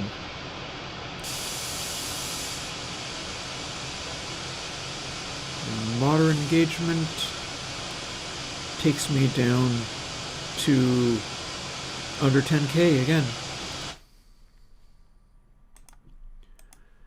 Whereas with the regular noise, since this is not adapted to the filtering at all,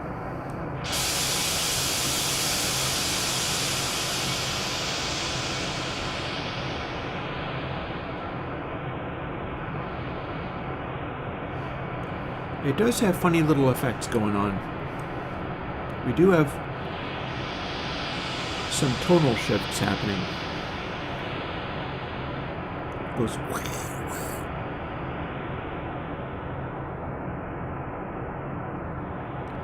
Yeah, we're also getting diminishing returns.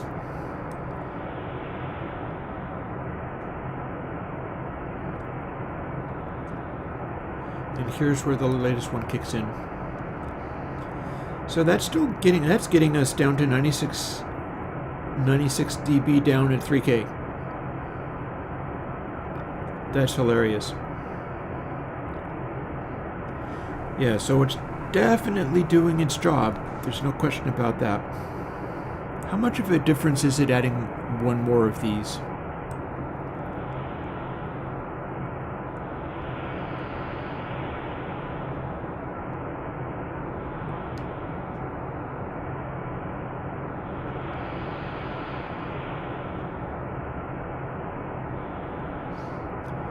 Definitely a funny little tone. We'll let it rest. Well, so here's the thing. If I simply come up with a way of tracking the sample and maybe just like the factorial of all the sizes I'm using up to this point, that might be enough to be able to loop it and then use a modulus on it so that I never have to shift all of these. I'm simply adding them all together. As long as I keep iterating through that little frame, it doesn't matter whether I shift them all over, because it does not care. It does not care the positions of these. It only cares about placing the new one on top of what the last one was. And since it's not really a delay, that could make it very, very, very efficient.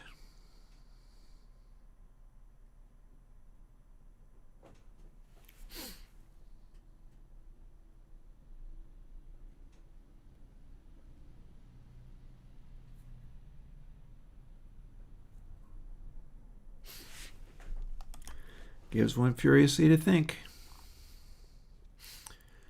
Speaking of which, what if I bumped it up to 7? I feel like I'm hitting diminishing returns, but all the same, like what if I scooch that over?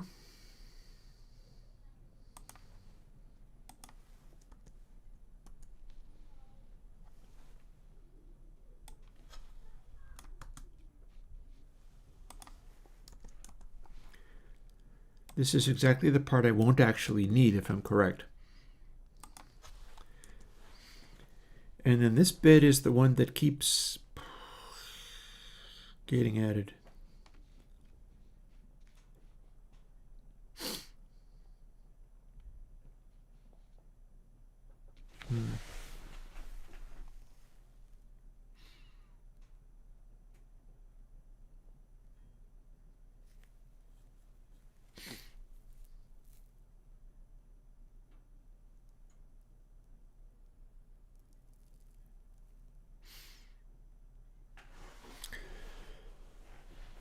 I can make this a little simpler.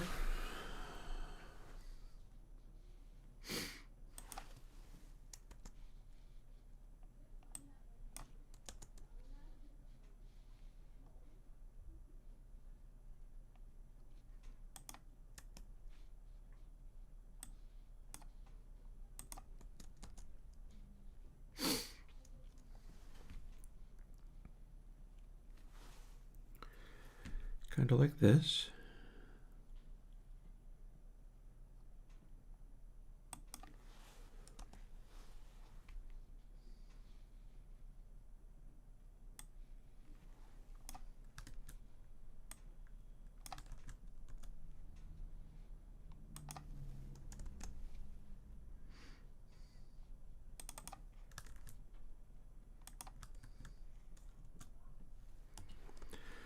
See, that works just fine.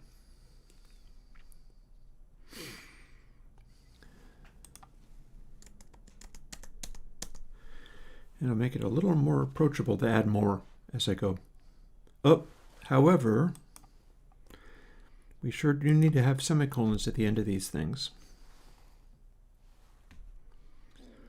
Also,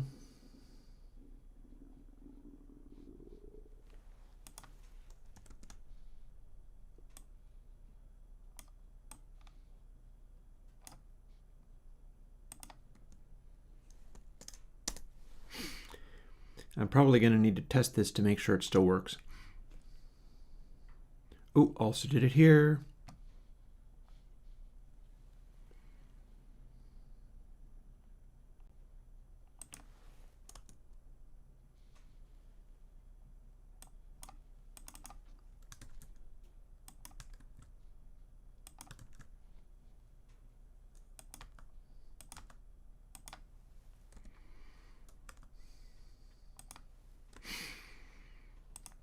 Semicolon, semicolon, that way.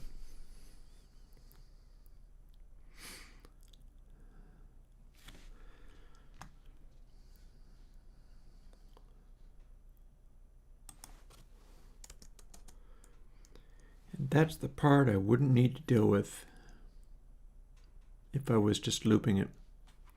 You just add a new one into whatever was the previous place up to this number. And that would make that stuff run all the faster. It would work. It would work.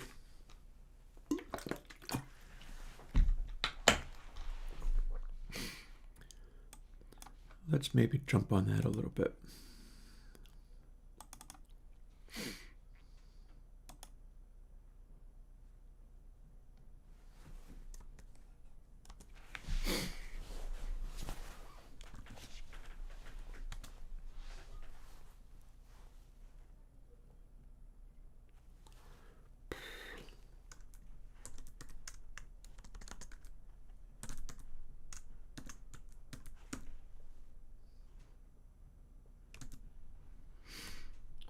That's not what I want.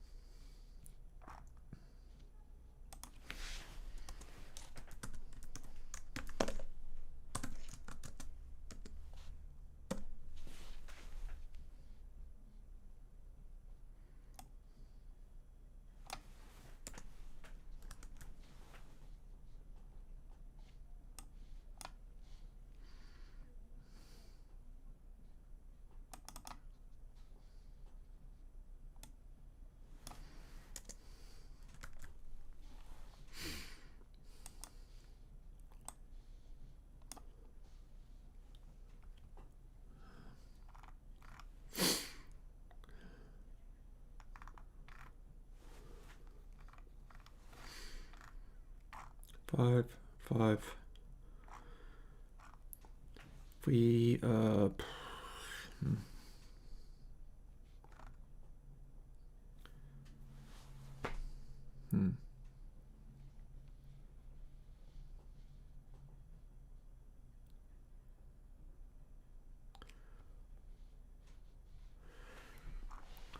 So this could be an interesting experiment.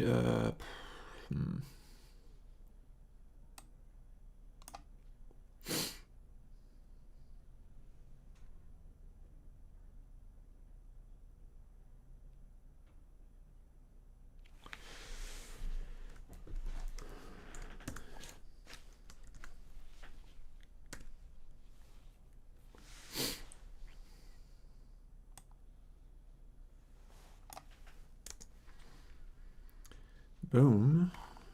That's what I have, friends. Yes.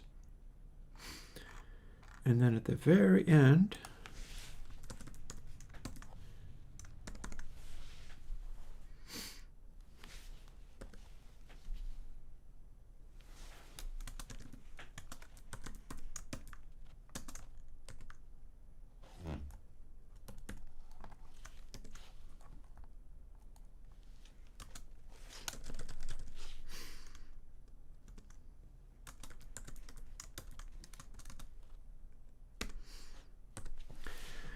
I'm going to come up with some more reasonable number, figure out what it wants. Probably I'm just going to do the factorial of all of these things multiplied by each other.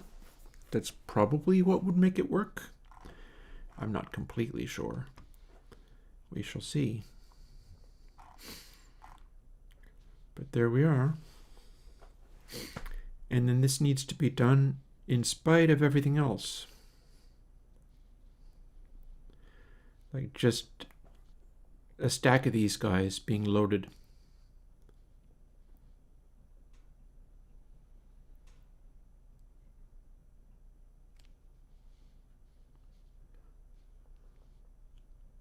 Huh. Why mod 6? So if we don't mod it, then this wraps, which is correct, but not necessarily what I'm doing. I also don't know whether that's actually going to work, but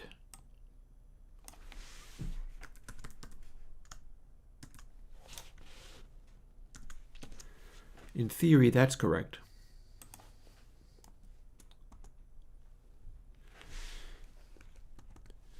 So we're going to do this. And we're going to do 6.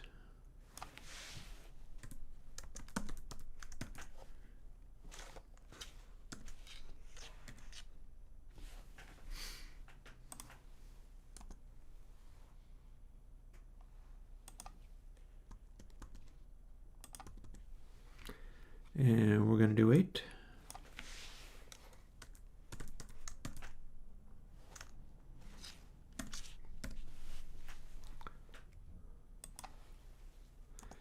You can see how that goes right up to the point where this number leaves off. And that does the same thing as moving them all. In theory, it should. It should. I don't understand how it wouldn't. I feel like it should.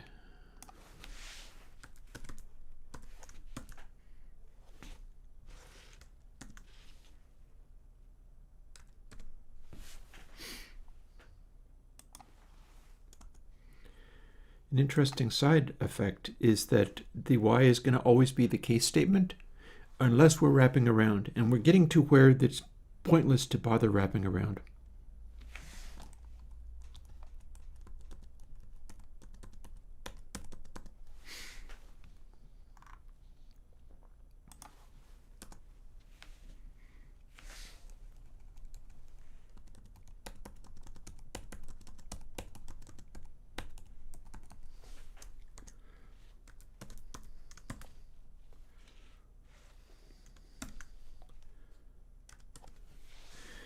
I tell you, this would be adorable if it works. I gotta say, if this works, this is going to be so adorable.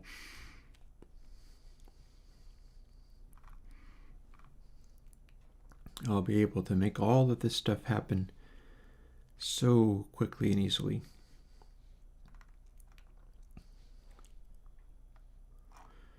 So same thing, we start as 2.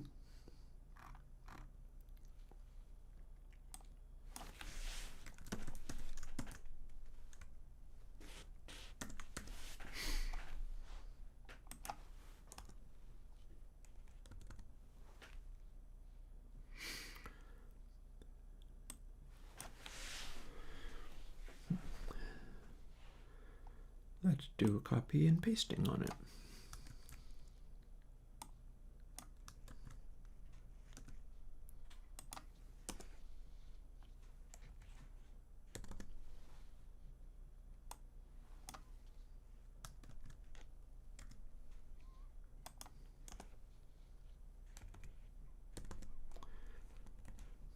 Going to be very cool if this works.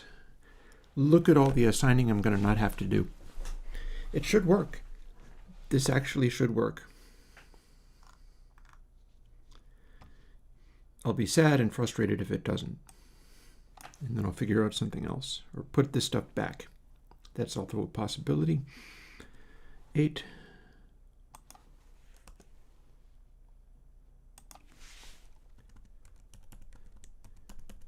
It's just such a more efficient algorithm. Just be like, let's keep using these, and we only assign the one that changes. Perfect. Because we don't care. Addition is commutative. It won't care.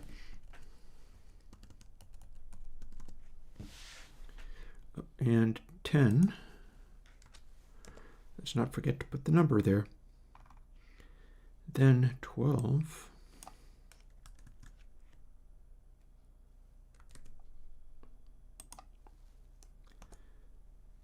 And then this just keeps getting so much more efficient that there's very little reason not to simply continue the pattern. It could very well be a situation of just continue the pattern. Just keep it going. Maybe with the case statement, maybe without even the case statement. But I mean, first thing I guess is see if it works at all. So we got this so far. 0.833.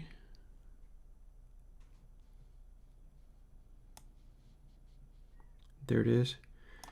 So these ones I haven't divvied up.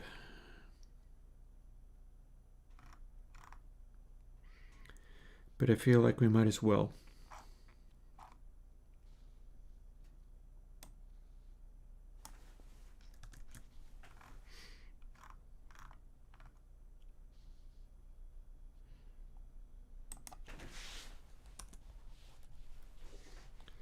Oh, hi, you're not behaving the same at all, are you? Oh, that's because it's got the parens. Maybe when it has the parens there, it simply ignores what it's doing. Ah, there we go. I thought it would do that. Oh, also, we're not doing input sample, we're doing remainder.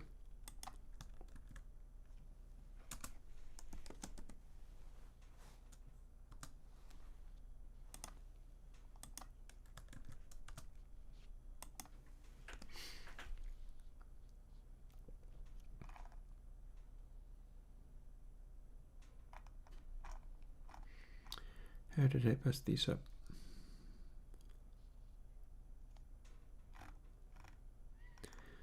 You know what? That's syntactic. That's just prettifying. Oh, okay, we don't get to do that. Let's make it a little bit smaller. There we go. It still might give rise to a hitch at some point, but... Or we could maybe let it wrap, I don't know. Where are we at? We're at running it and seeing if this works, is where we're at. If it doesn't, then we have a bunch of putting back to do. If it does, we figure out what that factorial is and simply use it.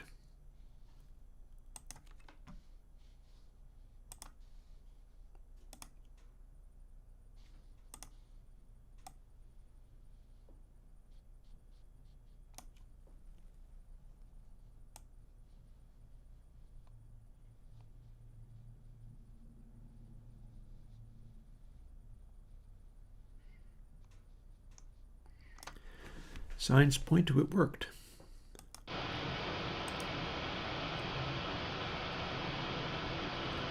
I'm not sure I'd hear a difference if my number wasn't right. In theory, there would be a hiccup.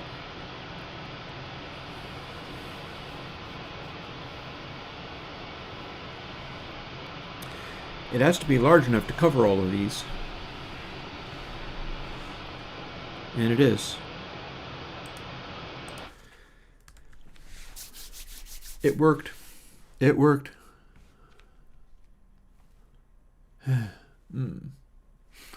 Getting close to taco time, but I tell you, I've earned it today. Look at this. Boop. Boop. The program is going to be so much happier now. It has so much less to do.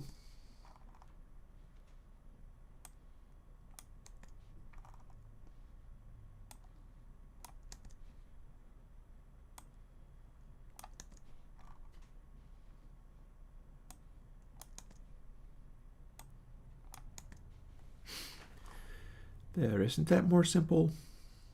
That's much more simple. And that means it's pretty easy to continue adding these. Yeah, no, I was definitely hungry for the tacos. It's worth going for tacos today. But it's also worth figuring this stuff out. So the thing I got to with this, stacking averaging filters on top of each other that are simple rectangular filters works if you choose every others like 2 and then 4 and then 6 and then 8. Those all have a node at Nyquist, meaning they go quieter at Nyquist.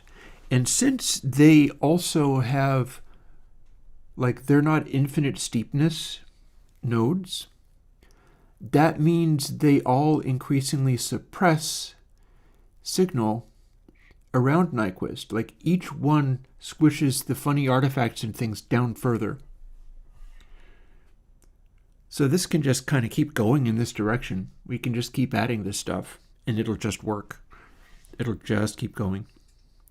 So I don't have to stop necessarily at case 5. We can go beyond and beyond, because now we don't have to shuffle the size of, like, all of these little arrays don't have to scroll anymore. They don't work like normal delays. They're just a bank of files. They could go inordinately huge and it wouldn't make a bit of difference. And every single one that you add, even though we're not having to shift all of the delay factors over, even though you're not having to shift the delay factors over, the fact that each of these is suppressing Nyquist more, because remember, the odd numbered ones, like one that is like 3 values averaged or 5 values averaged, those all have a peak up at Nyquist. But if we pick only the ones that cancel out around Nyquist, it just ends up squishing the high frequency artifacts down more, and I should be able to modulate through them real nicely, because I only have to read the ones that the cancellation has got up to, but it is trivial to feed new values into all of these little arrays, because I only have to write 1 for each one. This is going to be wildly more efficient than Avermatrix, as well as being 12 times more awesome. This was a good workday. Let's keep going now that we can. Hi, y, 7.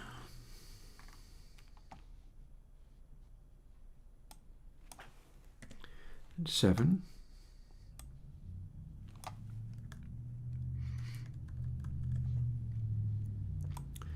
And 14. And let's do this one while we're at it. Messy, but okay.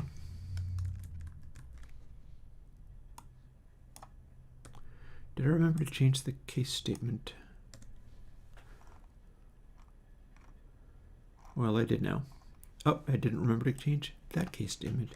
It's also started to rain, but no concerns about that. We're good. So maybe time to goose this over a little bit.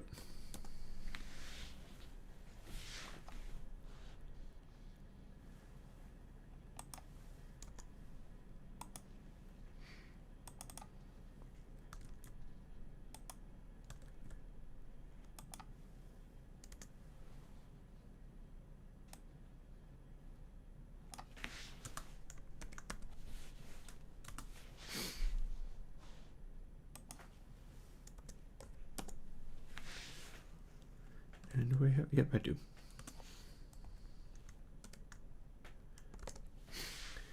There we are. And let's, okay, 7 was that? Oh, I'd already done it for this one.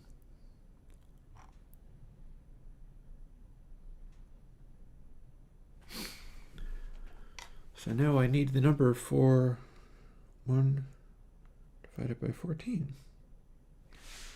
Okay, somewhat more arbitrary, but that'll work.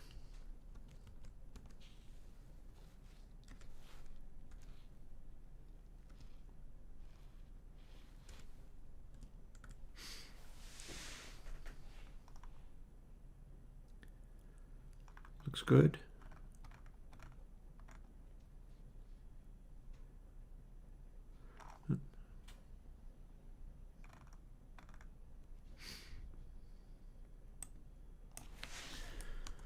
Let's do this one while we're at it.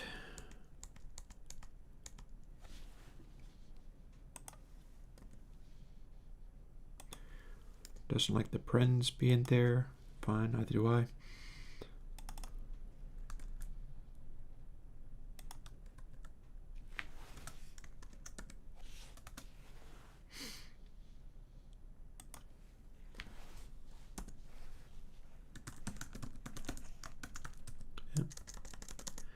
my D key is wearing out.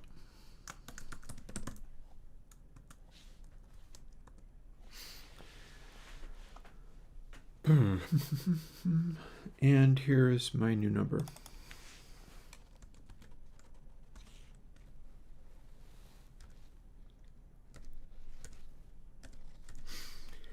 I could probably have that at higher precision, and I'd need to remove another paren. That one.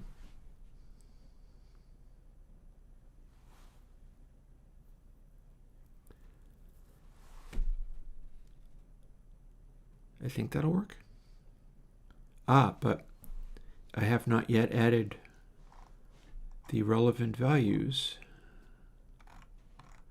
We have 14, but I have to go up to 13 with these. So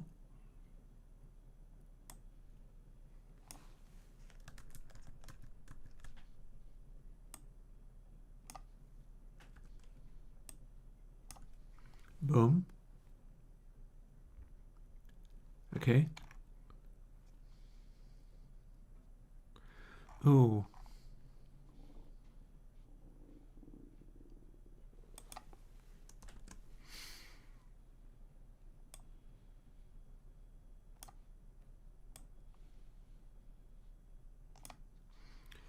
There, that's handy.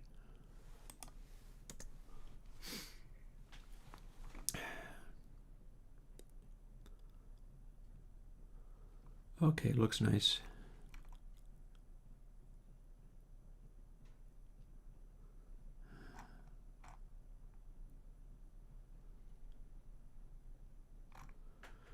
Or does it? What am I missing? Okay, before case 4.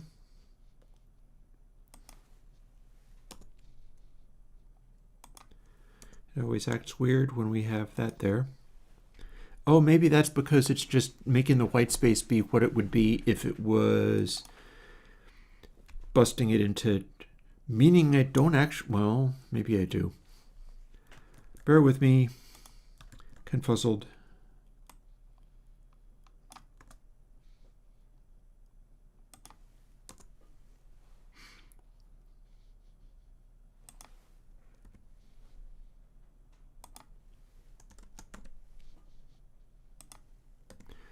Okay, case 4, 4, 9, and also here.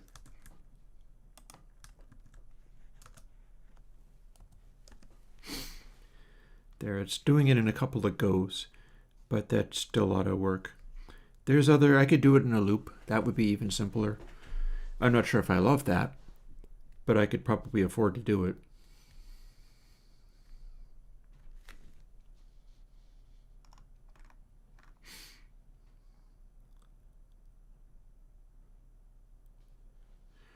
And we got to add these.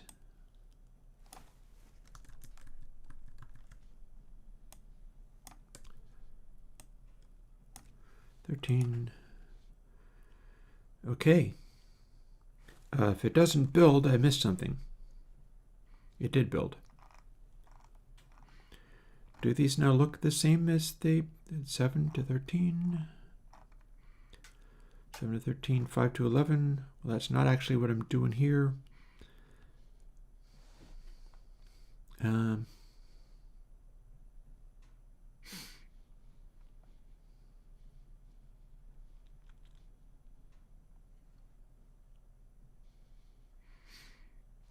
3, 4, about 5.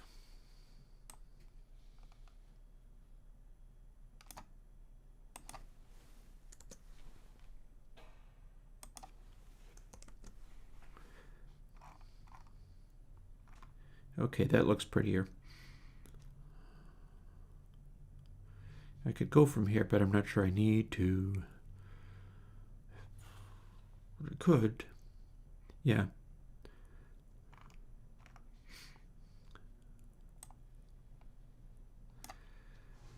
I can go 3, 4, 5, 6. This is purely aesthetic and visual at this stage. It's all going to basically work.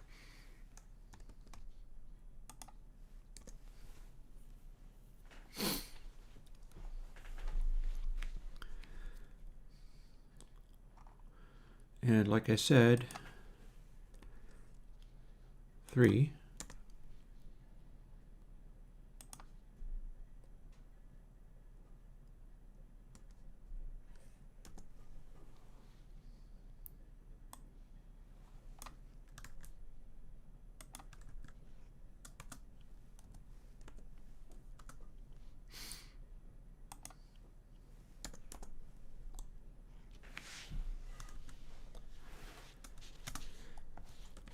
There. So that's our pattern. And we should be able to expand it outwards without too much trouble. Don't really need to do it this early, but I could if I wanted. Sure. Let's.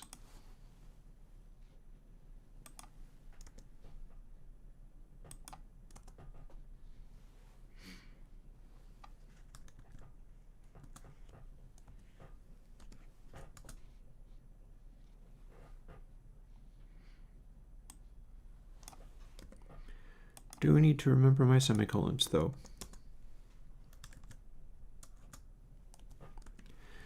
There we go. The very beginning ones, we don't care. But then we start getting into this stuff, and we just continue the pattern step by step. And it goes 2, 3, 4, 5, 6, and I can probably do a 7 and have stuff not be too unreasonable. In fact, that would be quite easy to do. In theory, that means I could continue doing it. And we can also bust these out of these sections anytime we want.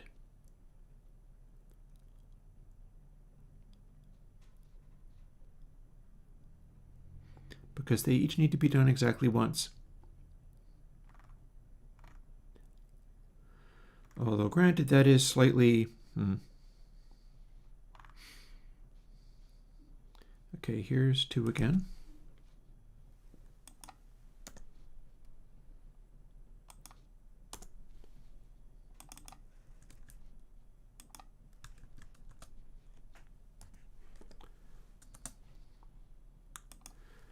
No parens here.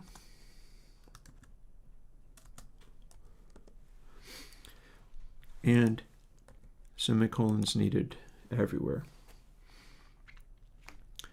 So lovely. 2, 3, 4. And 7 moves over here.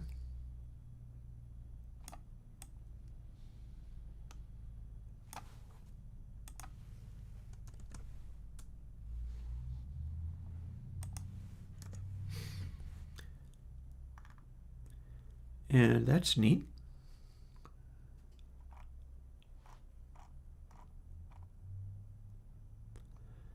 And now that we've simplified that so much, 8.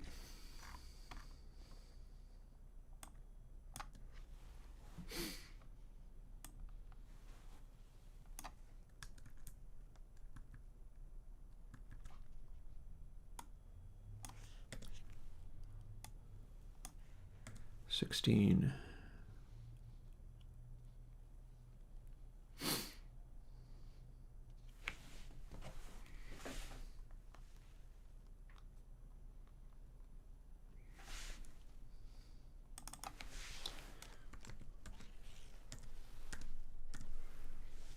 Boom. And it's a shifting of bits number.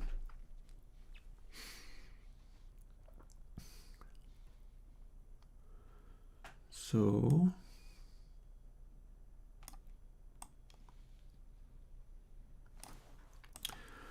you switch over there.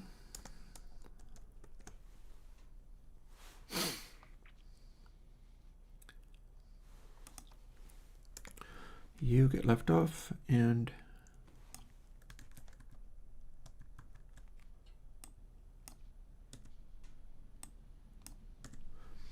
boom, we have K7.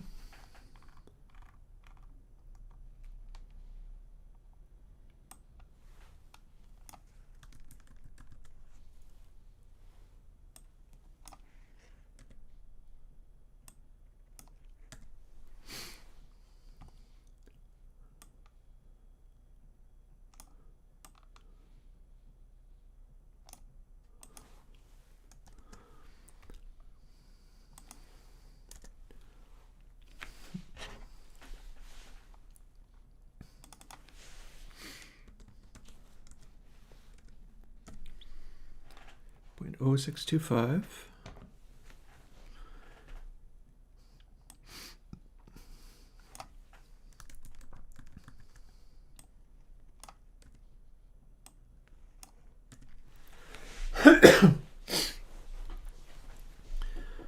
And it should work. Oh, it took me forever to get onto this. I got to tell you, Matthew, if you zoom back into the stream, you'll see me struggling with the most primitive basic things. Perhaps because this is unexplored territory.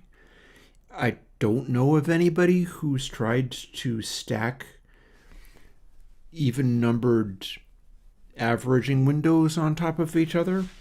Perhaps because it's not a clean calculation. Oops. What do we got here? Ah, missed one.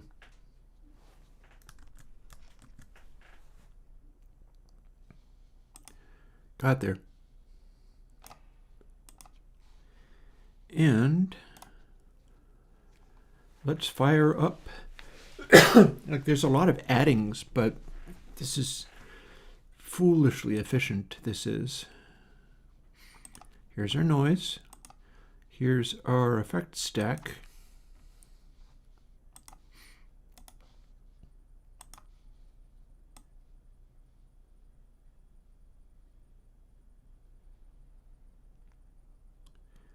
That's probably the last one. Yeah, it is.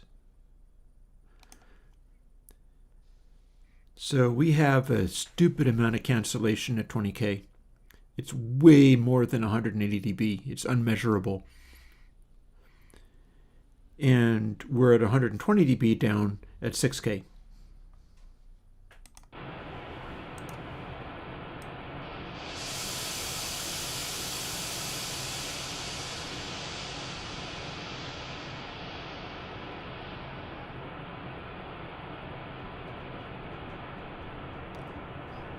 And beyond that point, you really don't hear it doing anything. But the more you stack it up, the more ridiculous things get. Look at that. Look at that.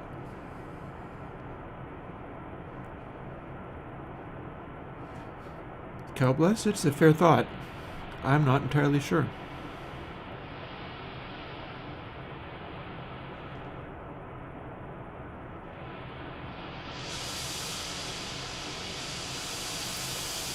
The concept seems to work.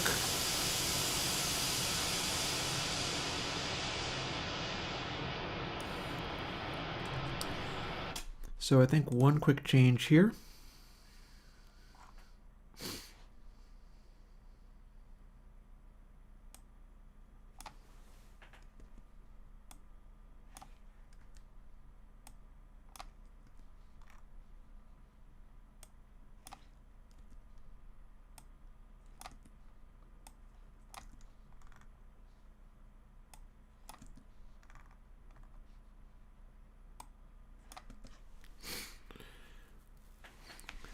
I'm a little tempted to just keep stretching it in this direction, though.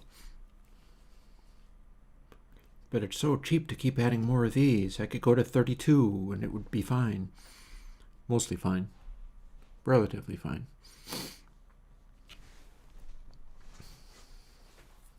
Wow. And similarly...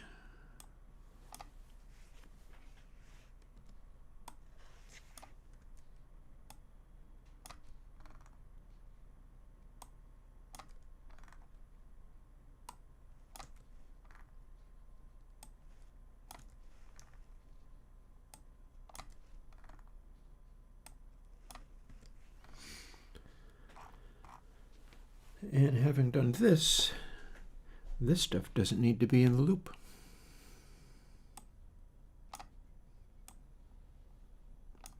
Because it's being done anyway.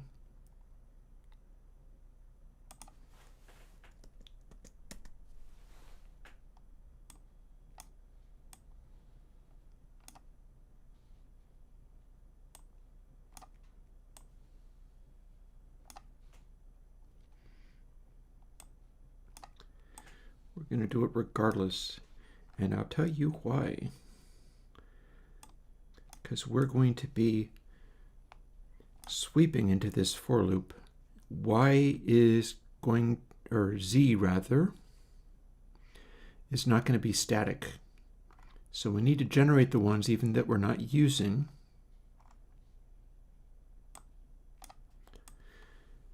And then the new values will be there. Oops. Come on. There you go. That's better.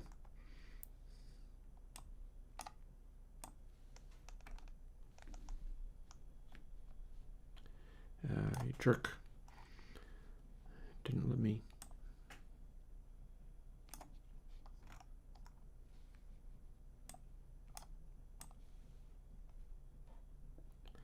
Okay, now it's going. I was expecting it to scroll for me, and it just did not.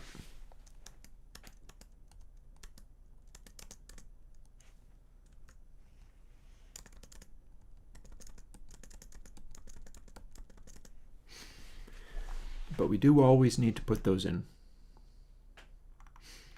And we're going to need to put these in too.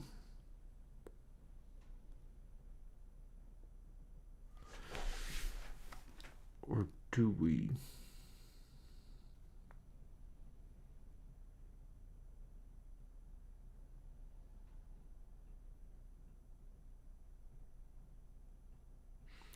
Yeah, we do. And I'll tell you why. Because this is to be done after everything else. Although I am still... Hang on. No. No, no, no. No, no, no, no, no. These need to stack on top of each other.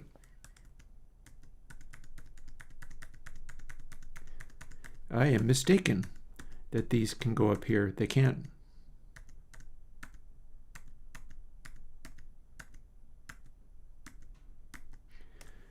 These have to live in here.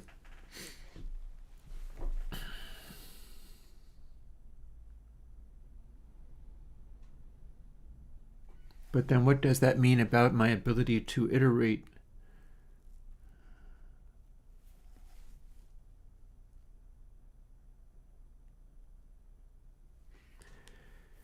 Like if we are cycling through these, okay, so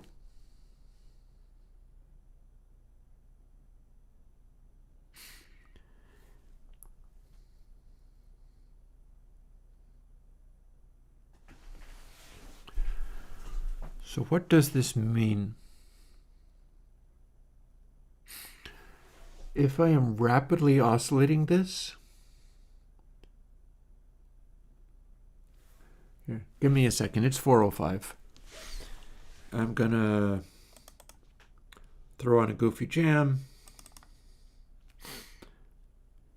and scamper off to defrost my foods. So, yeah. This won't take me hardly a moment.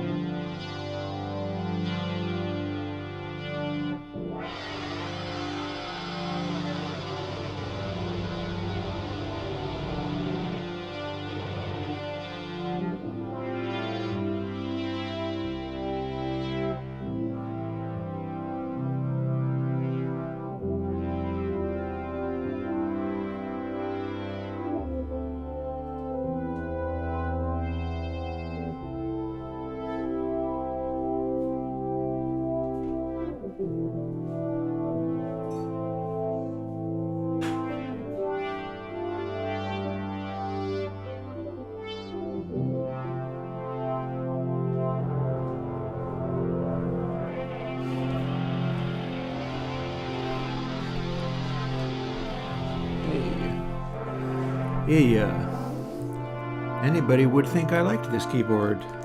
The keyboard is for sale to help pay for the car. But I don't know if I can actually do that because I don't know anybody who follows me necessarily can spring for one of those. We shall see. But yeah, and I like having my wood stove going.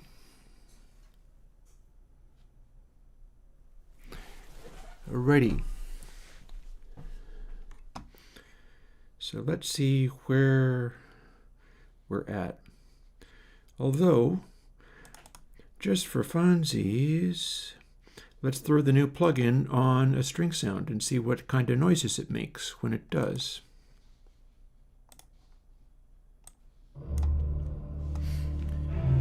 So it's basically full bright.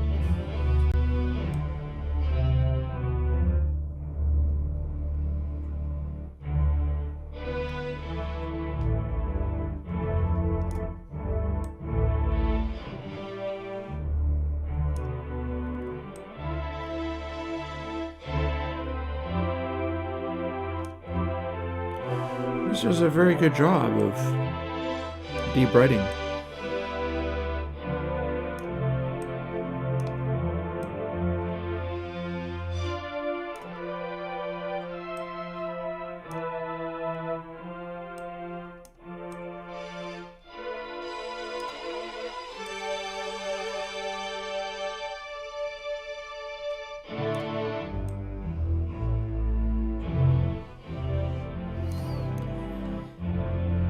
No pre-ring here.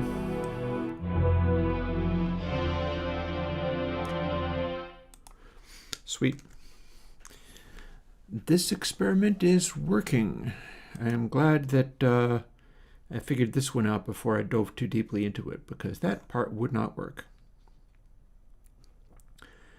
But I may not need to... Hang on, I can put these Ys back, honestly. I mean, I don't have to, but so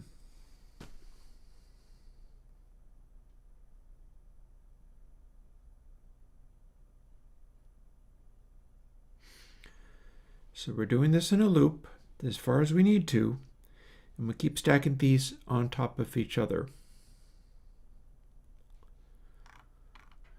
And then we get to the end, and then we do one more for a remainder sample, which operates on the same basis. Our first switch is Y less than Z, and then we go to the Z and continue onwards as the final one. And that's remainder sample for however we got up to.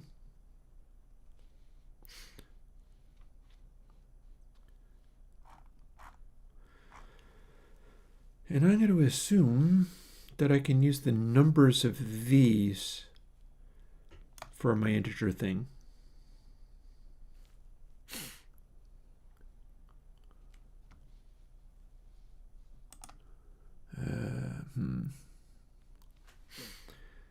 I also am inclined to try to continue this out more.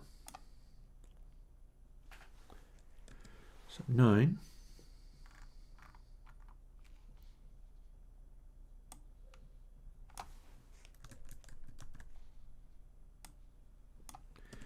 Means it will be 8.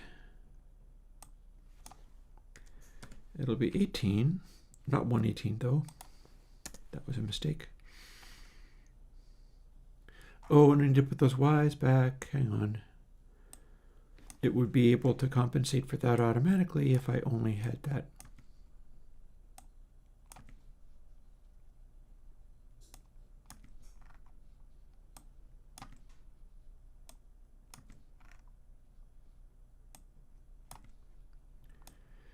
One less thing to change.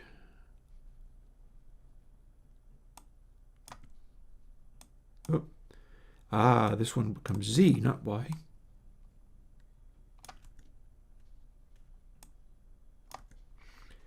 Putting stuff back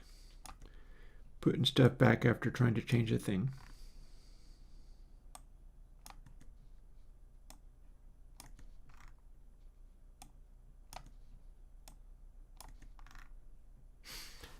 Okay, that got me there.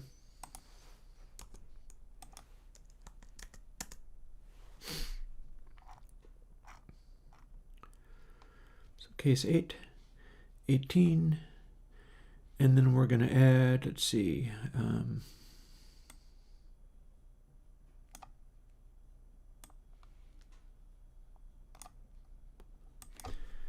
we're going to drag that over to there, and then we're going to copy this a couple of times.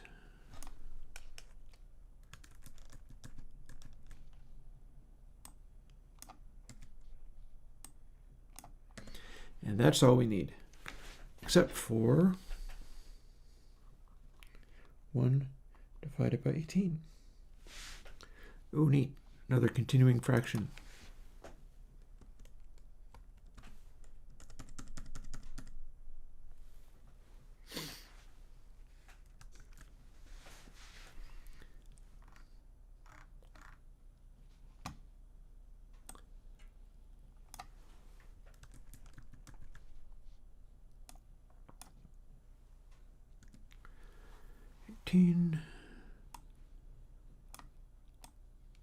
Let's go up to here.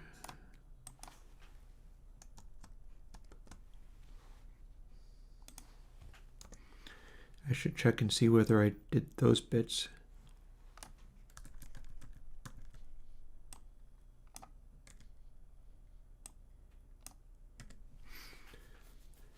And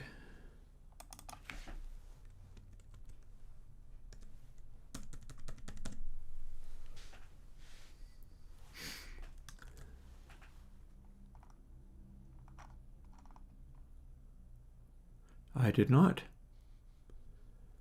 That's still there.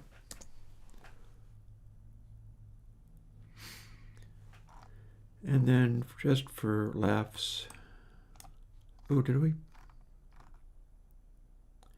Oh, apparently not.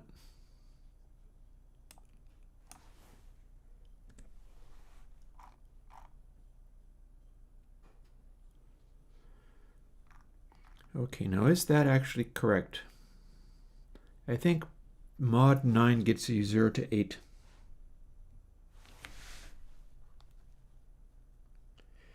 Percent sign in a calculator means percentages, so that's not a modulus calculation at all.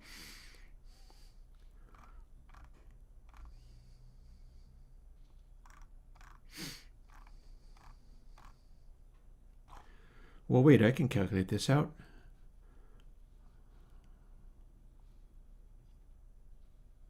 Two.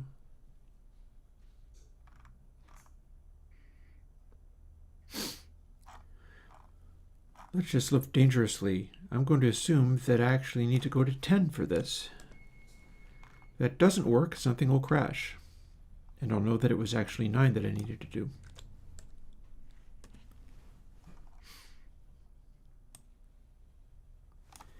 I'm the kind of person that doesn't remember these simple things, but I'm able to get to some of the weird stuff I've been doing just kind of 'cause, I guess.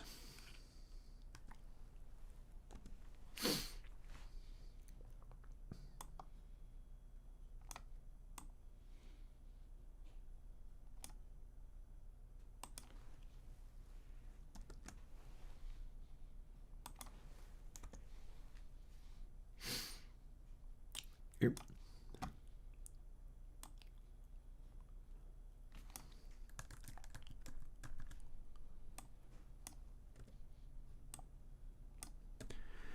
And I do keep getting diminishing returns as far as this goes, but it also has a tendency of smushing even higher frequency harmonics down into the completely unmeasurable. So I think that kind of works. And 1 divided by 20 is 0.05 exactly. So that's a straightforward little update.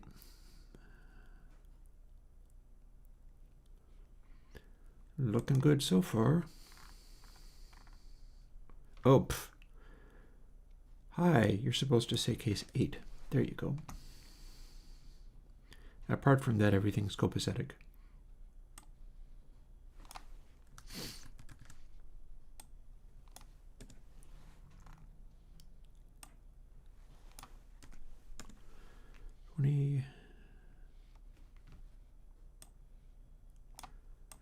rearrange these guys in the way that I'm doing.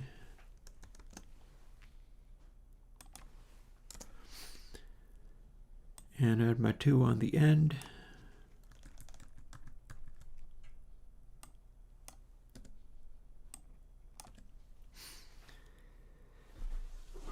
And where are we at?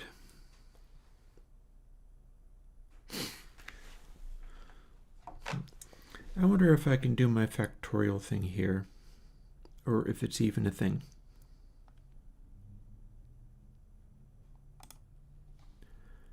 Can the calculator do this?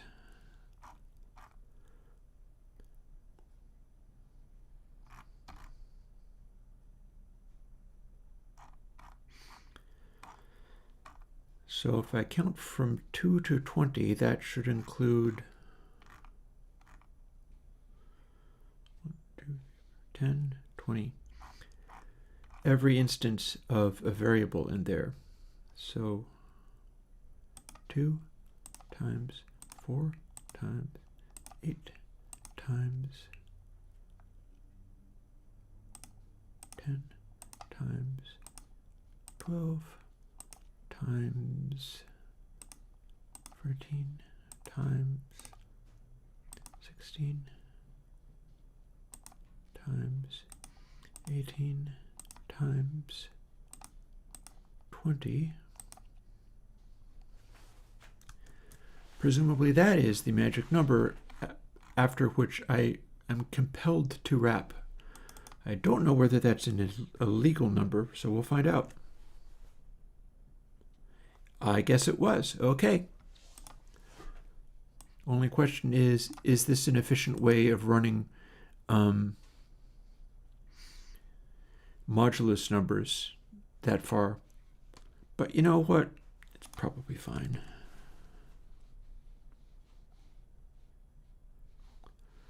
Now let's do it again. So I lost track. There we go.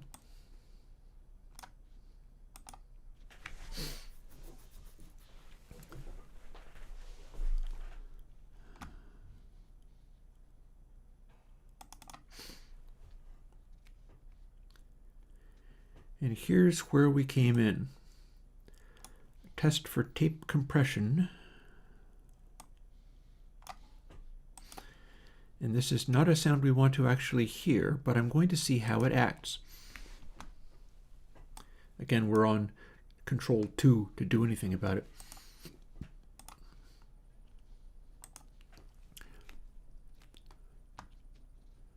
So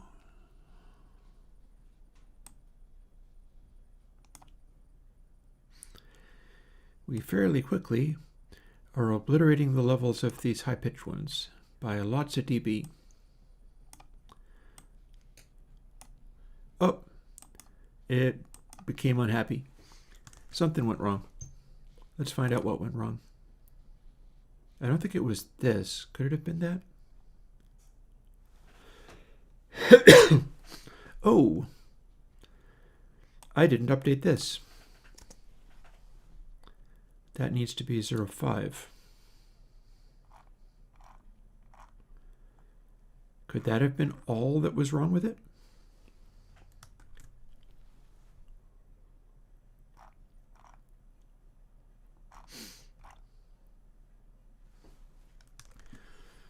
Well, one way to find out, let's go back to the noise.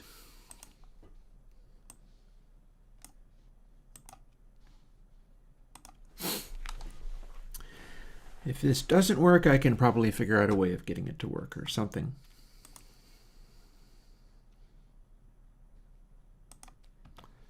Back to the noise. Let's see if we make it crash or not. Something wasn't happy that time. Maybe I made too many changes at once. Okay, here's noise. Here we are running everything down. Does it snap and break? No.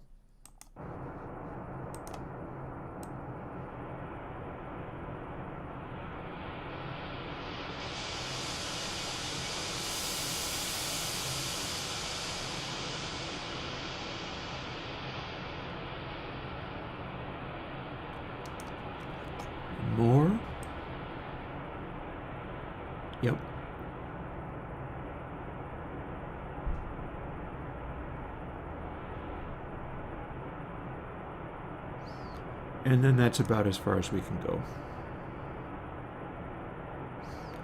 That's real steep. 2K to 4K.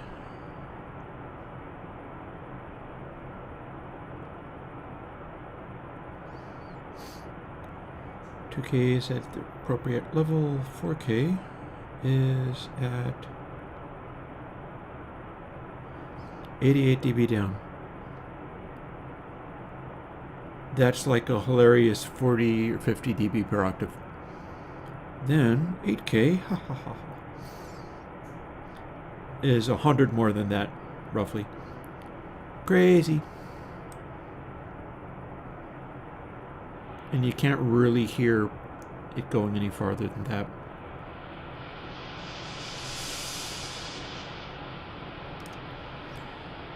So this is an interesting outcome.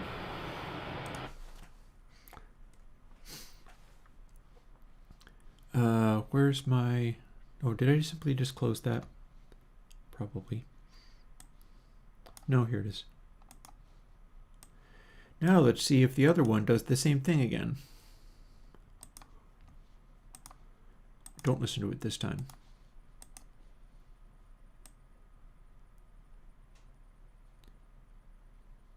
Nope, it's fine. At max, it's crushing the... Oh, here we go looping. At max, it is... See, it's sort of bouncing now. It's crushing the 6K tone down to like 140 dB below. No, 100. It's down to negative 120. That's some heavy filtering.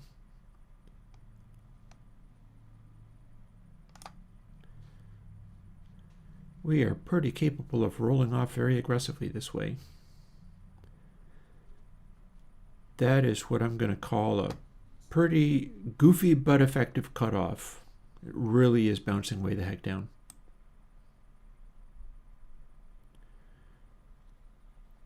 Boop.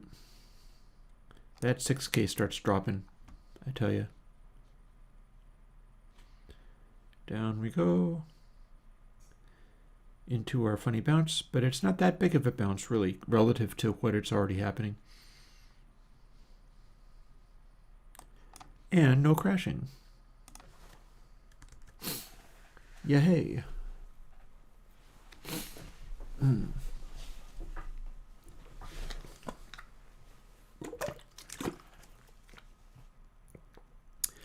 We've got one heck of a filter.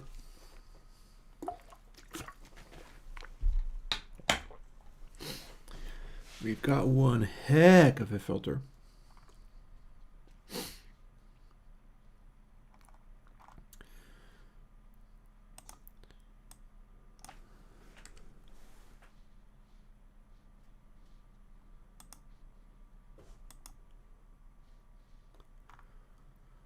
Floor overall pulls.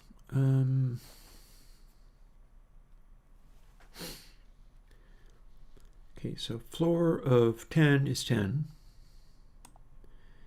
If the switch doesn't mod,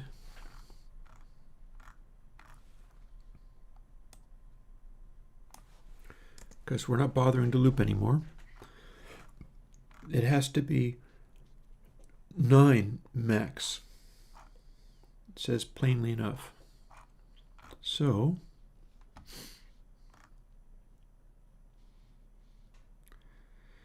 y less than z. Z floor overall pulls. So we can go to 9. Or indeed, well, we can go beyond 9, but it's not going to do us any good. Z is our absolute max.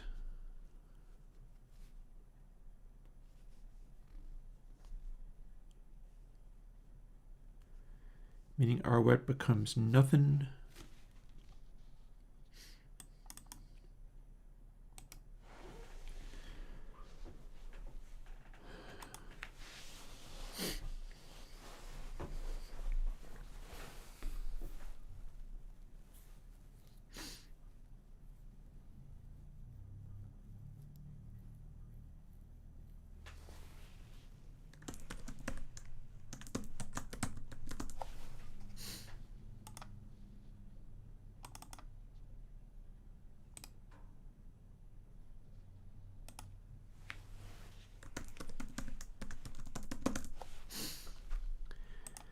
Because you see, the next thing to do, rather than have this be param B or A or something like that, is to make it be a reaction to something like slew. Possibly with some sort of time constant involved there. And then see what happens when we do that.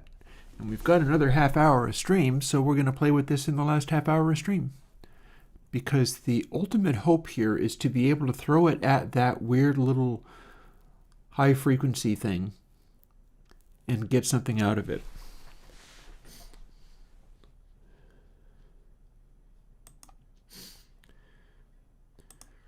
So all of this is going to move over to here.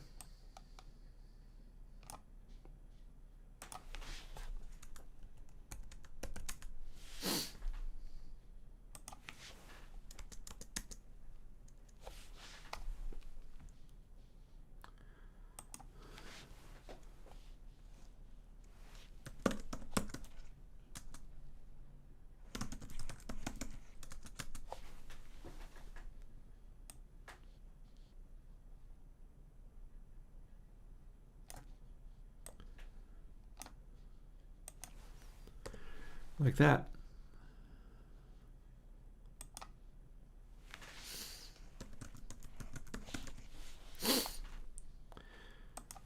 So here we have exactly the same as we had before.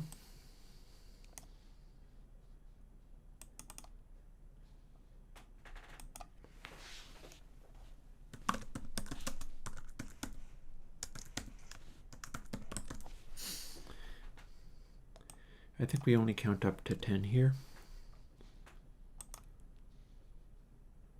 Or what are we even doing? Okay, so with these go up to a maximum of not 10, but like 20.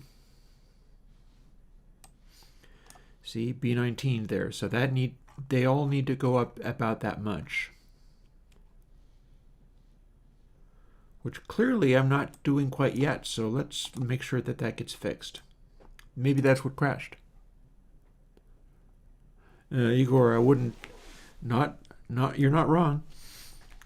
And then the number of cycles we have doesn't go as far as this, but now it only goes up to 9. So we'll give a little extra space. And so now it's 2411.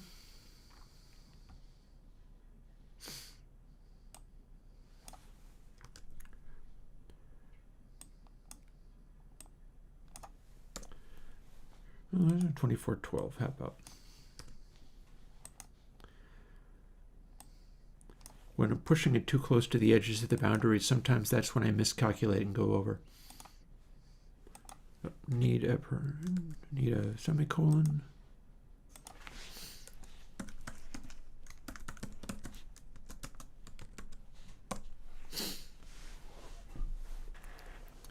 More like writing beyond the range of the arrays. That's what might have crashed the previous one. Because you see, I just expanded it outwards to where the biggest window is like 20. And I had not updated this array yet to where this number was big enough to cover that. So it didn't quite cover it. And so mostly it was fine, but when I shoved it up over to there, weird stuff could start happening. And that's where I got a crash out of it. Now, let's see what kind of things we can make happen here.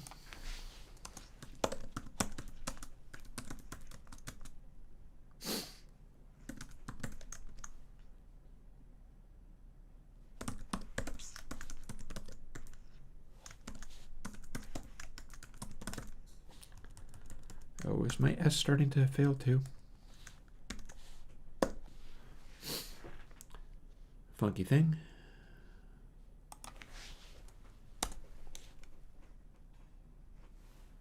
Oh, and that is wrong. That's not correct. We want that. And then just for funsies,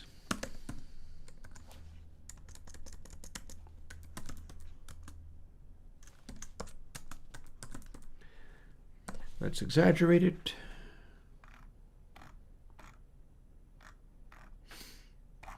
Do I have a dry sample in here? Because that's what I'm going to want to use.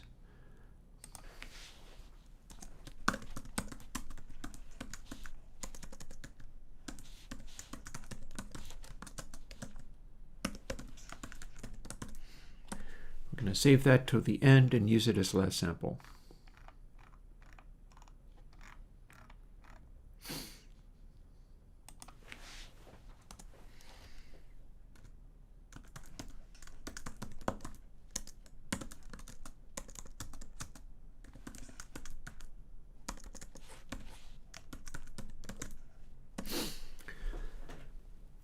Alrighty. And then lastly, I'm going to measure this. I'm going to look at it rather than listen to it.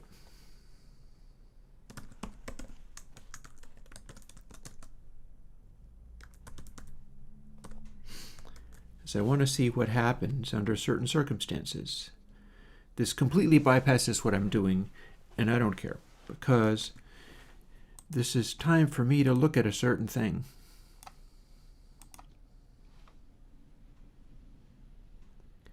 Namely, what do we get with this funny thing?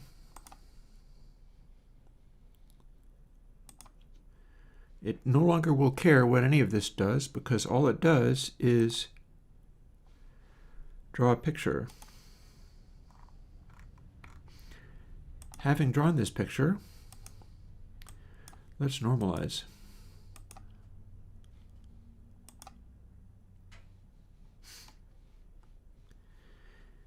Okay, interesting. So the idea is to make it so that the waveform there, which is 4 different tones at the same time, peaks larger than this simple waveform that goes up. I don't think I've got there yet. Also, the transitions between things are causing a change.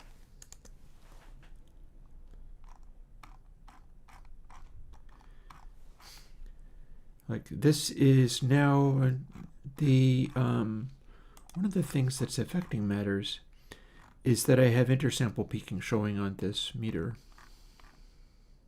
Or is it? No, it's only showing when I zoom in.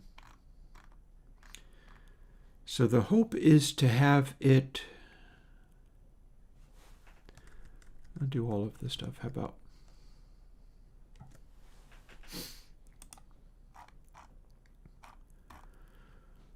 Okay, then let's push harder. Or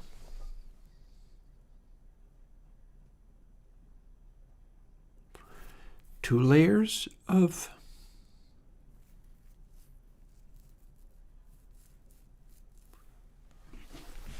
okay, so here's the next possibility. I know I can do that.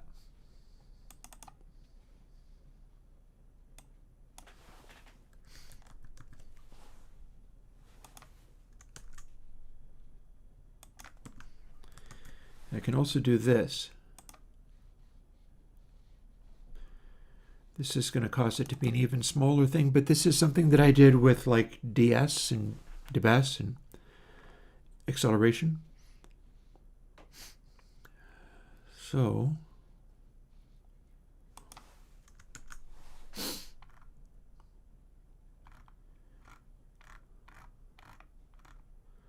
here we go.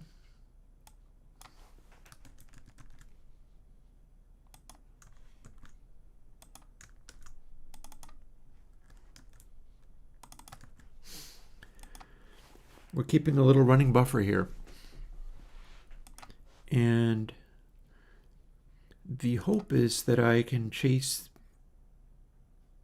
this distinction even further, although I'm not entirely sure. Oh, Game Boy. Oh, Game Boy, Game Boy.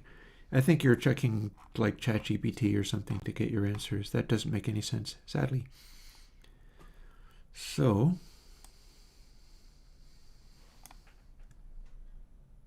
copy and paste and paste.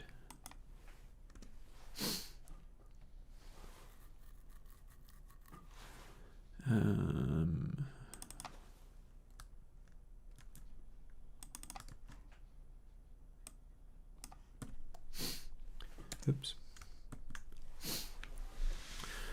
So we might not be wanting to do this, but yeah, it doesn't know what it's doing, regretfully. So there's not a lot of point you asking it. So absolute value. Now, maybe I don't want to do the absolute value of this.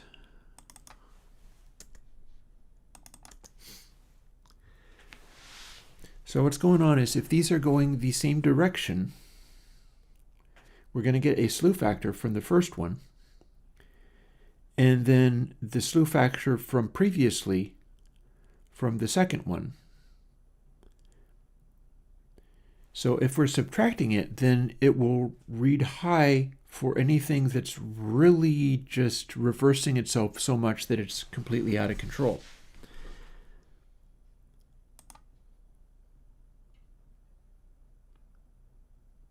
I believe that that's going to be the same whether they're negative or positive.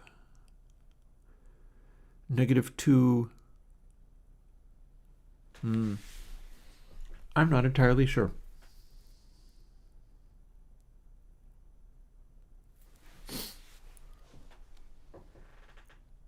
Calculator.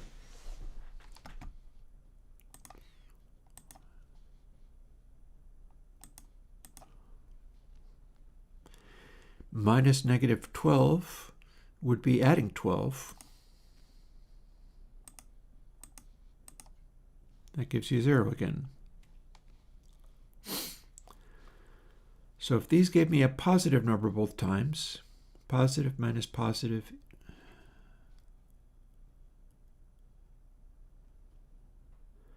if it was a negative number,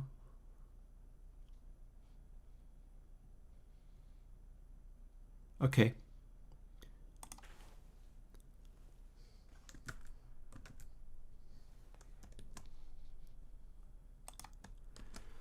So we can take the absolute value of this.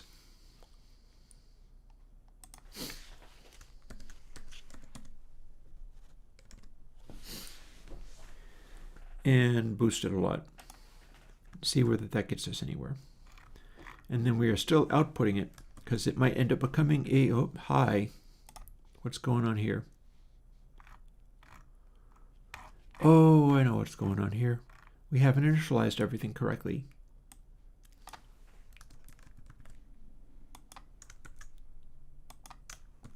But now we have. Jolly good.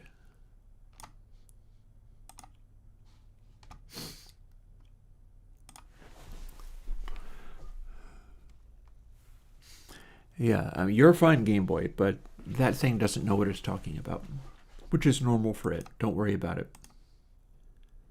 That is just a way of things.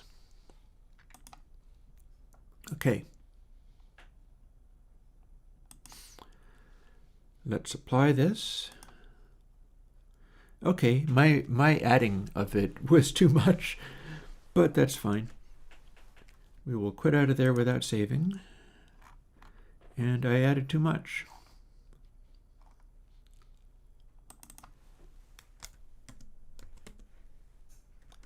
Hopefully this will move it in a better direction.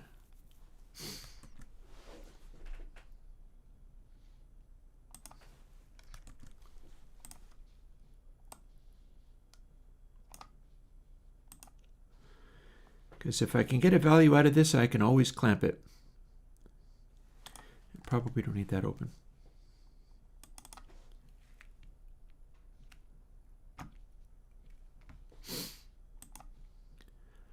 Back to the drawing board. Now what does it do? It does that.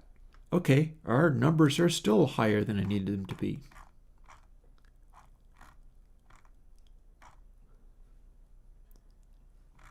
But I'm liking some of what I'm seeing. Also, the fact that it's not going too crazy on these. It's going a little crazy on these. And then these are overkill too.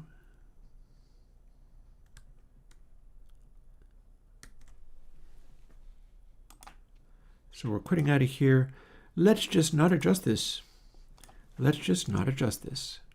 We're going to just use the natural value of it and see how that gets. Because amplifying that was unnecessarily intense.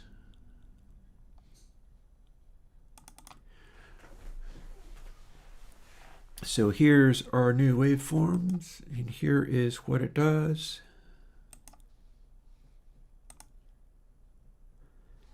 That's very quiet, but I can normalize it. Ah. So small changes aren't doing as much this time. This is spiking up real high as it stops doing this.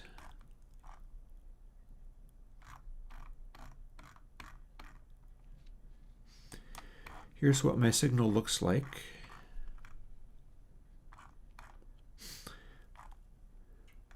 It's pretty spiky.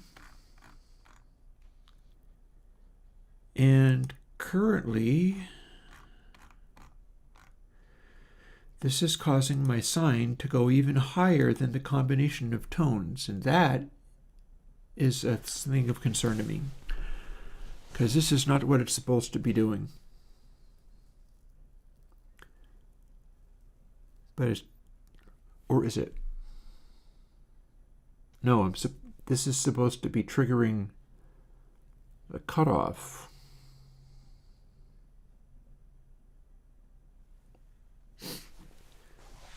So maybe if this is continually pegging the meter and this is only pegging the meter as it goes right through to its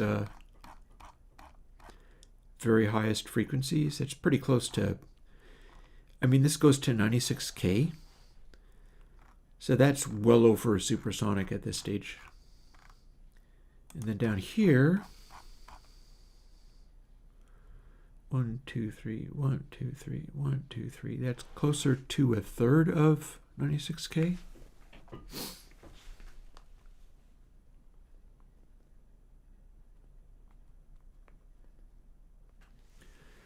$32.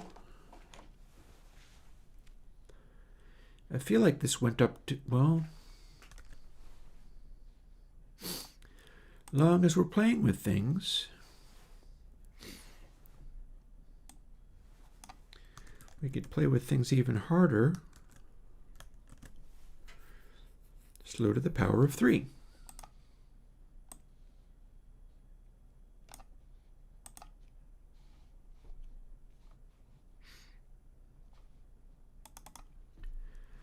Here's our little test file.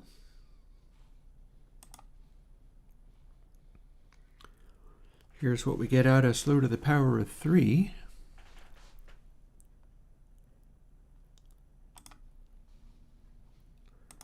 Do not play, just look. It's a very small amount. And if we normalize it, okay, it takes even longer for this to, because you see what this would be doing is tracking the steepest parts of the waveform and using them to trigger use of the filter. So the filter would be kicking in at these points,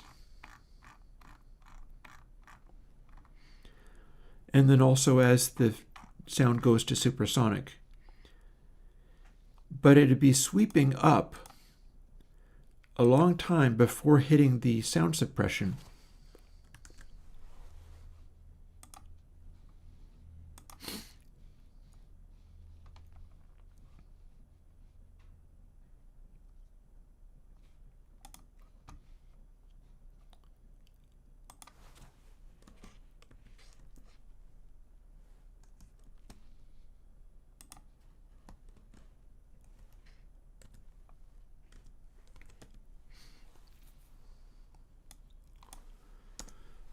So that should give me the same as what I just had.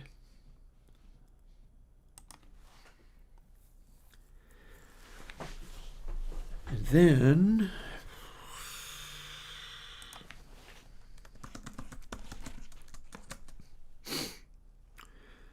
we'll see whether this does anything crazy or not.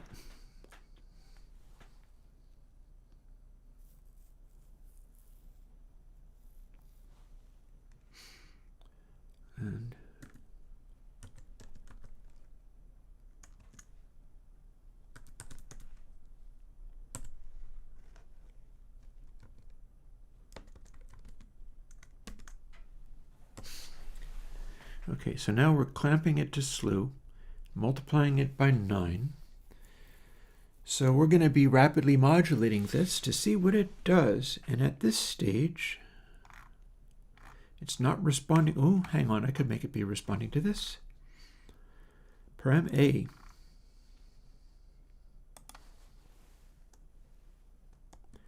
Times equals by min slew or 1. So we can basically have it cut out. And again, this is tracking angles and steepnesses, but it's ramping into them very aggressively. And when it ramps into these high levels, there might not be data in here to work with. So this could be a giant pile of mess. We'll find out because we're going to try it and see what it does. Input sample becomes our actual output this time. So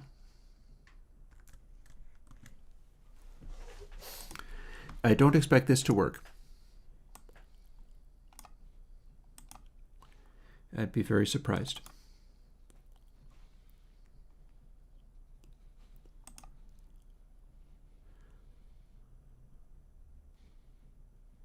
Effect stacks, error 4.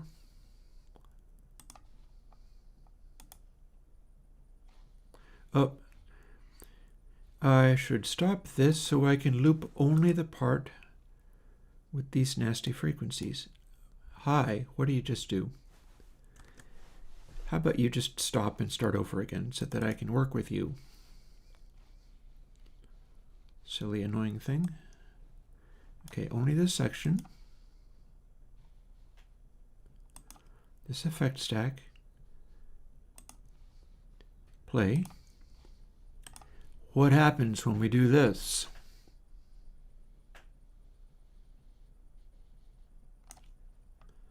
Apparently nothing.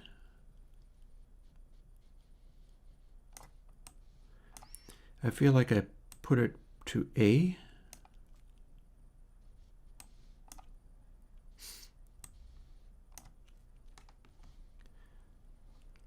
Well, alrighty then. It did something.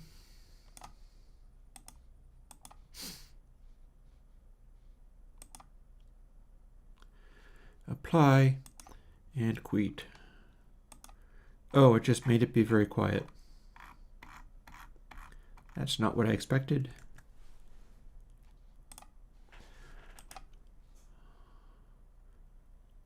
Could it be that I'm not monitoring it correctly?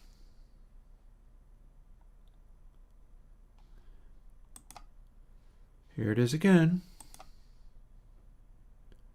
Oh, bit shift gain was in the chain. That's why it was doing what it was doing. Okay, so if we play it, we see a variety of weird results. Then if we apply it without hearing it, and then quit out of here,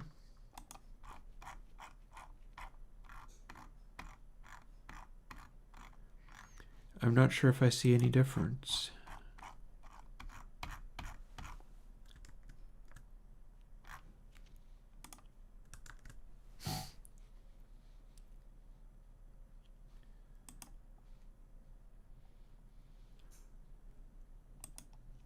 Let's apply it directly and see if it does anything. And again, and again, and again. No, I don't see it doing anything. Perhaps because I need a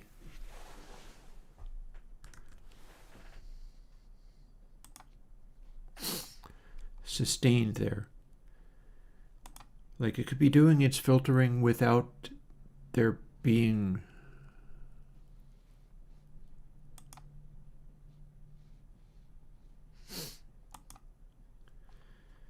so here we can do this.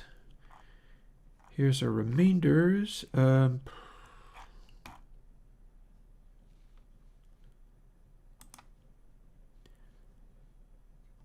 Intensity times equals min slew 1.0.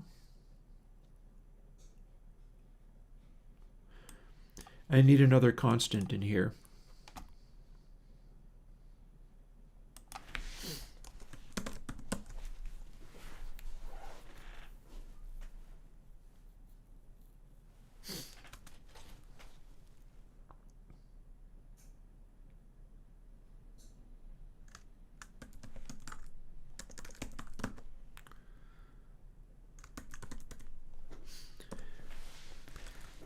So what that effectively means is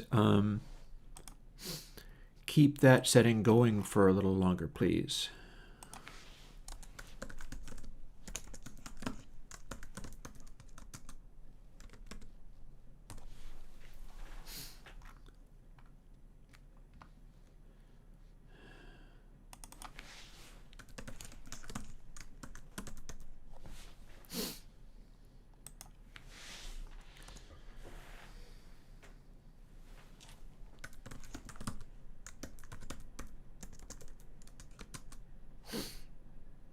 Also, I might need to turn everything up a little bit more.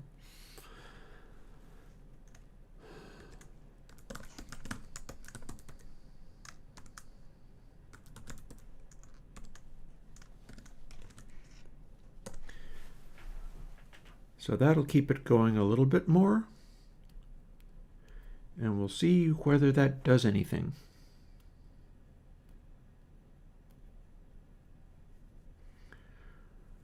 Or maybe I could just ramp it down. This is an exponential envelope. I might want a straight envelope. It's getting very close to taco time, I warn you.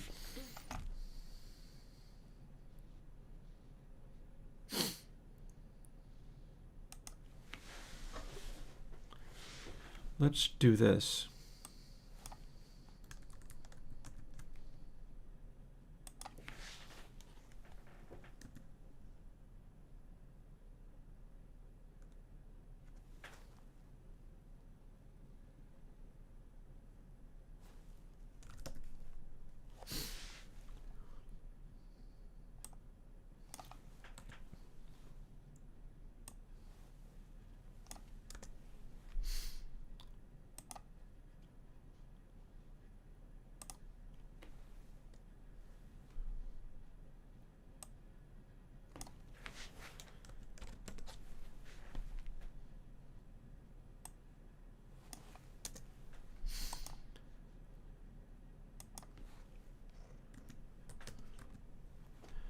Hang on.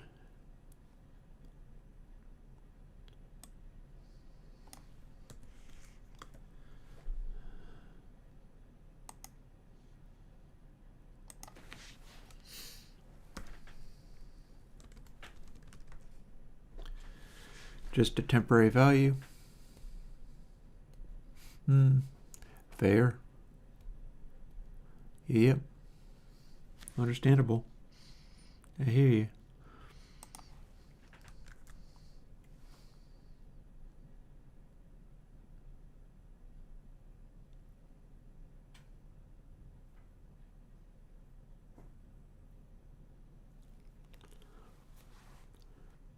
This should work.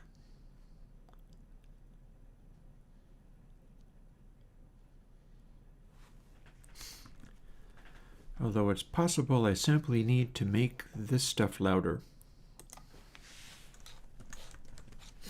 in order to see it doing anything.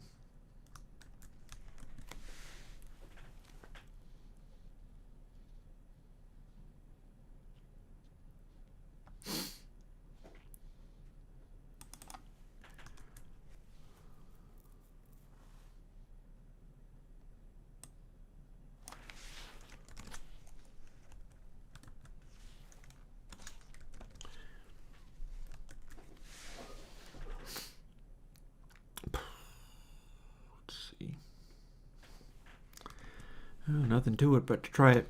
Let's see what we got.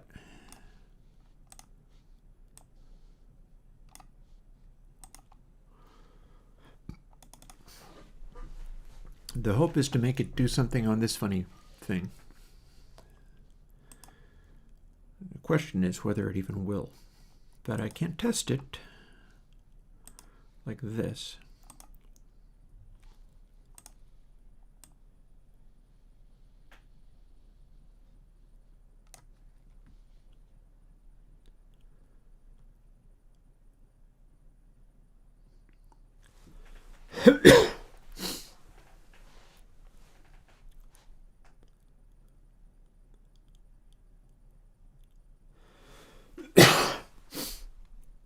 I think it is modulating too fast.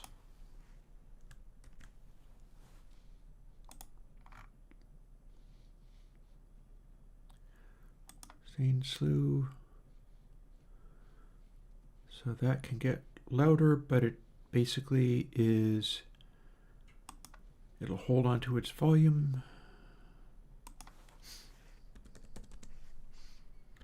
Let's make it taper off very, very slowly indeed.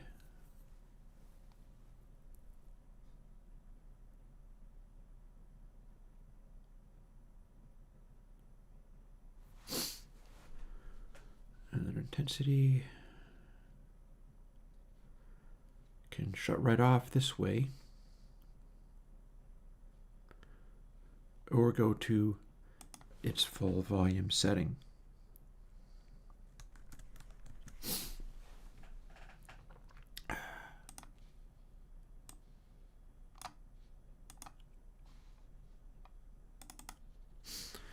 Okay, let's see if we can make this thing shut itself down like it was a compressor, because the hope is that it's going to act like a compressor. Let's do the effect stacks though.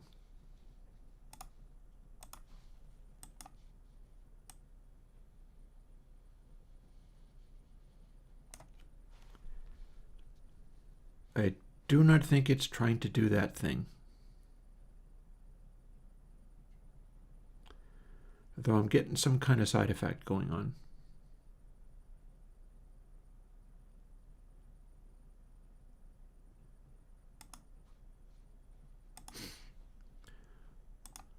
How about you stop and I see what this looks like just applied.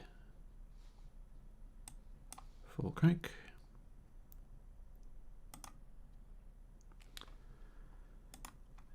That doesn't look any different, really.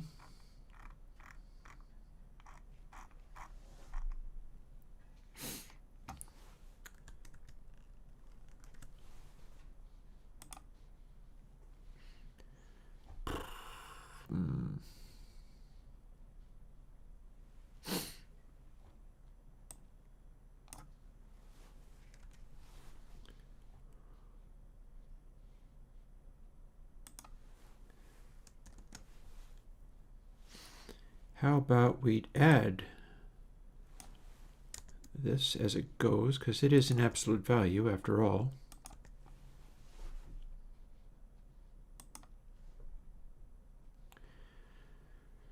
So we want to simply turn this on and have it crank up and go.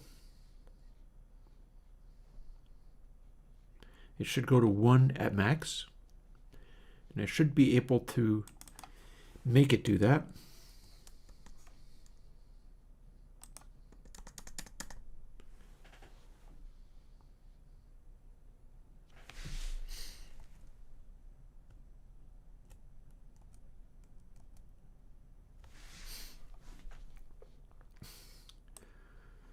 Probably don't need intensity in there.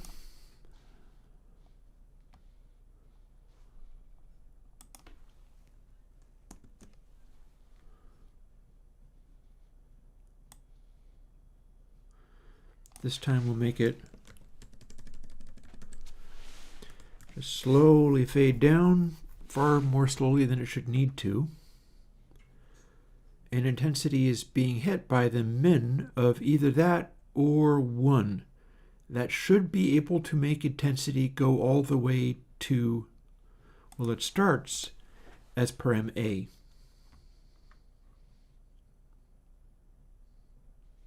Maybe it doesn't stay as per MA.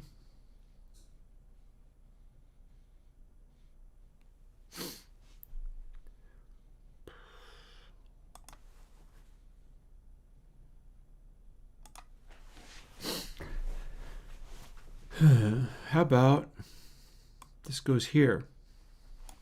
Maybe that's what's happening, is I'm shutting off the knob.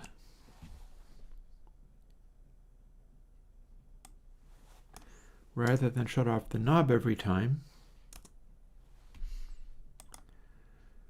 I'll just hammer this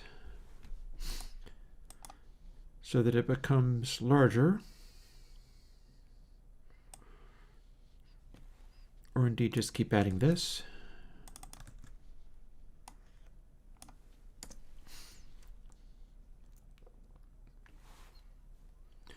That should become a large number. And then if it's min 1 and goes beyond 1, and I have intensity in there, it might just do something. I'm basically trying to get it to turn on before I'm done with it today. I'm trying to get it to go into one of these things and receive input and turn on and filter everything really hard. That's the hope. If I do that, what we'll see is if we run this and start turning it up, these go away.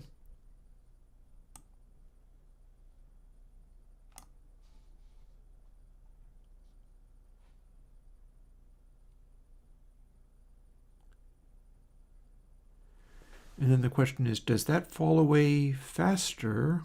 See, it goes to about there. Does it end up louder than this? So there's my 6K tone, which is at the same volume as the other one. Other stuff is turned way the heck down. All those tones are louder. That's passing through as just a tiny bit louder, and then it's dropping out real fast.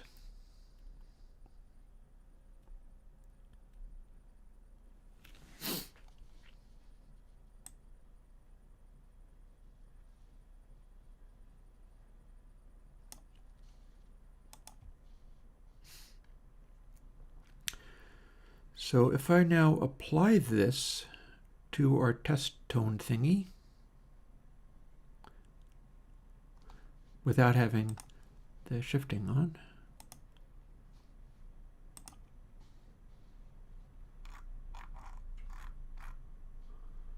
well, that's curious. We get this.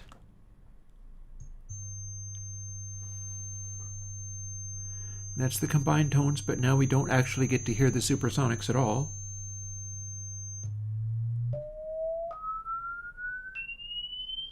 And that's louder.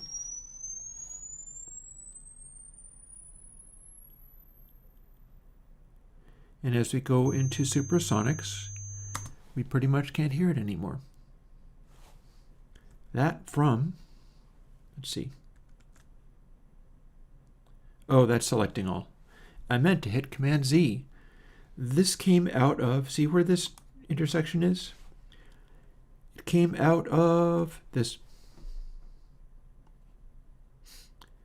And that's the high frequency tones in there. So seeing as we have this making a noise, I think it's time to throw a, where's sounds? There's sounds. A sound at it. And what better sound than some drums?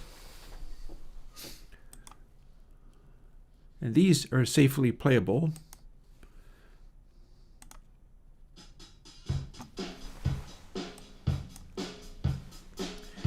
Here's our full brightness.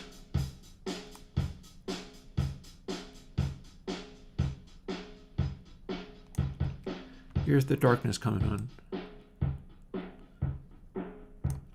And that's the darkest we can make things.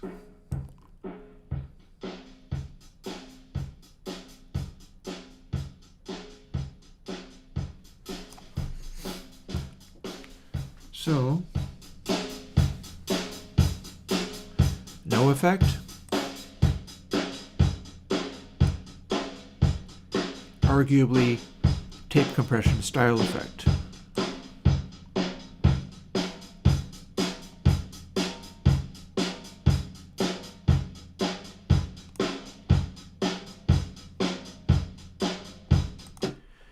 that we can put in before quick effect stack. Then I'll be done for the day. Stop jumping away.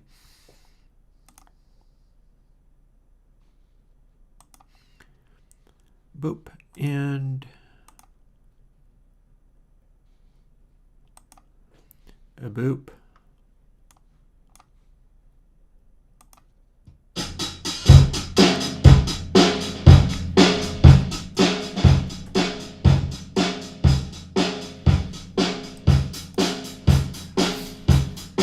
So no trouble control and a lot of drive.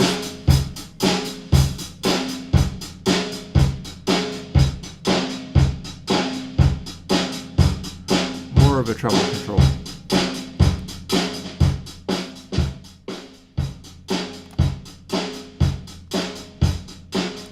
So darker.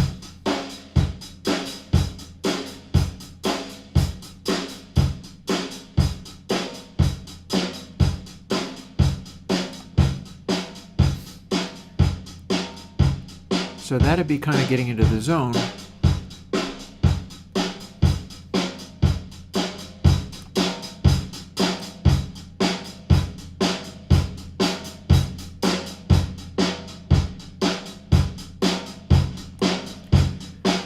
And that'd be more biasing it.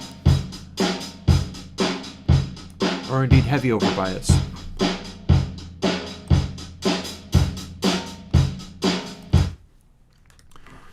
Alrighty, so what I have to do before this is going to be ready is work out what that time constant is, because what I need to be able to do is have it engage this, but then on something like our weird little waveform that's composed of a bunch of supersonic frequencies, it needs to stomp on the supersonic frequencies and fade out like it did, but not so aggressively. Maybe I can even do the power function thing again.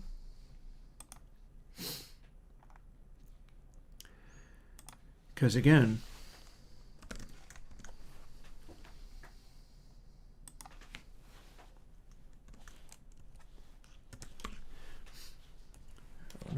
not 20, that would be scary.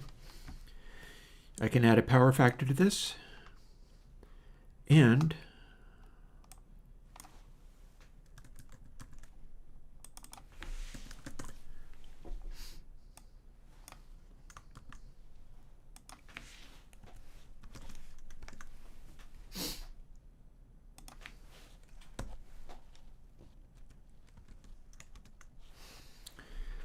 I can add this fade thing.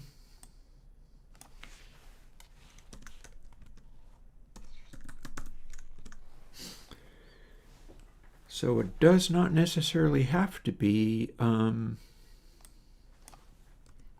fading out so fast.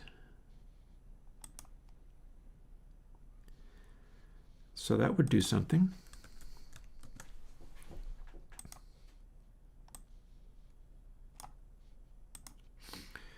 And we could see what it does without hearing it on this. Okay, see you later, Dolores. I've got to go too. I'm just on the brink of going, but not quite yet, because we want to play with the toy a little more and see what it's doing now.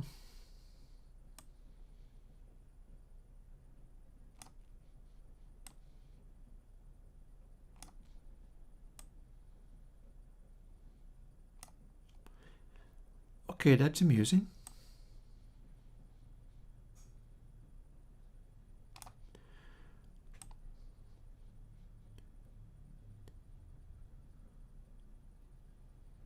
That is a very sudden transition, isn't it?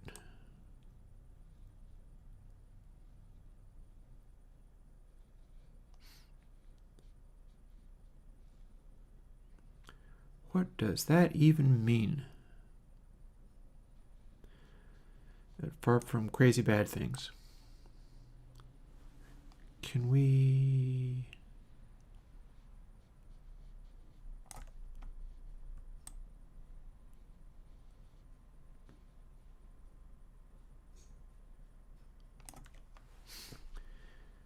Alrighty, so that's an interesting combination of settings.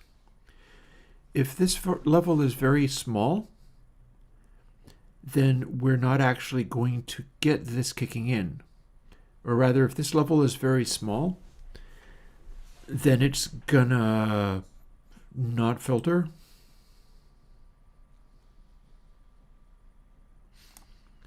And if this is tiny, then nothing's happening. This is where it started to kick in. And this is it being able to step on these a lot.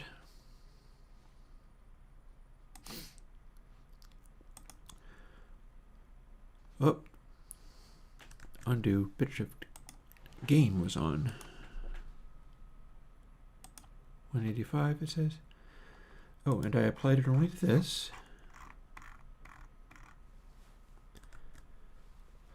So let's undo all of that and then see whether it remembers what I had it set to. It does. What happens when we do this?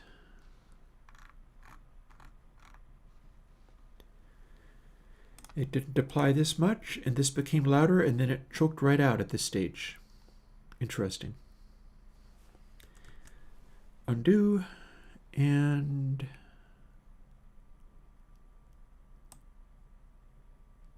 smaller. Okay. It's choking off the supersonic noises that way. That's interesting. Does it still do it when this goes down smaller? Probably does.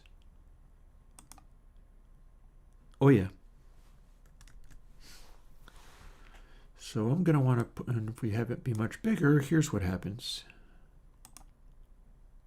Oh, have it be much bigger. It's doing messy things, but it's not actually engaging with this anymore. What's that look like?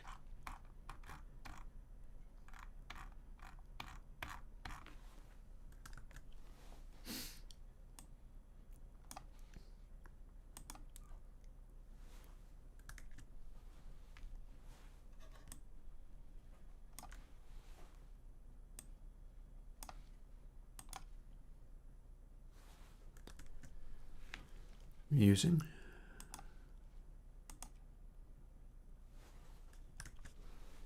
Hilarious.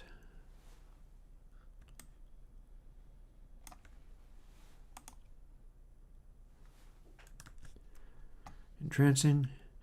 See, when this goes far enough down here, this wiggly stuff starts becoming smaller. And one of the things that was said about this whole process was you get it right, and the tone is louder than the combination of tones. Can we find a setting where it acts like that just by looking at it rather than listening?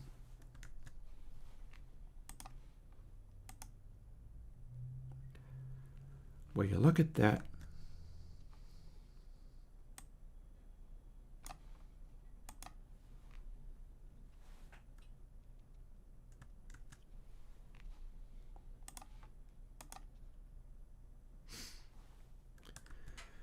Okay, that's an aggressive effect here. We crank it all the way up, it'll become even more aggressive, and that's probably worth looking at. Let's see what it does if we scooch it this way, and a little bit more, and a little bit more. Okay, that's at 291. This is cranked as far as it'll go, so that's maximum suppression.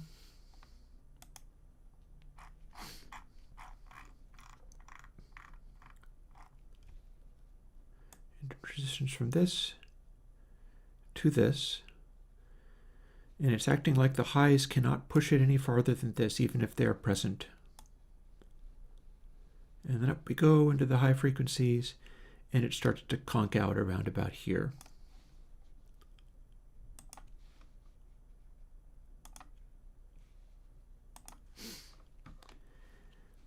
And now we try that on, say, a guitar.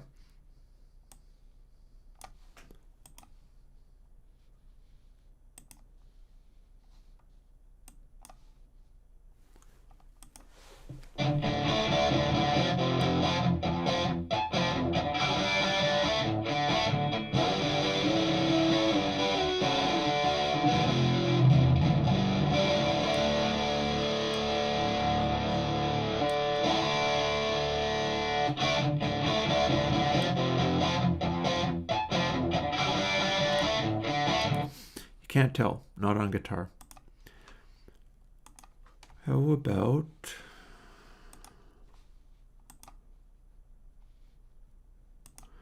noise?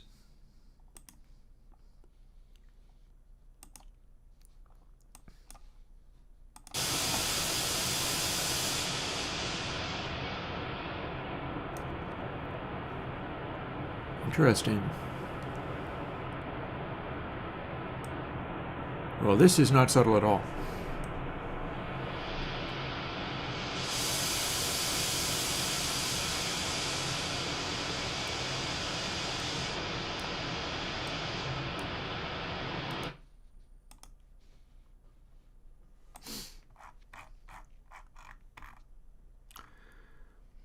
Looks fairly nice and smooth.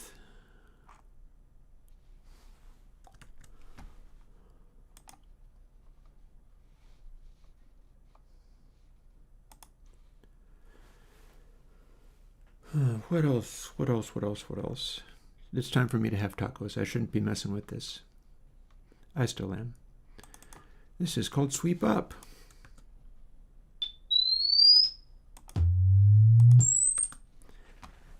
These are unbearably bright noises. Let's see what happens when we throw this at it, just as it was. Ha!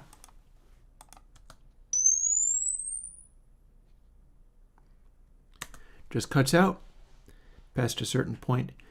Maybe the power factor is not helping here. Seems to be very quick that it cuts out, arguably quicker than you even would need it to be.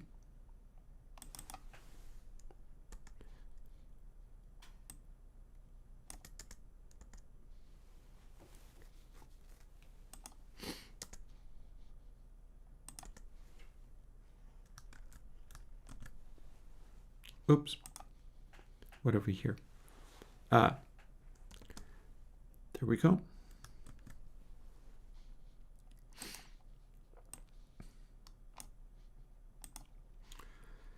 Let's just try that. Oh, not this, not this, not this, not this, not this.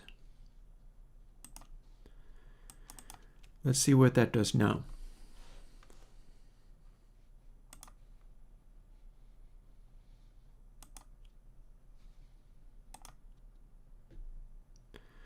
Okay, that's smoother.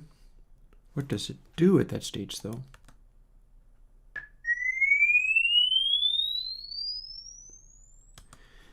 There was a little bit of swoopiness. Maybe it was better without it.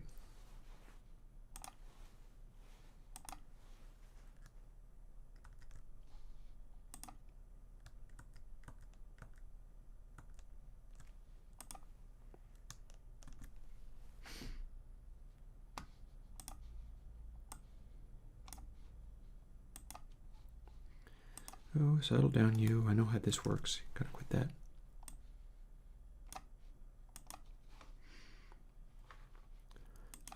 Sounds.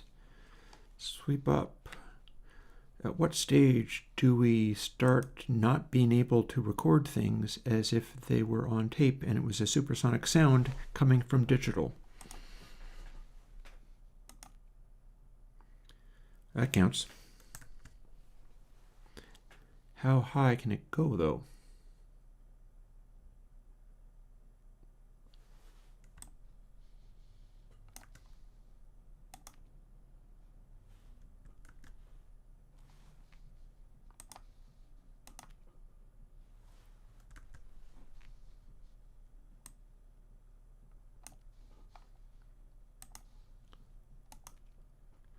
Well, I think that's a matter of A here. Yep, sure is. Sure is. Well, something to that effect. It is slew 4. This is slew 4. This is not necessarily a tape compression because there is no bias.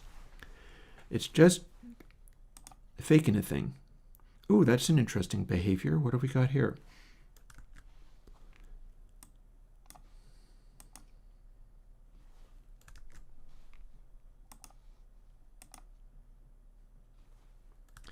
That was pretty steep. That's a little smoother.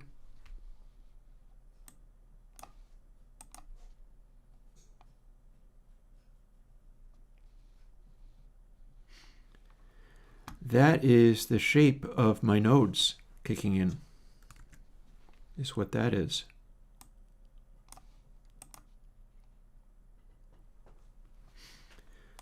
It's like this.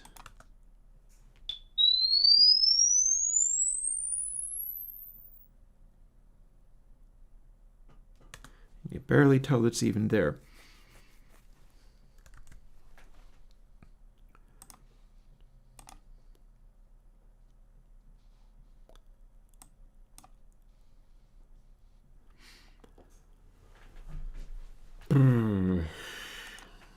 Save that. Where's my noise? Here's some noise.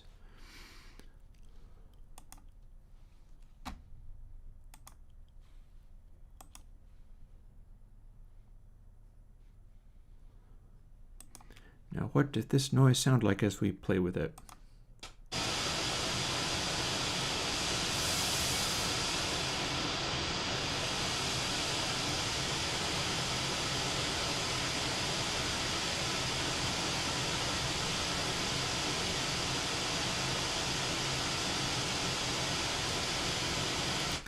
Can I see anything on the meter? Hopes is something is shown on the meter that gives me better information about what's actually happening here.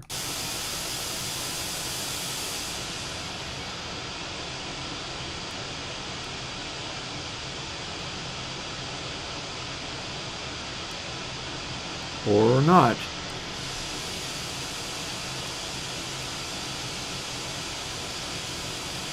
Ah.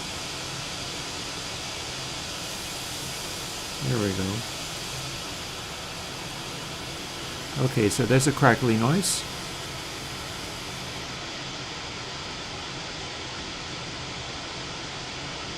And then in here it's super canceling itself out.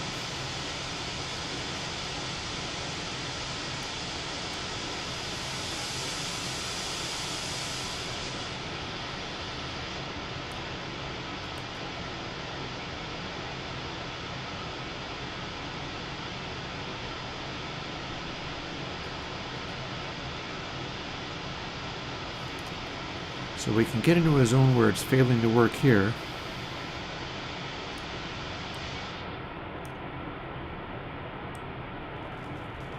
Don't like that. And this is basically just it being full on at all times. So we want somewhere between.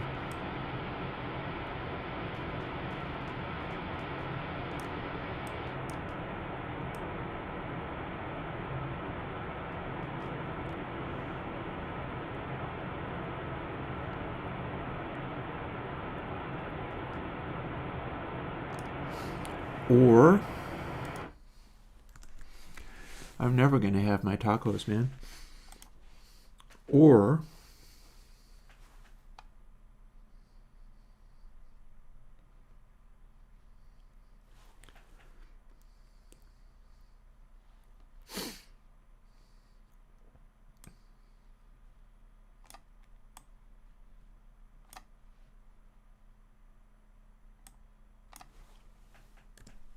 ha. How about them apples? F-min 9, meaning that now we can no longer peg it, but it will modulate more.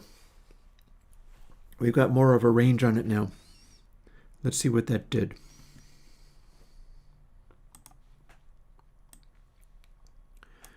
See, because it was topping out before. But now it's a different kettle of fish.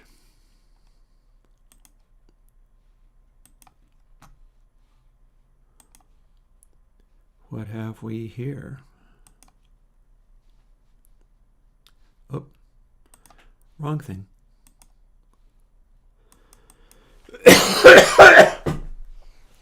Man, I'm in terrible shape today. It's a scandal.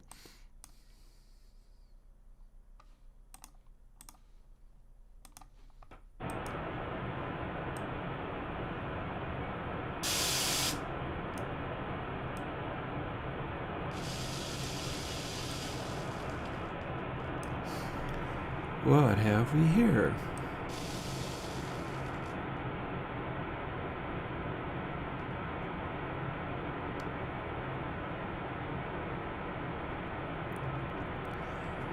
Okay, so that still acts a little bit the same.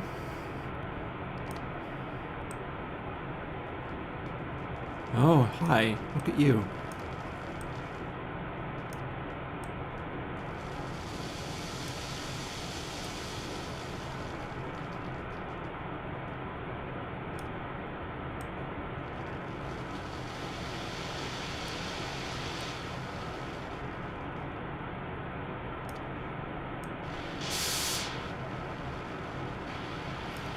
So that's not what I had in mind, but it's something.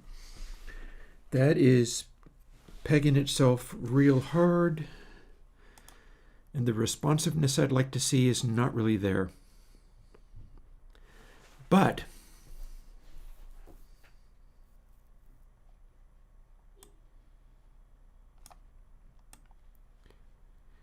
we can do this, and that will constrain it to some extent. Also, I doubt I need to multiply it by this. I think we can have the max be that.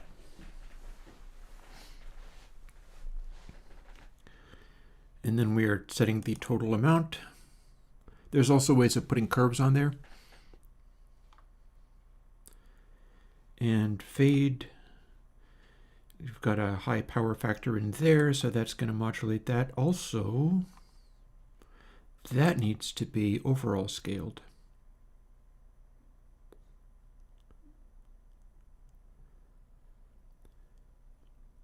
So times equals 1.0 minus fade. So that needs to be smaller at higher sample rates. Or does it? That's a slew factor between samples. I'm not sure it does. Oh, it's a slew factor between samples that is now a power factor 2.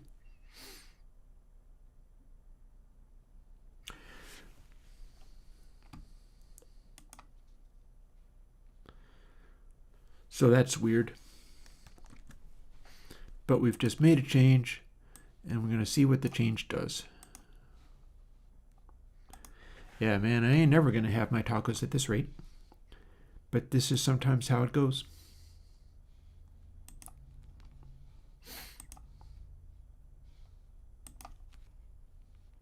Hey, Junebug again.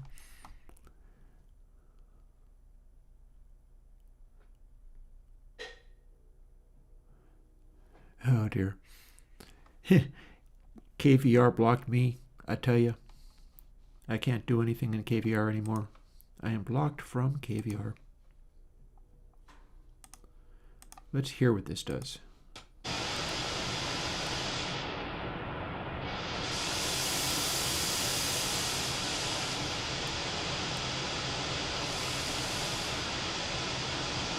Okay, there's our max. There's it starting to kick in.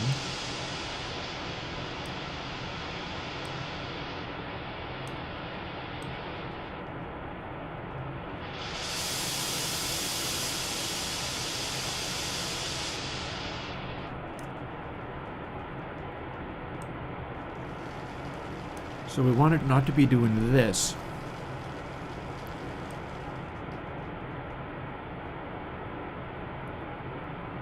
This is getting towards the same place it was before.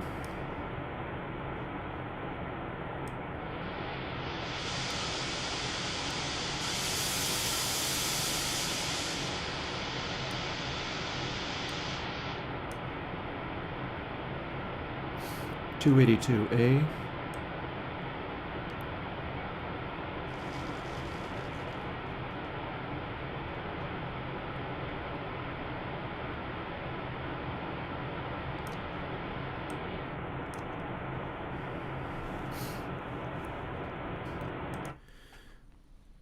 Okay, so that's amusing. I can't find where this is now because it's hiding behind span. So 1 and 0.28.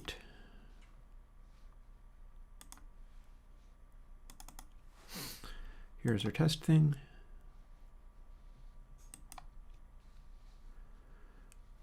It saved it. So that's not actually kicking in at this stage. That's interesting. I was thinking it was going to go a little harder than that.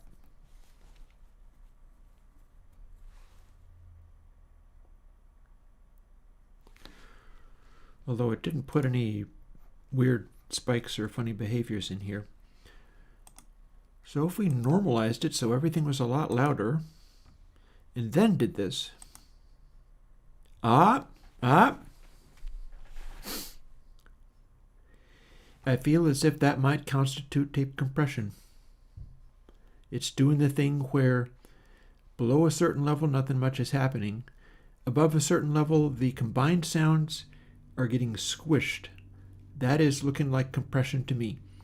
And then the single sine wave sound doesn't go above a certain frequency, but boy howdy is that louder.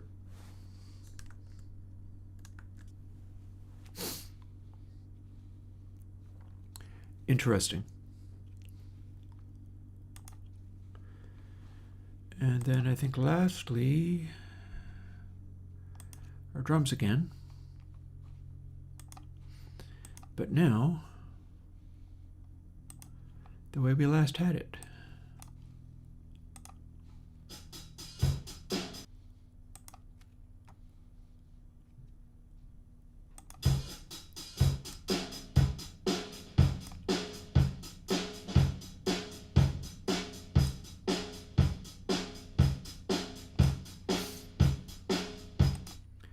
It's a little sensitive too.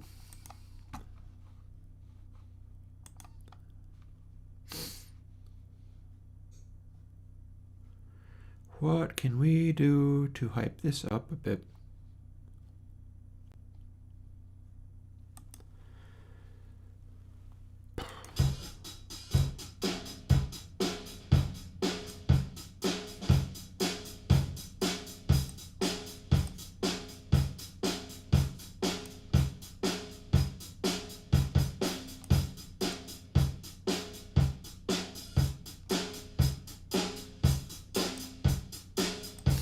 That's bright. See, now we got spikes all through here. And now that we have made it bright, we fire this back up again.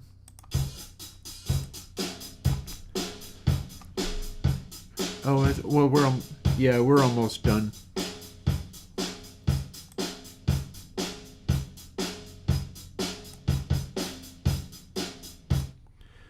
Well, let's see what it does to the waveform.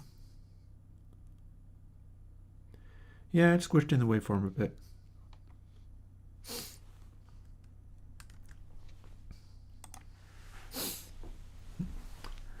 Alrighty.